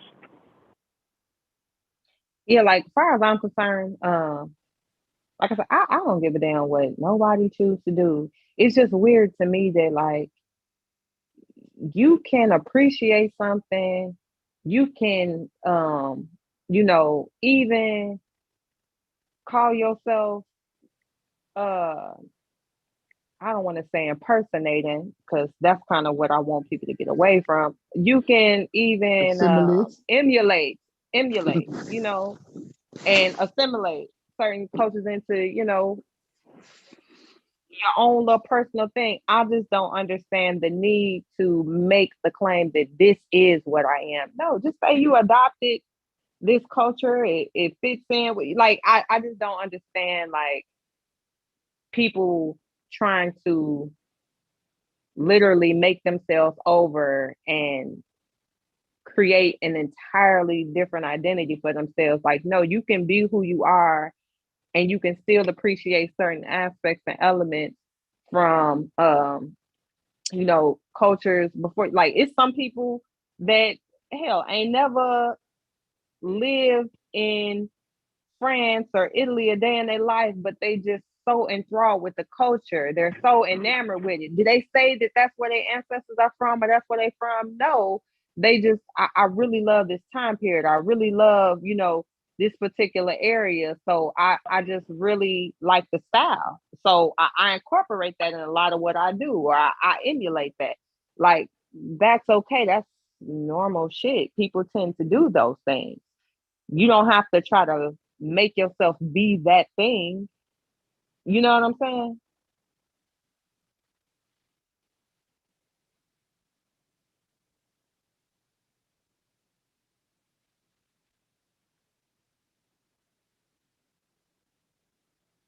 Y'all got quiet, or did my headphones go out?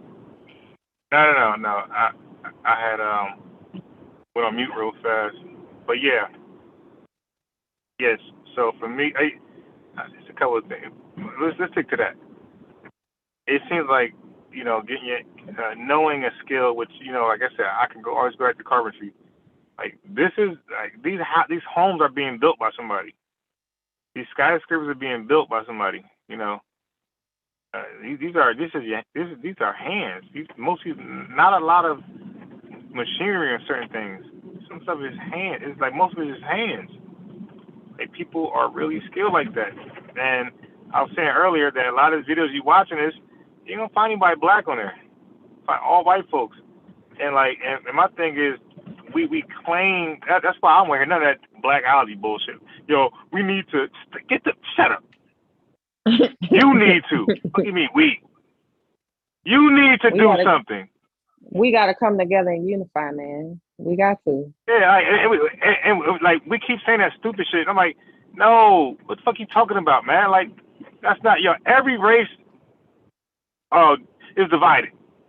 Chinese, white, Hispanics, Indians, they're all divided. They all got some civil war going on. They ain't saying, yo, we all need to stop fighting. They're not doing that.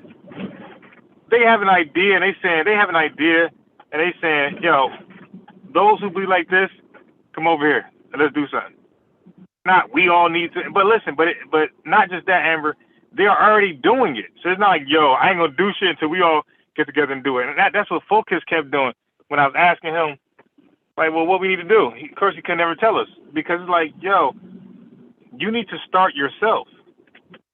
And then, Amber, what's this thing where we go after the worst of our people? Like Elijah Muhammad said, he had a great plan. I go after the have-nots and turn them into something. Amber, all he did was get crackheads to get off crack and sell final calls. Like what did you really put in the work to do? Sell bean pies and sell final calls. Okay, cool.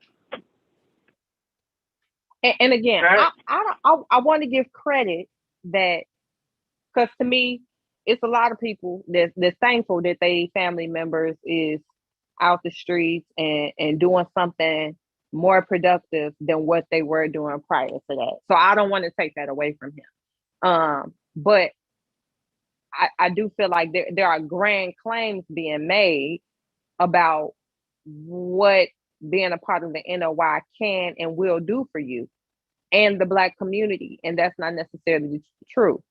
Yes, you may have been able to obtain some degree of discipline and, success personally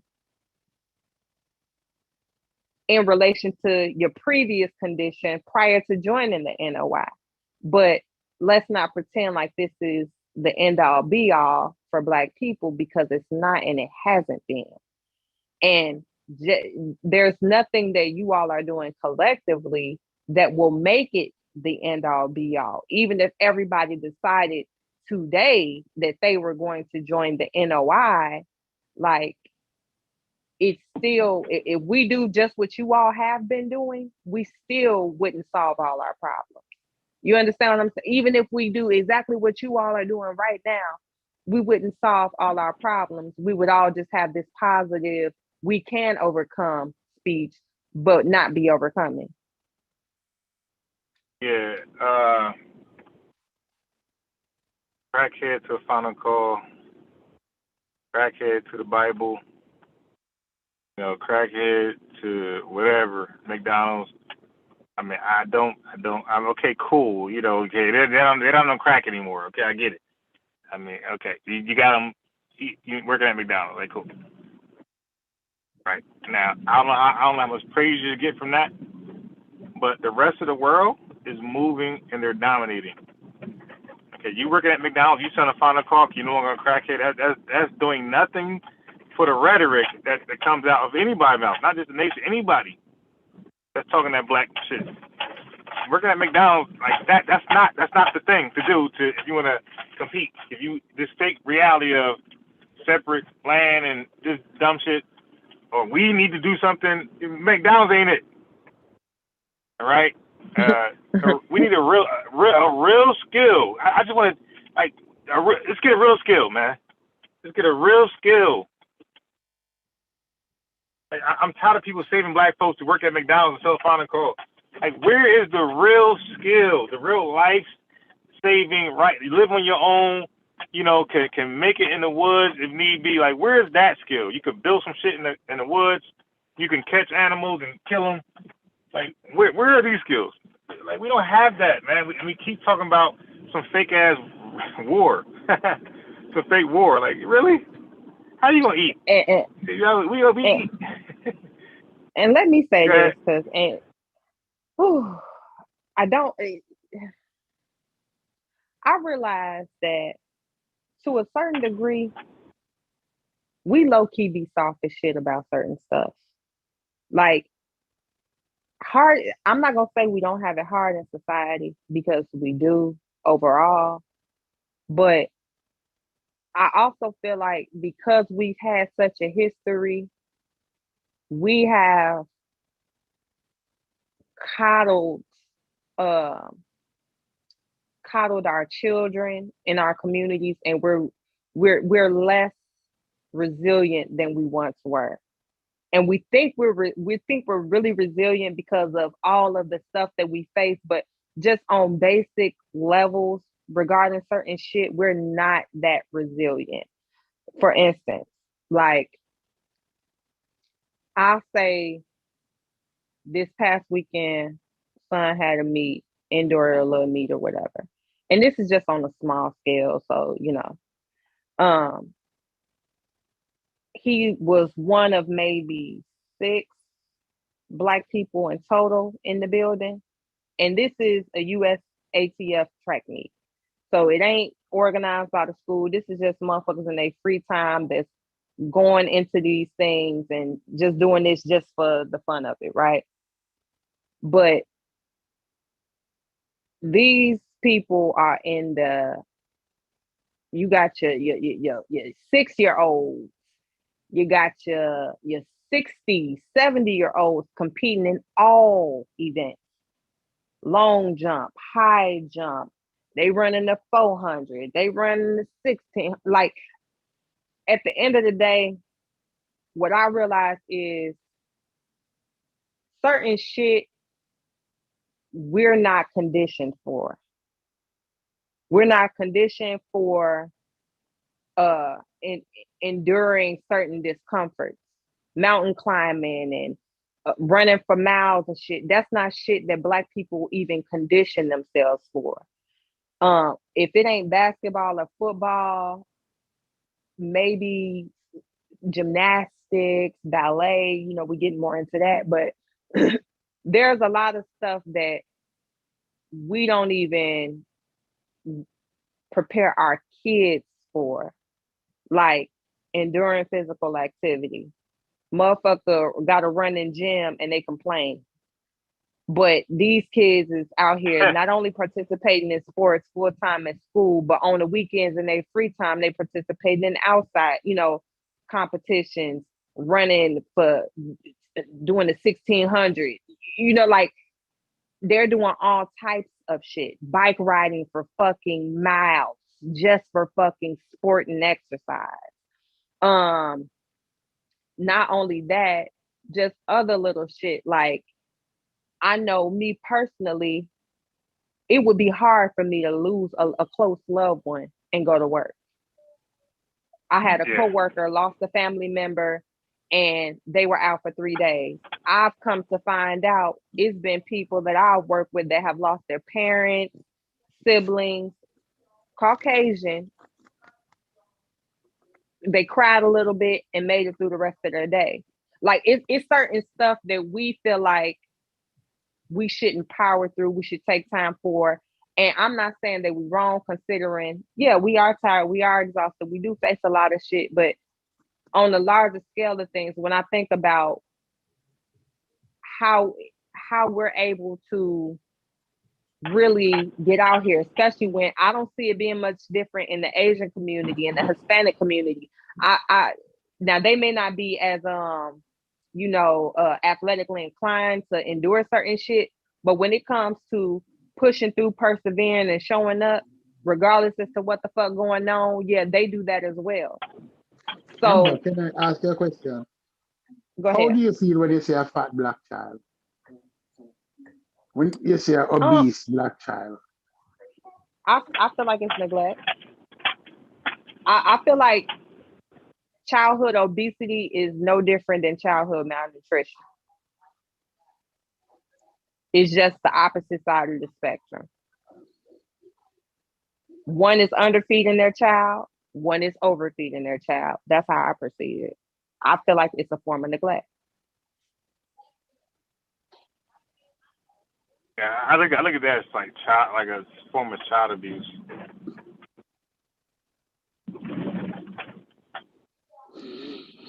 You realize that that's becoming a problem in our community.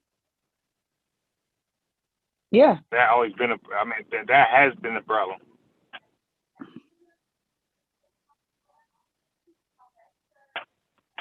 I think there's more people overweight, more kids overweight than there is there's not in our communities.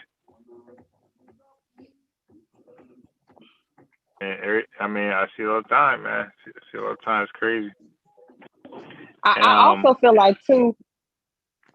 Have y'all ever seen like parents that like they child could start out small, tiny. Within a few years, they're like overweight. And it's almost like the parent is proud because they feel like they have someone they can relate to. Like they relate with their child through food. Have you ever seen that? Yeah. Because the parent is obese, definitely. and then like they Definitely.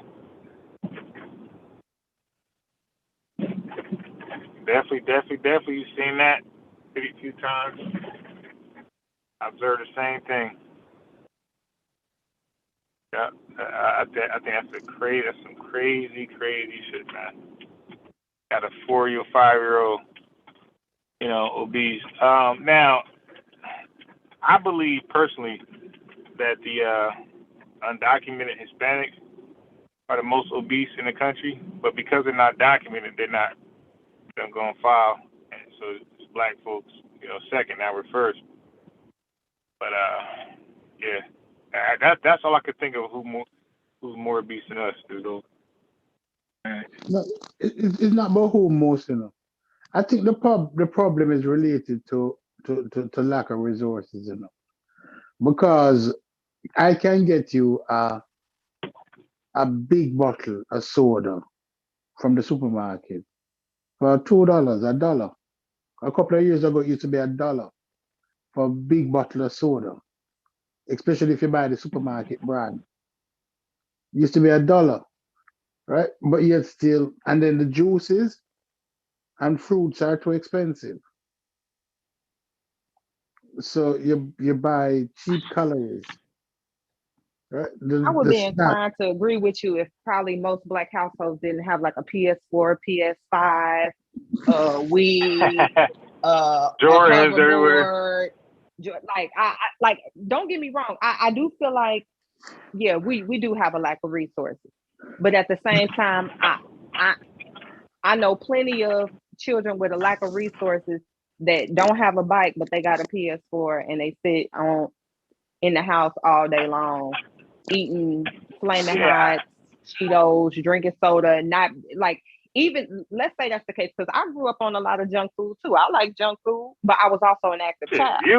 You understand what I'm saying? Kill junk food. No, but the problem is that this is what we face now. Honestly, this is what we face. Out of fear for our children being on the streets, because we live in fear when it comes to our kids, with them being on the street. We prefer to have them inside playing games where we can see them. We know that they're not on the street. Back in the day, a child could be on the street all day. And you know that that child will be home safe. That child could be miles away from home. But that child is still safe. Right? But now we live in fear. Now we live in fear. So that's it. I'll give you that.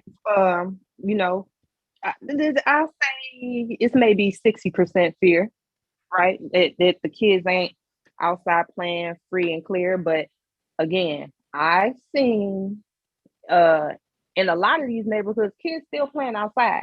Now, they may not be able to be as carefree, meaning no supervision, no nothing, just out there for hours. You ain't seen them come in the house and you ain't concerned. No, I don't. They don't have that type of freedom like I know I had, coming up. But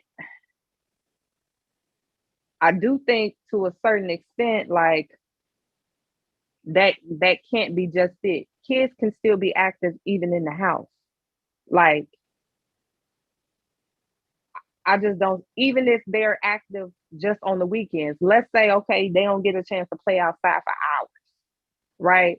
But you take them to the park and let them romp around and let them skate or let them skateboard or let them bike ride or y'all take a little bike. Like, while I can understand what you're saying, a lot of parents do be having the weekends off and they still be up in the house with their kids and their kids not exercising. Now, I'm not going to front like I'm out here because, again, these Minneapolis streets is vicious. But we got a gym downstairs. And my son ain't afraid to go to the gym. And I hear him in there jump open. My 12-year-old, well, he 11. My 11-year-old will go in there and do push-ups and sit-ups because fitness is a thing in this family. Like, it's a thing. We work out, kids work out. Like, that's something we've done as a family together. So if you're not getting your kids involved in no activity, okay, cool. If you're not letting them run around outside, okay, cool. But at least try to instill some degree of fitness, like the importance of staying healthy. Like, that really affects your mood and your behavior too. You know, when I'm in the mall, sometimes I go in the mall and you see these fat little kids with the Jordan. They always seem to have on Jordans. I've never seen a fat kid without a Jordan on or some Nike. And the shoes leaning to the side.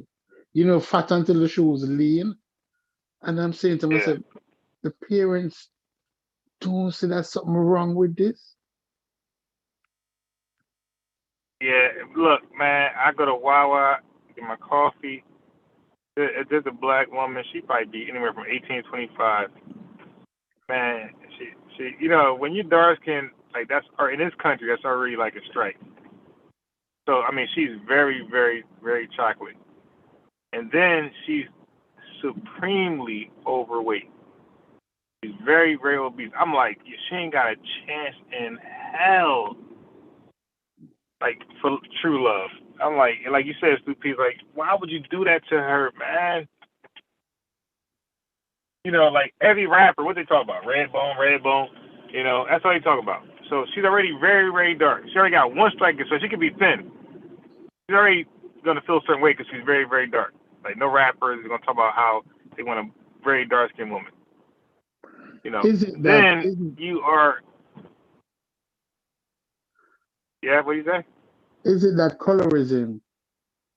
Is that pronounced? Oh, yeah. Nah. We and that'd be killing me because I had just watched one rapper video. What would be killing me is that black people grow around black people. I watched one video. It was 2 Chainz. It was 2 Chainz, right?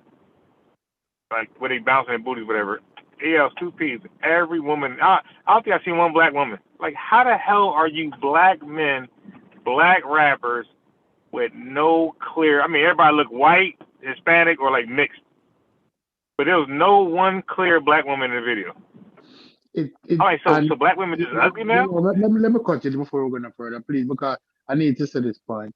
It came back to what Tommy Sotomayor did to the girl. He mentioned the girl complexion. I understand now, that's fucked up.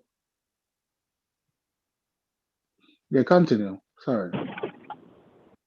Yeah, so I've been noticing that in a lot of videos. It's like, I mean, like who producing these videos where, like, black women, like, you got black rappers who grew up with black women, believing black women are attractive, and they don't have one in there that represents the hood, not some mixed fucking what's that chick name from Will Smith's sister? None Vivian. I ain't talking about his cousin. No Vivian type chick. And I'm not a regular black woman, like a Keisha Cole. Like, ain't none of that. Like, in nobody's video. Weird. You know, when you watch Belly, like DMX girl, that's a black girl from the hood. Like, but they're not in none of these videos. They're just what they call exotic, the mixed chicks, like zero. And and not just that, they're not in the commercials either. It's like when every time I see a black woman in a commercial, like they all gotta have curly hair. I'm like, come on, like that's not reflective of the community. Like, No, come but on, stop it. what's But happening in the every what's commercial. what's happening in the commercial now is that the black girls that you're seeing are actually mixed girls, and you're seeing them with a white Right. dude. Well, hold up, but They'll let's pause the white guy for a second. they'll even do the dark the darker black woman with a white man, or a biracial, racially ambiguous man. Like, Yeah, I will love for you guys to send me one of these commercials. I don't give a damn what color she is. I want her to not have curly hair. Send me a video of a commercial. I'm giving white man, stupid, No. black, Hispanic, green. Show me her just having regular, the hair we grow with. I haven't seen one. I haven't seen one commercial. I haven't seen that. And look, they got to be. Wait. They got to be in shape. wait, Don't hold send me on, no hold big on. mama. Are you saying curly hair, or are you saying like curly like loose curls, or Like quote mixed girl unquote curls. good Like hair, or Now, look. mixed I girl just want curls. regular. Look, I just want regular Keisha Cole, that type Pam from Living for Marlon. I You're want not seeing regular you're not black seeing women the hair. you're not That's seeing the all. perms. You don't see the you, perms. There's no perms. so that's the thing. A lot of people have quote unquote moved away from it. So even the women now that actually rock straight hair, typically their hair isn't relaxed anymore. A lot of black women have stepped away from relaxing. The steam They it like No. That's not what I'm saying. I'm saying the hair texture that's in every commercial I ever seen in the last like couple mixed years. girl curls. Mixed girl curls. That is clearly mixed. That's not African American texture. That's not what I grew up. I'm thinking of one commercial in particular, one that I'm Which thinking one? of, and I'm Which trying one? to remember what the fucking. It's a black woman, and she's driving a truck. I want to say, it's a car commercial. It's either a car commercial or an insurance commercial. Yeah, she But has a perm. I know which one. She have a perm. I don't think she had a perm. I think she had natural hair. Oh, you're talking the rapper girl. She's a rapper or a singer who always wear the Oh yeah, man. no. She doesn't count. No, because that she's not like. No. She was actually an older woman, probably in her late 40s, maybe, early 50s. Yeah, because I know. You talking about Azealia? I think it's a Azealia. Buick commercial. I think it's a Buick commercial though. Let me see. Because I know Stu P talking about. You talking about she's driving an Audi, Stu P's. Right. I think it's Azealia. But look, I just want what I went to school with, right? Majority of women have regular, like black, I guess perm hair, whatever. That okay. That is still the norm. That natural bullshit, okay, whether it's nappy or curly, that is not the norm. You don't see that when you go to an event with a whole bunch of black women. You're not gonna see a whole bunch of afros or natural. You're not gonna see a whole bunch of curly shit. You're gonna see weave, wigs. You're gonna see shit like that. It's middle class Right. women. And so so I'm saying like that. Yeah. So the hair texture Tommy Sotomayor get on, you're not gonna see that, and these commercials, or even a wig, like you won't see a wig. You're gonna see like either women with natural nappy hair that look crazy. That's like, when I say crazy, that's not the norm. What you see when you go to a normal black event. You go to a high school and we sit outside and watch the girls come out. You're not gonna see that. You're gonna see wigs. Why is that? Look. Well, so I'm quick question. Sure. So are you saying afros are out? So if she got like the curly afro, that's not doable? No, you'll say that. No, yeah, because that's not reflective of the majority of the women. Like, that's not that the curly afro. That's not. A lot of black women wear that now. Wait, but how do your hair become curly all of a sudden? Can you explain that to me? No, so like what a lot of black women do now is they'll like twist set their hair. So like they might shampoo their hair, condition it, Now, hold on. put Now, it Amber, put it in I know twist. about that. Right. Nah, So no. that's No. But that's not. I'm not. That's not what's going on. Right. I had braids. Look at my profile right now. I got braids. My hair was very, very long. I know that cornrow trick. I know that. I'm not talking about that. I'm talking about the curly hair they got. That they were born with that shit. That is always like that. Like they might enhance it with gel or some other what's the other shape? The other jam. They might enhance it with those ingredients, but that's their regular texture. I'm talking about regular black women hair that they felt like they had to perm it to get it straight. If they didn't perm it, they have a hard time combing that shit. okay. I'm finna send you a picture in the back. I wonder if I can send a whole picture or do I have to send a link? Screenshot the picture. Send it. Yeah, I'll Now, you screenshot can the send a picture. picture to me. Yeah. I mean, y'all can send it to me straight to to Facebook. Yeah, I'm I telling found you, this ain't like, even the lady I was talking about, but when I was searching for it, she came up. So it might not have been a Buick commercial, but I must have seen her in this Buick. But this ain't even the lady I was thinking about. But yeah, because what I'm saying, Amber, is that it looked like they partnered her with a man too, a black man. look But what I'm saying. How old that commercial is? I think it's from 2021. Yeah, I think Stu Peace kind of know what I'm speaking about. If I go on, No, I'm not saying you're wrong. I'm not saying you're wrong because I agree. We don't see enough black women represented as they are. They want to have this wavy Indian texture. Like even if they're black, they try to still Europeanize them in some way. Yeah, I'm not. Yeah, now what you sent me, that's black hair basically. You dig? That's black hair.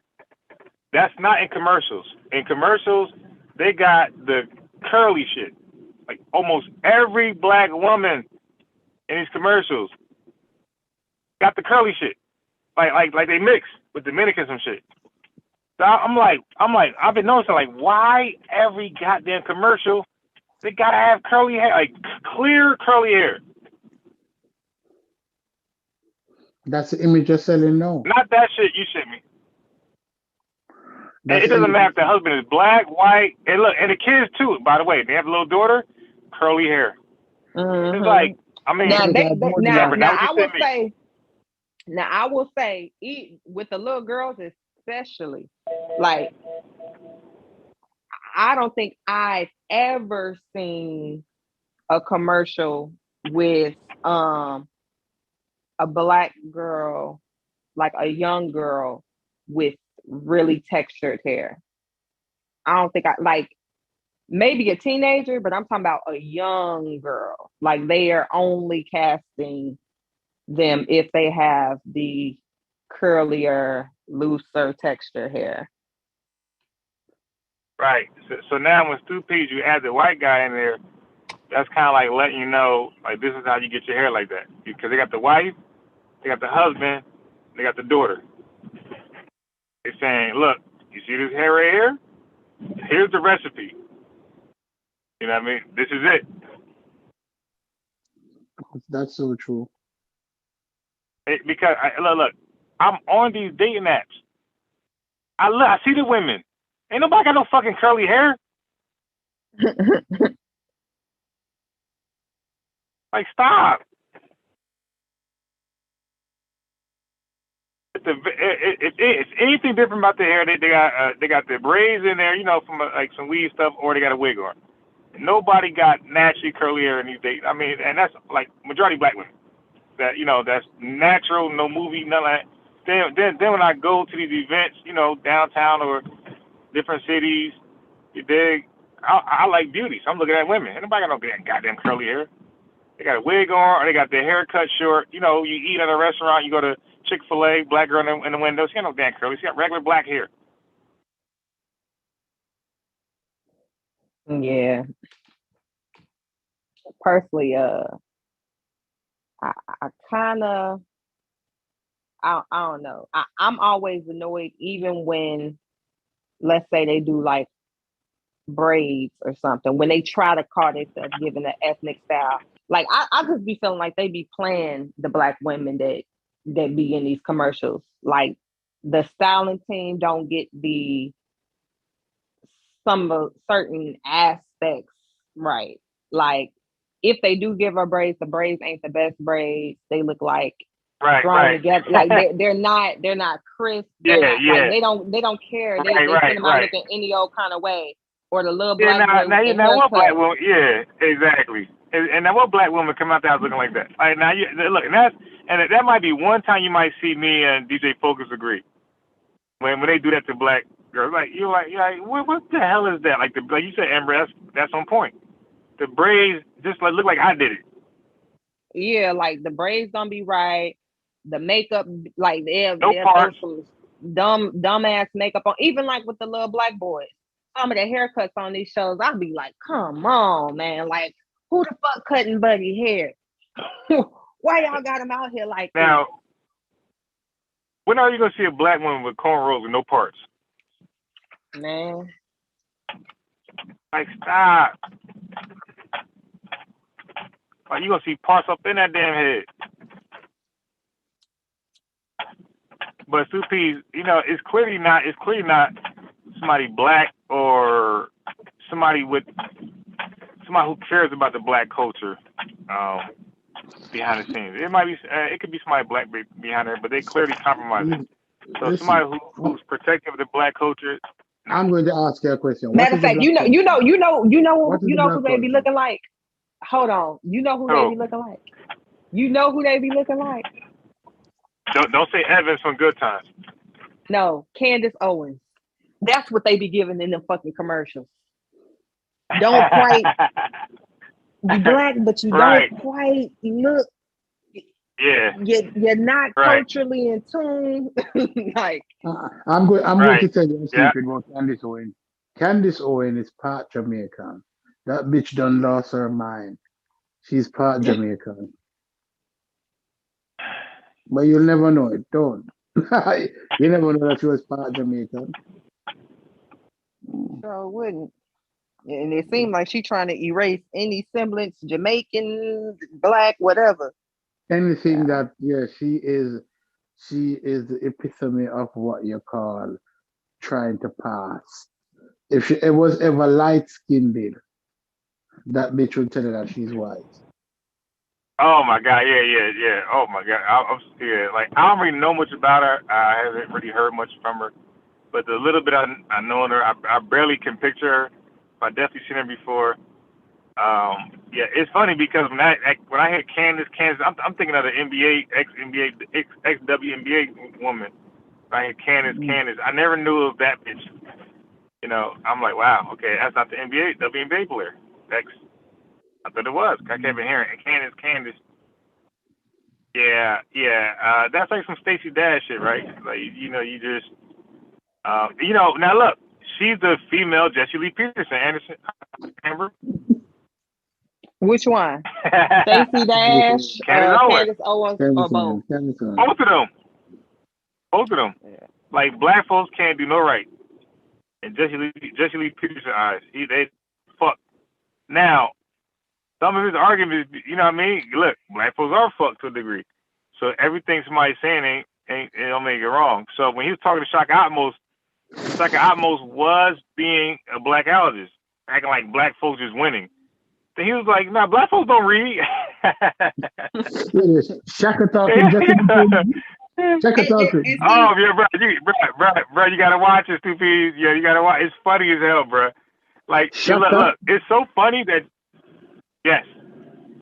Shaka Atmos and Jesse Lee, it's so funny. Shaka always want to come off like he's just the educated, college educated man, the little grammar, the little. Yeah. Shaka, hold on. Shaka is a gay dude with the thing in his head? With the one big part? Now, I don't think he's gay, but yeah, whatever. Shaka gay as Sunday. I don't think so. I don't. Sorry, allegedly. That's what was told in the conscious community. Allegedly, that he's gay on Sunday. Yeah, but I don't have a problem with somebody being gay. It's your sexuality. Uh, Yeah. So why you think he's gay? Him just give me that gay vibes. I Him mean, look. Let me mannerism, ask you this. him Let lip me ask you this. licking, him Let me ask you this. gesticulation. Wait, I got a question for you. What about Kevin Samuel? Kevin Samuels, I watch him. Um, Kevin Samuels is, if Kevin Samuels is gay, him opportunistically gay. I had a friend who was opportunistically gay. Huh? Him will, Okay. you understand what I mean by opportunistically gay? Yeah. I got you. It mean that Amber.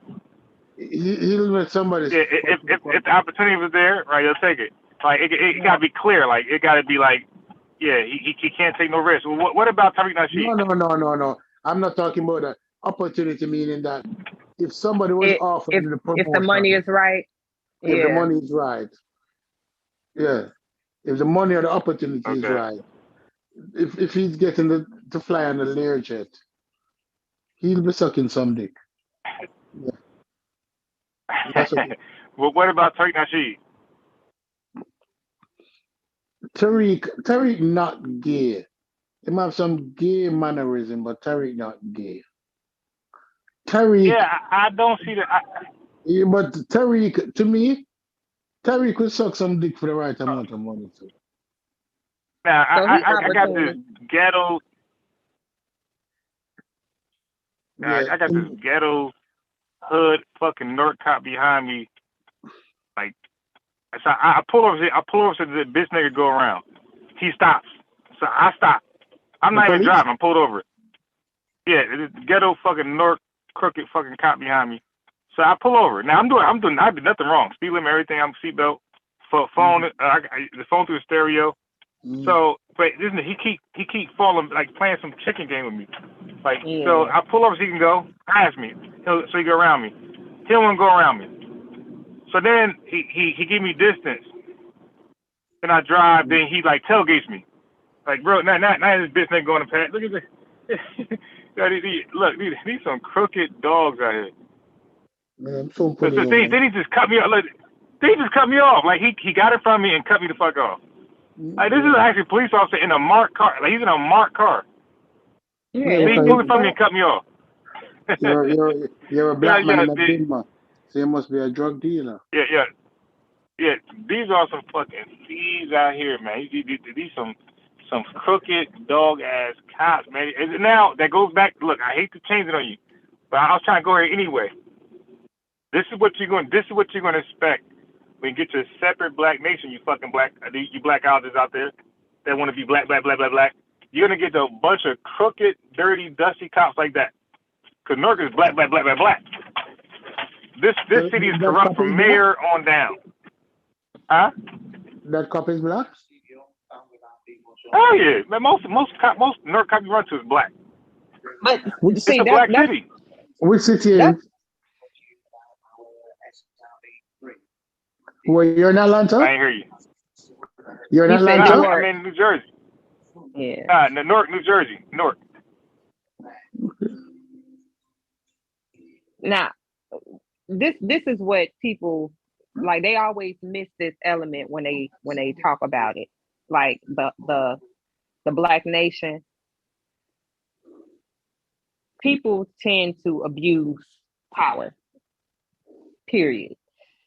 Like, I don't know why they think black people are immune to that, but it takes a special personality to have power and not abuse it.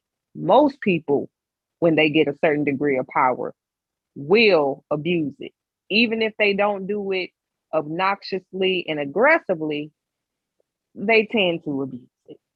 So why people think that certain things wouldn't happen, or maybe it's just that, well, if I'm gonna be abused, let me be abused by other Black people. I don't know what the argument is, but yeah, you definitely not gonna rid yourself of every issue that there is just because it's the Black nation. No, the same phenomenons that occur in other humans and other races of humans is going to occur. So, like, it is what it is.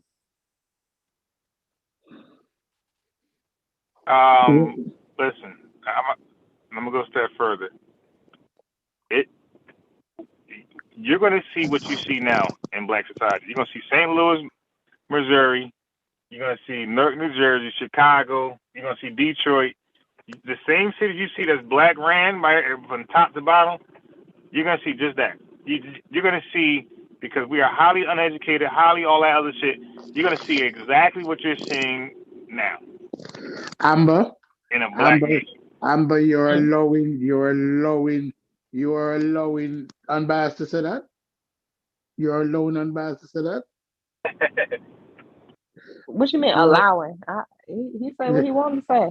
No, but you say, when I say something, you say I am following the narrative of the angry Black woman. And unbiased is narrative of the educated, uneducated Black community. Well, again, I don't think he means like there won't be nobody doing well. He's just saying that a lot of people attribute personal behavior. Well, this is the way I'm interpreting. Mm-hmm. I can't say what he's saying. He can clarify what he's saying. Mm-hmm. How I'm interpreting it is that some people are just fucked up. So I don't care where you place them. They're going to be fucked up people wherever you place them. Like, some of these people is just fucked up. So, yeah, some people fucked up by their conditions, but other people is just fucked up no matter what condition they in. They're going to find a way to be fucked up. That's how I think it. Yeah. So I'm saying, as a whole, Black people fucked up. So as a result, you're seeing what you're seeing in neighborhoods where we are populated. You're seeing what you're seeing: gang culture, robbery, scamming, all this other shit, corruption, and then that's just street shit. But even then, like I said, politics. Listen, Newark, New Jersey. You can run a stop sign in front of a cop car. Nothing's gonna happen. Ask anybody from Newark. Ask Rob Bourne. I think he's been out here. But you got people in this chat who live out here. You can run red lights from a cop car. You can do donuts. You can do all type of shit. Beat a nigga ass. Ain't nothing happen to you. Okay? Ain't no cop doing that. So, and that probably comes from the mayor, because he's like the chief in command. And look, it's a culture. It's not just that. Like, the residents themselves of Newark, they are super fucking aggressive, the women and guys. Super aggressive. So they be acting like, yeah, you ain't looking from Newark. Nah, y'all motherfuckers are close to savage as possible. That's why y'all on that shit right there. Before you go any further, please. All right. Yeah, go ahead. Let's say we'll go into the more affluent Black neighborhoods in New Jersey. Because you have affluent Black neighborhoods here, right? No, wait. It's mixed in, though. Okay, when you say Newark, like, there's no good section in Newark. We're just the rich folks. Newark, okay, your house that looks nice, across the street down the block is the Bando. So, like, there's no carved out area that's, like, considered Newark. Now, North Newark is, like, Spanish, but when people say Newark, nobody's talking about North Newark. I'm saying right now. That's, like, more Spanish. That's, like, out there somewhere. But Newark, when people say Newark, they're going to tell you what section, and it's, ironbound, shit like that. And they talking about Newark, not North Newark. And in those sections, you're going to have good homes, but you're still subjected to the Newark violence. You didn't escape it. There's no community in the area that you would say that's an upscale community. Like when you go to Georgia, when you go to Atlanta, you have some Black communities where upscale Black communities. Yeah, I would challenge somebody to show me one in Newark. Where, yeah, like, some places it's safe. Yeah, some places it's like it ain't like that. You may have like a couple quiet blocks, but you go over 2 blocks, it's chaos. And then you may have another 2 blocks of chill shit 2 blocks away from that. You understand what I'm saying? So like you may have like little pockets of calm, but it's still in the midst of chaos. So when you have to move around and you have to do certain shit, it's no getting away from the chaos. You still got to pass through certain areas because you in this small little corner. You got to get gas. Look, you got to get gas. You got to get coffee. You dig? And you with everybody. You with the animals. All right. Like where I live in Florida, right? You have the University Drive, right? Above University tend to be nicer than below University. Above University, the houses cost more, right? I have a lot of black people live in that area above New University, Pembroke Pines, Miramar. It's a relatively nice neighborhood, nice houses in the black community. We don't face that shit. So you don't have those communities like you have a community that is nice. That crime hardly ever happen. No. Newark is Newark. Like Amber just said, if you don't have a driveway to put your car in, you are subjected to getting your shit smashed. All right? That's simple. Smashed by what? Other nice cars? House? Yeah. These niggas that hop in stolen cars and be drunk, perked up. When you ride, look, Amber, I start taking pictures of these cars that is smashed the fuck up. I see, no, nobody gonna believe me. So I'm just gonna take pictures of these cars that just smashed the fuck up because other cars hit them. People hopped out and ran. This is all through Newark. Good sections, bad sections. I don't know a good section, but good house, bad house. Your shit. You know, some people be parking their cars on the sidewalk. You know, they put half car, half sidewalk, half car, half street. Yeah, so like what's the crime rate like? Newark? Oh shit, that shit one of the worst cities in America. And is it a black city? Yeah. Yep, he said that earlier. Wait, you never heard of Newark, New Jersey? Like they got a whole movie called New York. They got a whole movie called New Jersey Drive that's dedicated on Newark. Like Newark made so many Law and Order episodes. Spell it, please. Newark. Yeah. Yes.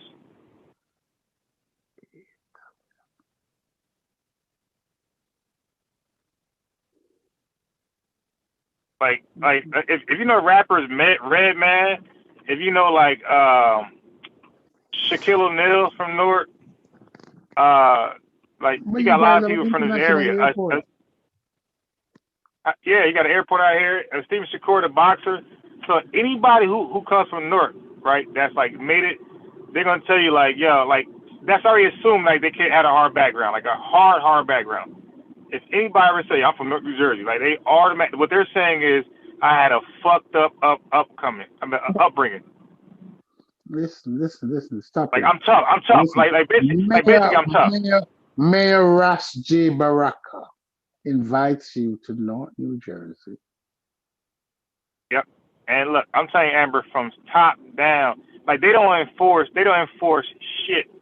No traffic violations, nothing. Like they don't. Cops to sit around. Now the downtown area, Amber, that's like they're trying to develop that. That's where white folks are moving into, and that's cop heavy. That's police heavy down there. You still have the basketball team, New Jersey Nets.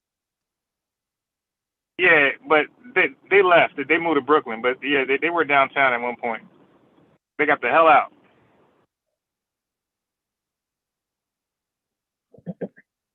Yeah.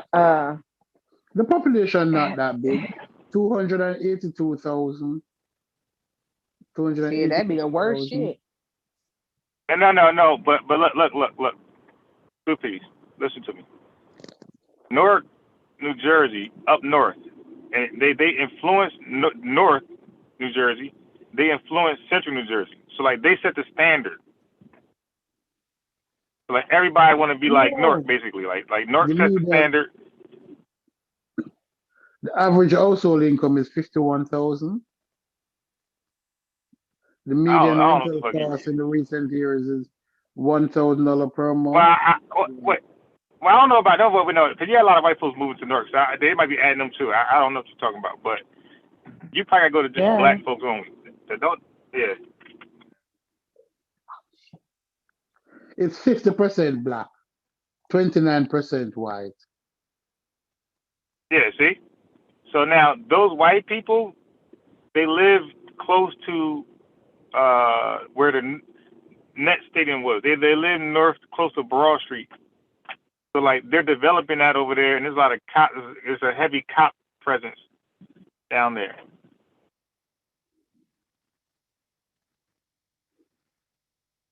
But you're not gonna find them, deep in Newark. So wait. You're gonna find them. Only You're gonna find it 22%. like they live next to the highway, huh? Listen, only 22% of people in Newark own the house. I mean, that's like typical in black neighborhoods. Even less.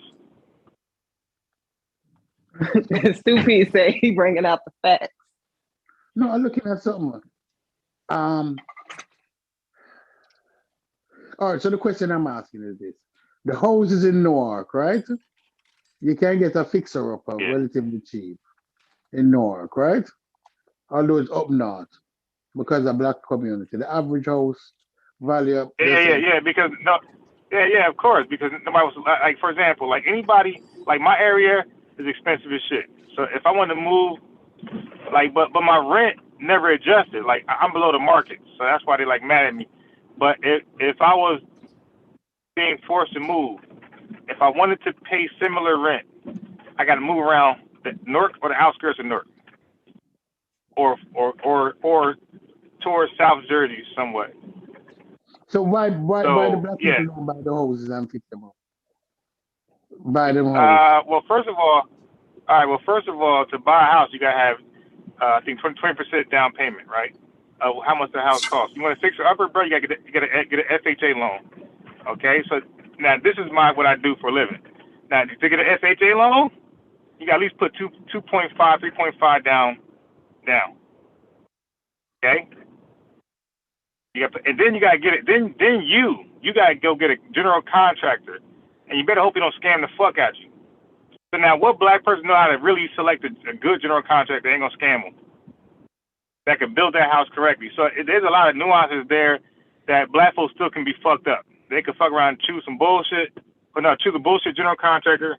He fuck them over the money, don't build the house correctly, ask for more money, and shit never get done. But you gotta first get the loan though. To get the loan, you need 2.5 down percent, 3.5 down percent. It's one of them. Okay, So, that's about 10 grand cash. No, 10 grand for 2.5% to $200,000. Yeah, because how much a house costs? How many things? Okay, give me a price for a house in Newark. Fix it up. 250. Okay, now times that 3.5%. Yeah, 10,000. Told you, come on, man, I do this. But I mean, my thing is, it wouldn't even make sense, especially if they're in dire need of a fixer upper. First off, most people don't own homes, so to make your first home a fixer upper, you at least want to get a loan for the amount of the home plus construction. You're gonna need to do some reno. 350,000. Yeah. Yeah, no, they actually cover all that. So if you become approved, now the reason why you need to fix the upper in the first place, your credit's fucked up. So like, to be real with you, like unless you got some strategy, you're a brilliant person, it's a strategy. You're doing different reasons. But the fact you even going to get a loan is because your credit fucked. That's why you even going there. Or the other reason could be because you can't afford the down payment. Because normally the way it works, 20% down to buy a house without a fixer-upper. 20%.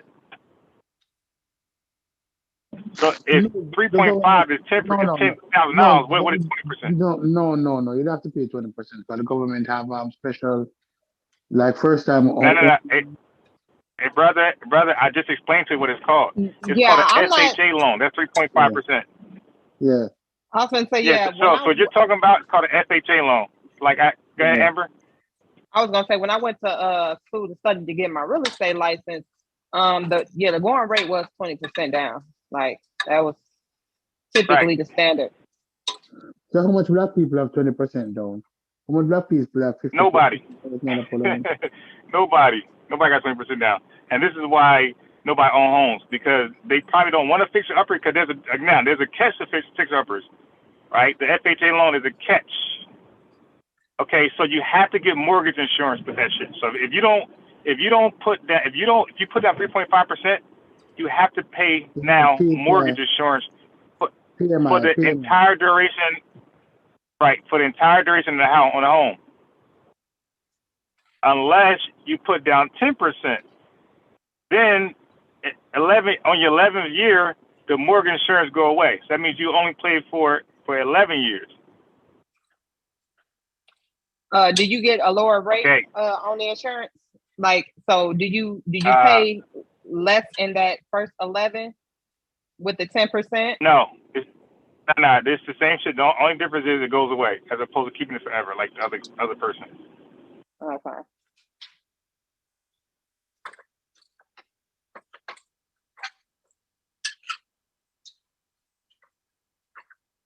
Yeah. So that means so this is why nobody owns. When black people call the area the neighborhood, it's not their neighborhood. They don't own it. Well, no, we know that. Well, They be... yeah. I mean, like nobody really owns it if you're borrowing money. You know, like a car. No. If you finance a car, you don't really own it. If you're renting. Oh yeah, of course. Now you know, when you guys probably know when you own a home, the taxes go towards the school.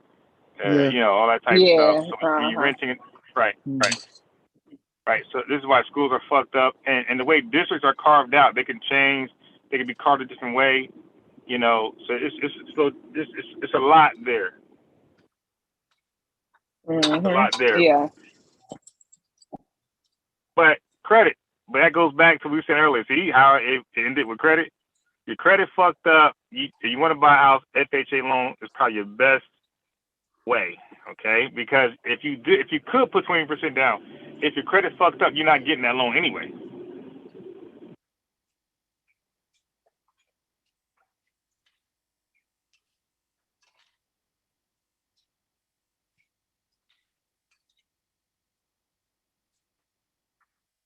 Hello? Yeah, we're here. Yeah, I was waiting for somebody, chime in. Oh God, I'm listening, but trust me. So is now tax sale properties a thing out there? Say again? Tax sale properties a thing out there? Tax sale properties. I'm not sure with that term. What's that? When So people like, don't pay their taxes, when people don't pay their taxes, and you can purchase by paying that tax owed. Yeah. You talk the tax deed, tax lien thing. Yeah. Yeah, you talking about that, right? Yeah, you could definitely do that. That's pretty much every state got their own laws on it. But yeah, so it depends on the state. Every state laws are different on how that works. Yeah. Like I know in Gary, I have a whole book on that. Yeah, in Gary, we situated similarly as far as low property ownership rates, and then to be perfectly honest, a lot of the homes are in such poor condition. Even if the banks still have some type of mortgage attached to them, you're gonna end up, it's probably at some point becoming upside down because the bank's trying to recoup money lost on a house that they don't really want to continue to invest in. You understand? Because it's not really a market of buyers out there. So when they do find one, the shit be way marked up and people don't know any better because they just want to buy a home, and if they get approved, then so be it. But again, the house comes with major shit that it needs to get done. So yeah. Me, I feel like in certain areas, I said banks are not supposed to approve you. So you're not supposed to get a loan for a home like that from a bank because Yeah, at but we that know point they that's do called it. a fixer-upper. We know they do it. Right. I'm just saying, right. I'm sure they would. They trying to, I don't put it past. Banks have been corrupt still now. It's still like civil suits or whatever suits, racial suits. So banks definitely do crazy shit still today. Matter of fact, I'm trying to figure out. It was a scam that was going on in Gary. I didn't know it at the time when it was going on, but I kind of found out about it probably like last year. I didn't even know it was that deep. So it was these two white men who they call themselves creating some type of I guess firm or whatever, where they were pretty much brokering like quote unquote private sales through different owners to like buyers. So they was pretending to be like the lender or whatever. Wait, yeah, that was an American Greed. It was two white guys. So yeah, but this happened in Gary, and I think one of the dudes ended up getting released from jail probably earlier this year or maybe last year, whatever, because they only got like a few years for it. But pretty much they end up getting arrested for fraud, but come to find out they had been doing this shit for years. They didn't just do it in Gary, but that's kind of where they got caught up at. But like when you went through like their tax records, they purchased the home. So they got the home from like the original owner, purchased them through a trust though. They purchased them through a trust and then was selling off the homes to other buyers, promising, okay, we're gonna lend you this, we're gonna do this, that, and the third, blah, blah, skippy woo woo. So people was buying the homes and then they'll go missing when it's time for them to actually do the work to make the home habitable. But no, these people have gotten loans to pay and, do all type of shit. Yeah. So eventually it ended up catching up to them. But the crazy thing is, them niggas went to jail, they got like some fines, but they didn't seize their properties because they was in trust. Even the properties that they haven't like flipped over yet, they ain't seized the property. Yeah. I was like, ain't this a bitch? Wow. And my nosy ass, I was all on the tax assessor's page. I'm looking at the trust and all this. So you can look it up by different things. Like you can look it up by the name or the lot number and all of that shit. So I went on ahead and I went on ahead to put the little name of the trust in. I think they had like still 16 properties in that motherfucker. I was like, God damn. Oh, they ready. So they ready to get out and do it all over again. Shit. Yes, I think if I'm not, because there's something similar that was an American Greed. It was two white boys. Now they said that they purposely targeted black old people. Mm-hmm. Right. Okay, and not because they're just so racist. Like DJ Focus say, no, it's because they believe that black people just don't know. Like people take advantage of our ignorance. They don't know, and then a lot of them too. I think they were using the fact that they were behind on taxes. Like a lot of old people, they get behind on their taxes and shit, and they just panic and they're like, "Oh, we'll pay the taxes, we'll do this, we'll do that," and they don't know that they actually signed away ownership of the property. Mm-hmm. You ain't just paying my taxes. This your shit. Now, the whole time, the county itself was doing that a lot to a lot of black people. No, but you know, you get black people out of the neighborhood, raise the property taxes. You said what? How you get black people out of a neighborhood? You raise the property taxes. Yeah. Because let's be honest. Let's say last year was. Wait. That wouldn't work if we don't own homes. Well, see, that's the thing. So it's a lot of homeowners in black communities, but they're not recent homeowners. They're people that have been in their community for years. Right. But when they want them to leave and move because they got prime real estate or they want to, gentrify it, then they start raising the property taxes because they already know these people on a fixed income. Huh? Wait, so who actually raised? Who's responsible for raising the tax? The city. The Yeah. city. The who? The city. Yeah, but the city is a bunch of people. So like, which Local government officials. So like, all right. When the state? white people Wait, come in, the right, state or government? I What said did you local state or government government? officials. local government, What do you think, Steve? You think it's state officials or government? local, the local people, because taxes No, is no, no. kept. Look. Okay, you're saying government. Government's federal. No, And you no, know, state, state got their own policies. the They got state, their own shit. So but the city, each city, taxes can be different in every city, you know. Taxes right. different But in every who city. raises taxes? But who raises I'm taxes? saying, State officials or government officials? I'm saying local government because The even local government, the city city government, government is still government. Like the city government, Okay.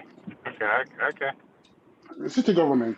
So your city is a black city, and somebody come in and talk to all the elected representatives.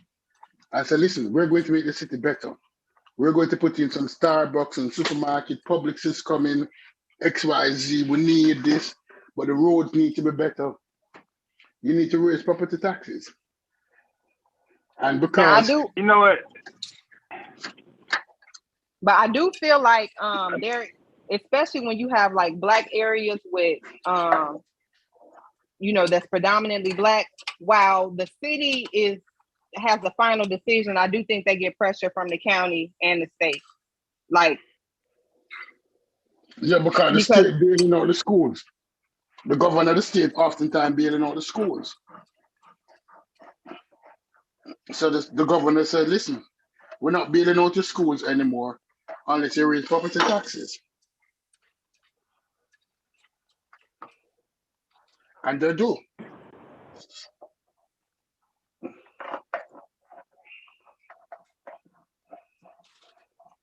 And then white people coming back to all of the urban areas. White people coming back. and the reason why, now I don't know for sure, but the reason why I say city is because to me that no other entity could be setting the tax rate and not making sure that the debt is collected. So for instance, in Gary has several casinos, right? And part of the deal initially was for the casinos to pay taxes to, be ported in Gary, right? Like you got to pay your property taxes as a business. Do you know these casinos went years without paying the city of Gary, and the city of Gary wasn't putting no pressure on them to pay? It was all in the news and this, that, and the third, and it was a big to-do because, of course, the residents is complaining, we need so much work done, and here the casinos they owe you billions of dollars in taxes, and y'all not collecting. Y'all not forcing them to pay.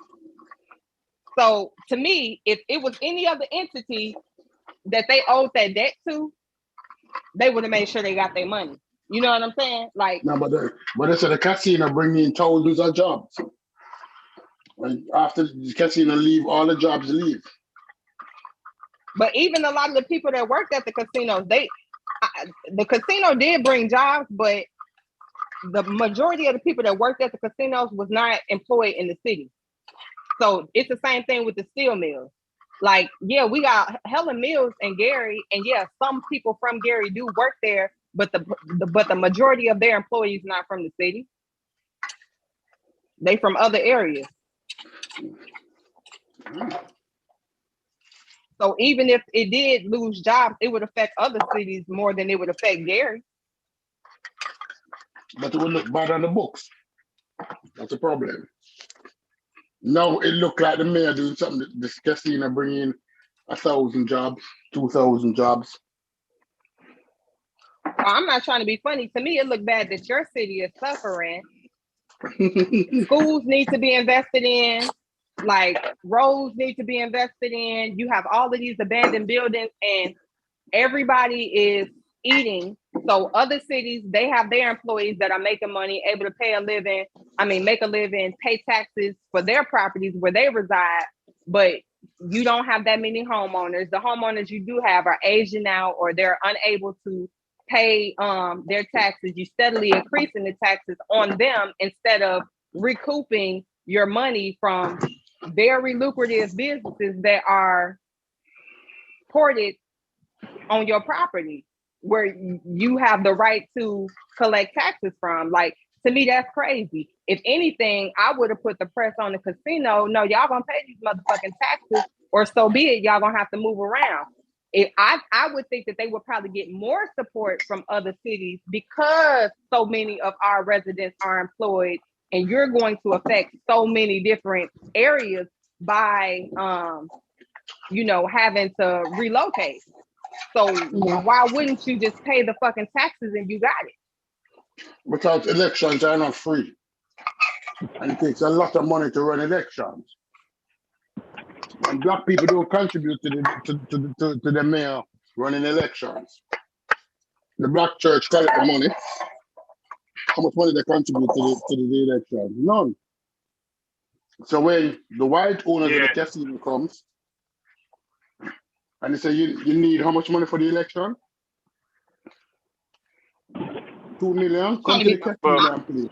I don't know how it is nowhere else, but in Gary, they don't pay no whole lot for elections. Now, I'm pretty sure they do their little wheeling and dealing and grease and palms. But these motherfuckers go to the beauty salon and get their hair done, or go to the barber shop, vote for me. People would typically already know who they gonna vote for anyway, because most black people vote for who their parents like. Gary is a very small city. They don't even really have to campaign. People already know. They look at the candidates. Oh, I went to school with him. He cool. Oh, you understand what I'm saying? Oh, that nigga go to my church. I'm voting for him. Like, it is very small. They don't even have to really do no campaign. As soon as the announcement is made that they running, they got the vote. Yeah.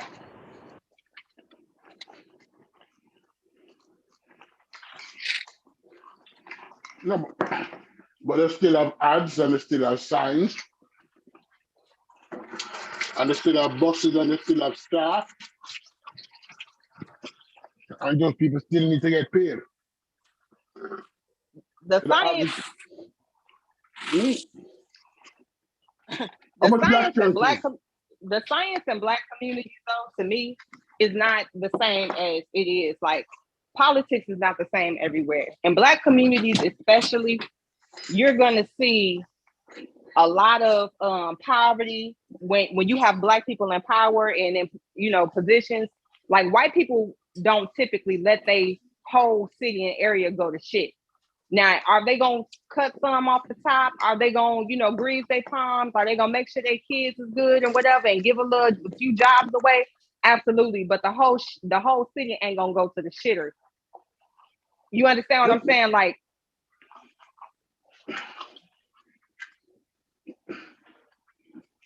Amber, we give our money to God. On a Sunday, how much money did the black church rake in on a Sunday? I think it depends on the size of the church, but I'm trying to think of the churches I've been in on a Sunday. I think easily 10 grand every Sunday. Easily for a 10. decent sized church. Mm-hmm. What? That's only with 1 or 2 offerings. Don't let Right. them have no speaker and take up 3 or 4. Yeah, and that's an average size church. Mm-hmm. Right? Yep. How much church in the community? You said how many? Yeah, how many average size church in the black community? A whole hell of a lot. One every other block. About 100. Huh?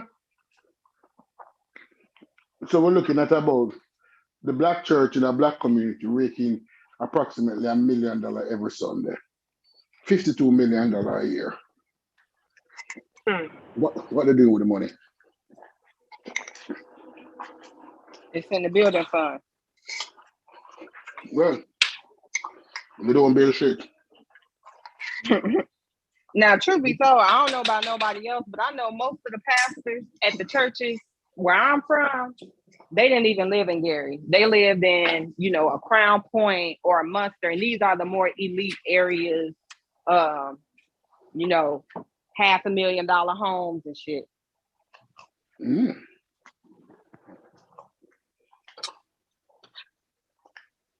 So guess what?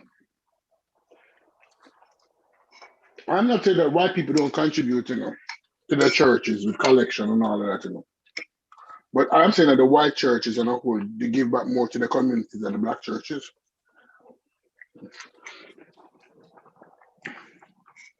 Also, too, I don't think that they are as thirsty for it though. Like, first off, most churches, like most Caucasian churches, or predominantly Caucasian churches, they have other things going on. They don't just stand up on Sunday preaching prosperity and you gonna get there and you gonna overcome. Because that's not a message that their audience needs to hear. What you mean I'm gonna overcome? I'm winning. You understand what I'm saying? Like, I'm already over. I've already overcame. You can't tell me that. You can't tell me to sow into God and it's gonna be given back to me tenfold. I'm breaded up. You understand what I'm saying? Like, I don't need that message. So I don't know if I said this. I don't know if I said this before. T.D. Jakes' daughter, who is an assistant pastor of his church, bought a house for $4.5 million.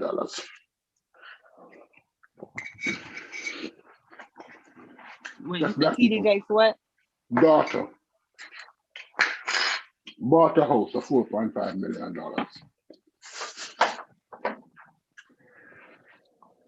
That's the black church. Mm-hmm. That's a black church. That's what we're dealing with in our community.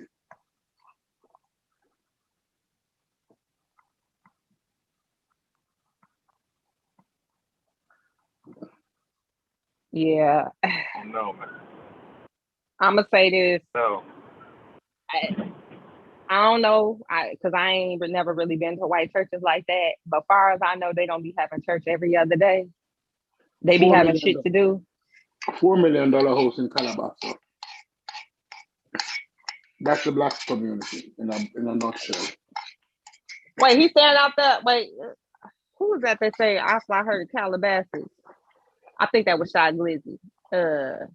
He out there with the rappers and stuff. Well, sure, there with the rappers. 9,500 square foot, 9-bedroom, 10-bathroom house. Damn.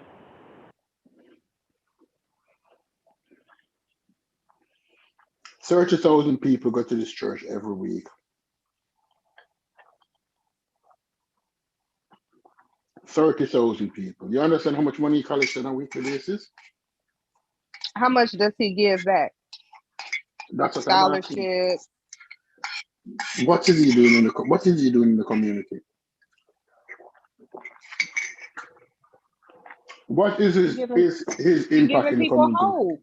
He's giving people hope that one day they can have a $4.5 million house if they continue to tithe and offer to him to pay for his $4.5 million house. She live in the same community as Kevin Hart.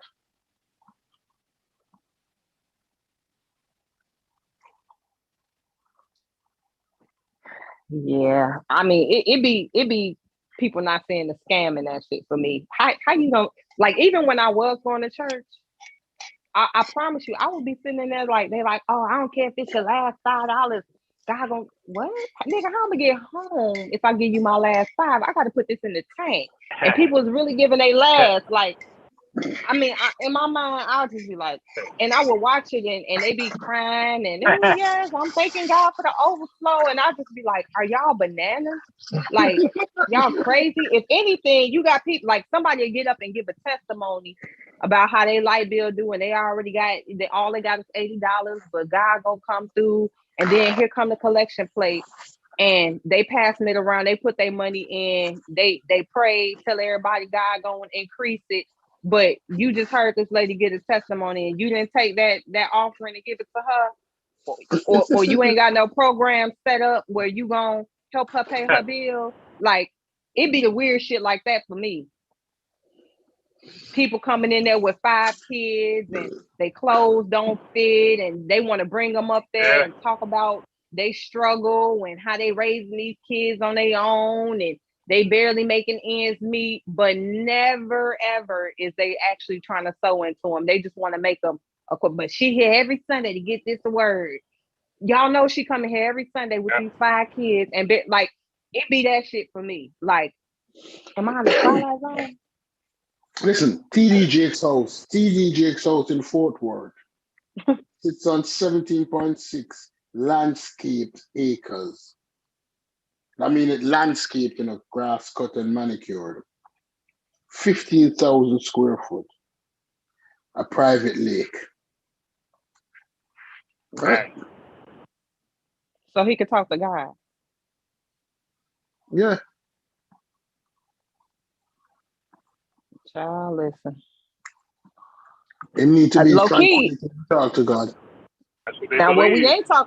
what we ain't talking about is Christians been saying do for self. That's what we ain't talking about. Pay your tithes and offering, but do for self, because we ain't doing shit for you.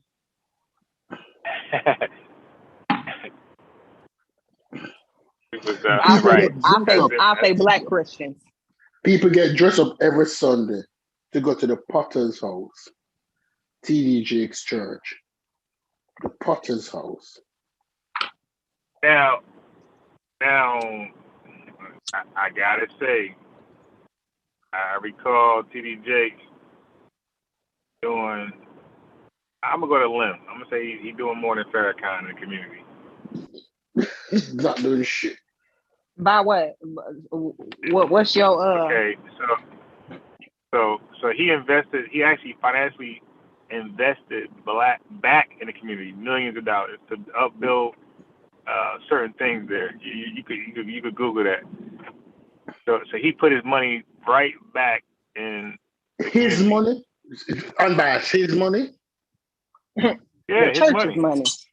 The church's money. That's his money. Well, he is an author too, so I don't want to take that away. Yeah. We're not talking about Harry Potter here. We're not talking about books like Harry Potter here. No, but his books do sell. I mean, now don't get me wrong, he's still selling the dream, but his books do sell. Yeah, but no. Well, hold on. Harry Potter level books here. Public speaking engagements as well. Look. Yeah. Let me say this about TJ and other pastors and ministers, right? Even Farrakhan. Like, these people did not write the Quran or the Bible, right? These people already believe this shit. So they wanted somebody to tell them about the right. They want somebody to tell them about their beliefs, and in a nice way. So you got a lot of people campaigning, a lot of people out there teaching the word, and some people got some following, some didn't. TD Jakes, if we're gonna talk about Christianity, he went out there, preached that bullshit in a way where these current believers liked more than anybody else. And they said, instead of giving my money, my weekly, like you said, they in church every day. Instead of giving my weekly money to Pastor Bennett or Pastor this guy, that guy, I want to give it to you. That's all part of the religion. Oh Lord, I'm lying. TD Jakes has sold some 40 books. Has reached 20 million copies of him 40 books. I think he might be the wrong example. Now he's selling some books. So yeah. Now I will say it make about $65 million off in book. Yeah. Yes, like I say, he might be the wrong example. I'm gonna say this because I don't. I'll say he garnered a lot of his. I think one hand washes the other. He garnered a lot of his credibility based off of The bullshit his himself, message. Christianity. Yeah. And then he parlayed that into a venture that could produce him money separate from just tithes and offerings. But it's still based around the belief. Again, I'm not mad at it. You know, I'm not mad at it. But at the same time, I do feel like, now you say he's invested, great, that's wonderful. But I will also say, to me, a lot of the investments, I don't know what he's invested in, but like basic shit, like they'll have singles retreats and how to keep your marriage together. But I don't feel like I've heard a church ever have like a resume writing workshop, or, you know, like teaching people interviewing skills and shit like that. Like things that I people don't know. can actually. Look, you better check his stuff before you say that, because he a little different. Okay. Well, if he is, I hope so. Again, I'm not mad at it if he is. He's a little different. Yeah. I'm trying to tell you. Now, I ain't saying he's the end-all, be-all, he's the answer. I'm just saying, like, when it comes to Christianity and pastors, he's a little different. Is he? I was gonna say, is he even a pastor? But Bishop T.D. Jakes. Now, I don't really know the difference. What's the difference? So I really don't know either, but I do know the Bible gives a specific duty to bishops, right? Now, it's one of Paul's epistles, maybe First Timothy, but I'm not sure if they stick to that. Okay, but the Bible do tell you that if any man seeks the office of a bishop, he must have one wife, do this, do that, do this. Now, I'm not sure if they follow that script or not, but I don't know the difference. They seem like they do the same shit to me, and I don't know the difference.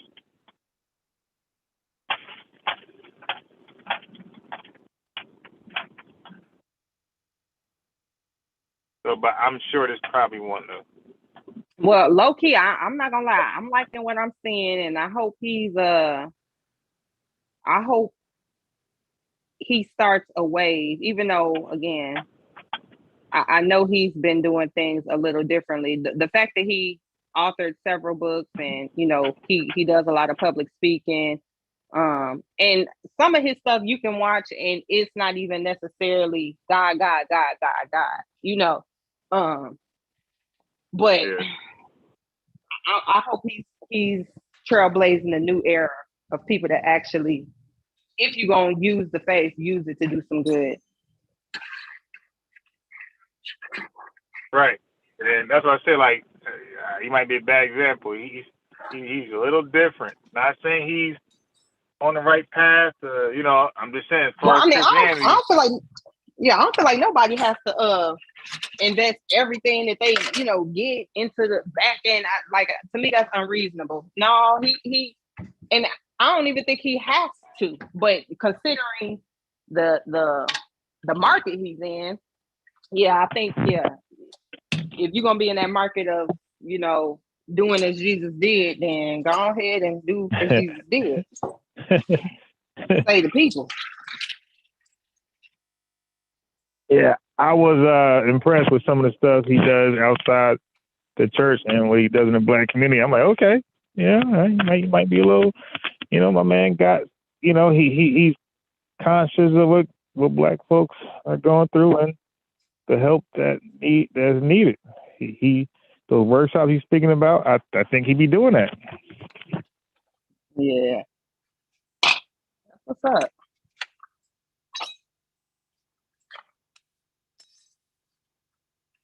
And like even his speech engagements, like I heard some stuff. I remember when I was a Stone Cold, he was like, you know, we're trained to hate all that shit. And my man was talking some shit about Black businesses, and I'm like, oh, that caught me. Oh, whoa, he makes sense right here. You know, it's like a lecture. Talking that talk. Yeah, I'm like, oh, okay. You know, I was like low key, like, shit. I like this guy. I can't say it, but I like this guy. And I looked at him a little differently. I followed him a little differently. So, but yeah, his works he's making, like the papers, like what he does in the communities for Black folks, it makes the papers. It's just that people that know about it purposely ignore it because they're against him and the religion for whatever reason. Like they don't want to acknowledge some of those things that he's doing. Yeah, I'll give credit where it's due, because hell, he doing more than my ass shit. The fuck? Right. That's what I say. He's doing more than I get in trouble, but he's doing more than Farrakhan. All right. And he ain't trying to assemble a million motherfuckers. He just out here trying to give black folks a skill, a trade, and an education. Yeah, I mean, and I was gonna say, and even that, like, now what I do appreciate, if nothing else, because I see he has books on real estate and finance and stuff like that. Like, I appreciate that you can get something useful out of it aside from the doctrine. Like, right. Okay, let's say I read your book and I don't take away none of that God shit, but I take away something about investing in real estate, or like I appreciate that. It's not centered around one idea. Yeah, it's a little different. Like, they be doing that. I think Joel Osteen be doing that thing too. Like, of course, not in the black community, but I mean, what I mean is step away from the doctrine. Like they are known to be representatives of the faith, but they don't beat you down with the faith. Yeah, they might talk about reckless shit and just give God the credit for it.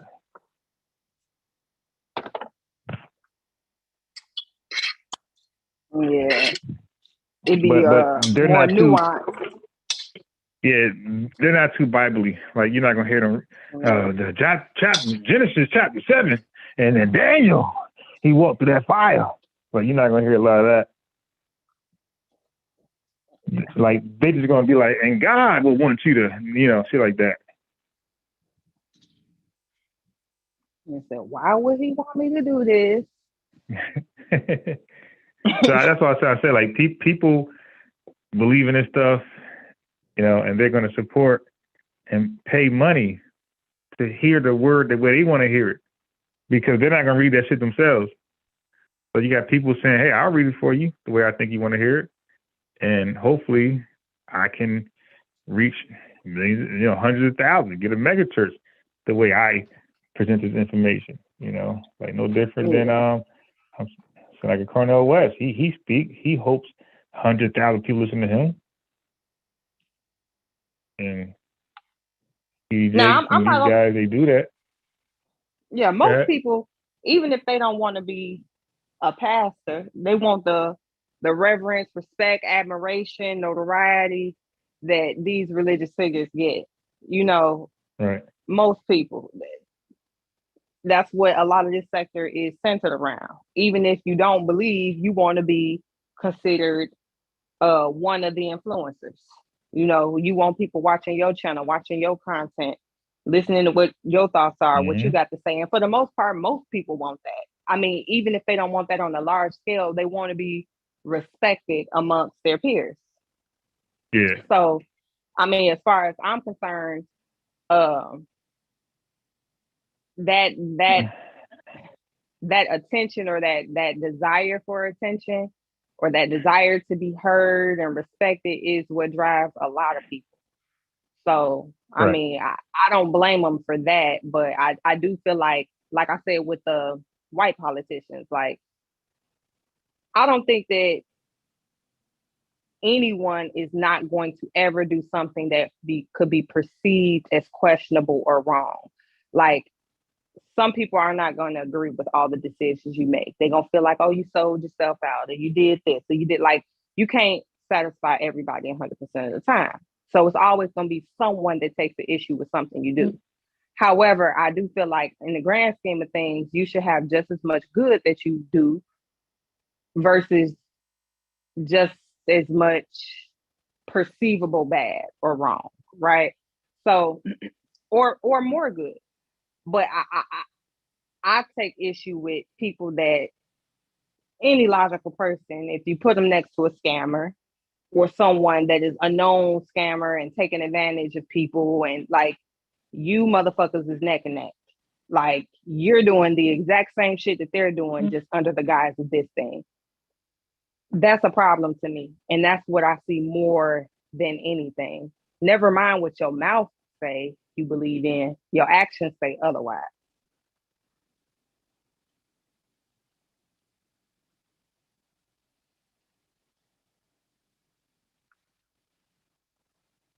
But I'm fin to fall up off of here. It is 1:00 in the morning. I'm acting like I ain't got to work. So I'm finna fall up off of here. I just got I'm home. listening. You know how I do when I sit down it's a wrap. So yeah. So if you What getting suit off he's and at? he by himself and he gonna fall asleep. So yeah, we just close it out. All right. And what I'm gonna do is Peace. I'm gonna skim. I ain't get to look through the polite credit shit. I'm gonna skim through that a little bit to see what the hell you talking about. Just get rid of debt. He made some new content or something? Yeah, it's like recent. It might be regurgitated stuff he said before, but I'm gonna skim through it to see if it's just regular stuff he said before, I ain't gonna I'll leave it alone. But if there's some new stuff he's claiming about credit, then I'm gonna address some of that. Oh, so he's talking about credit. So did anybody know what's going on with that other situation? No, I don't. But you know there's other people that follows him religiously. So if there's anything new, we would have heard from their channels.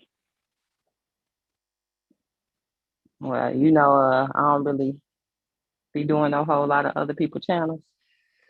So I'll catch it on one of these shows. Somebody will talk about it, bring it up, Yeah, give me the rundown. you already know. You already know. Especially something negative. If it's something negative, you'd already heard about it by now.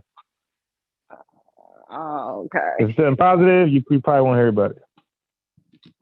Yeah.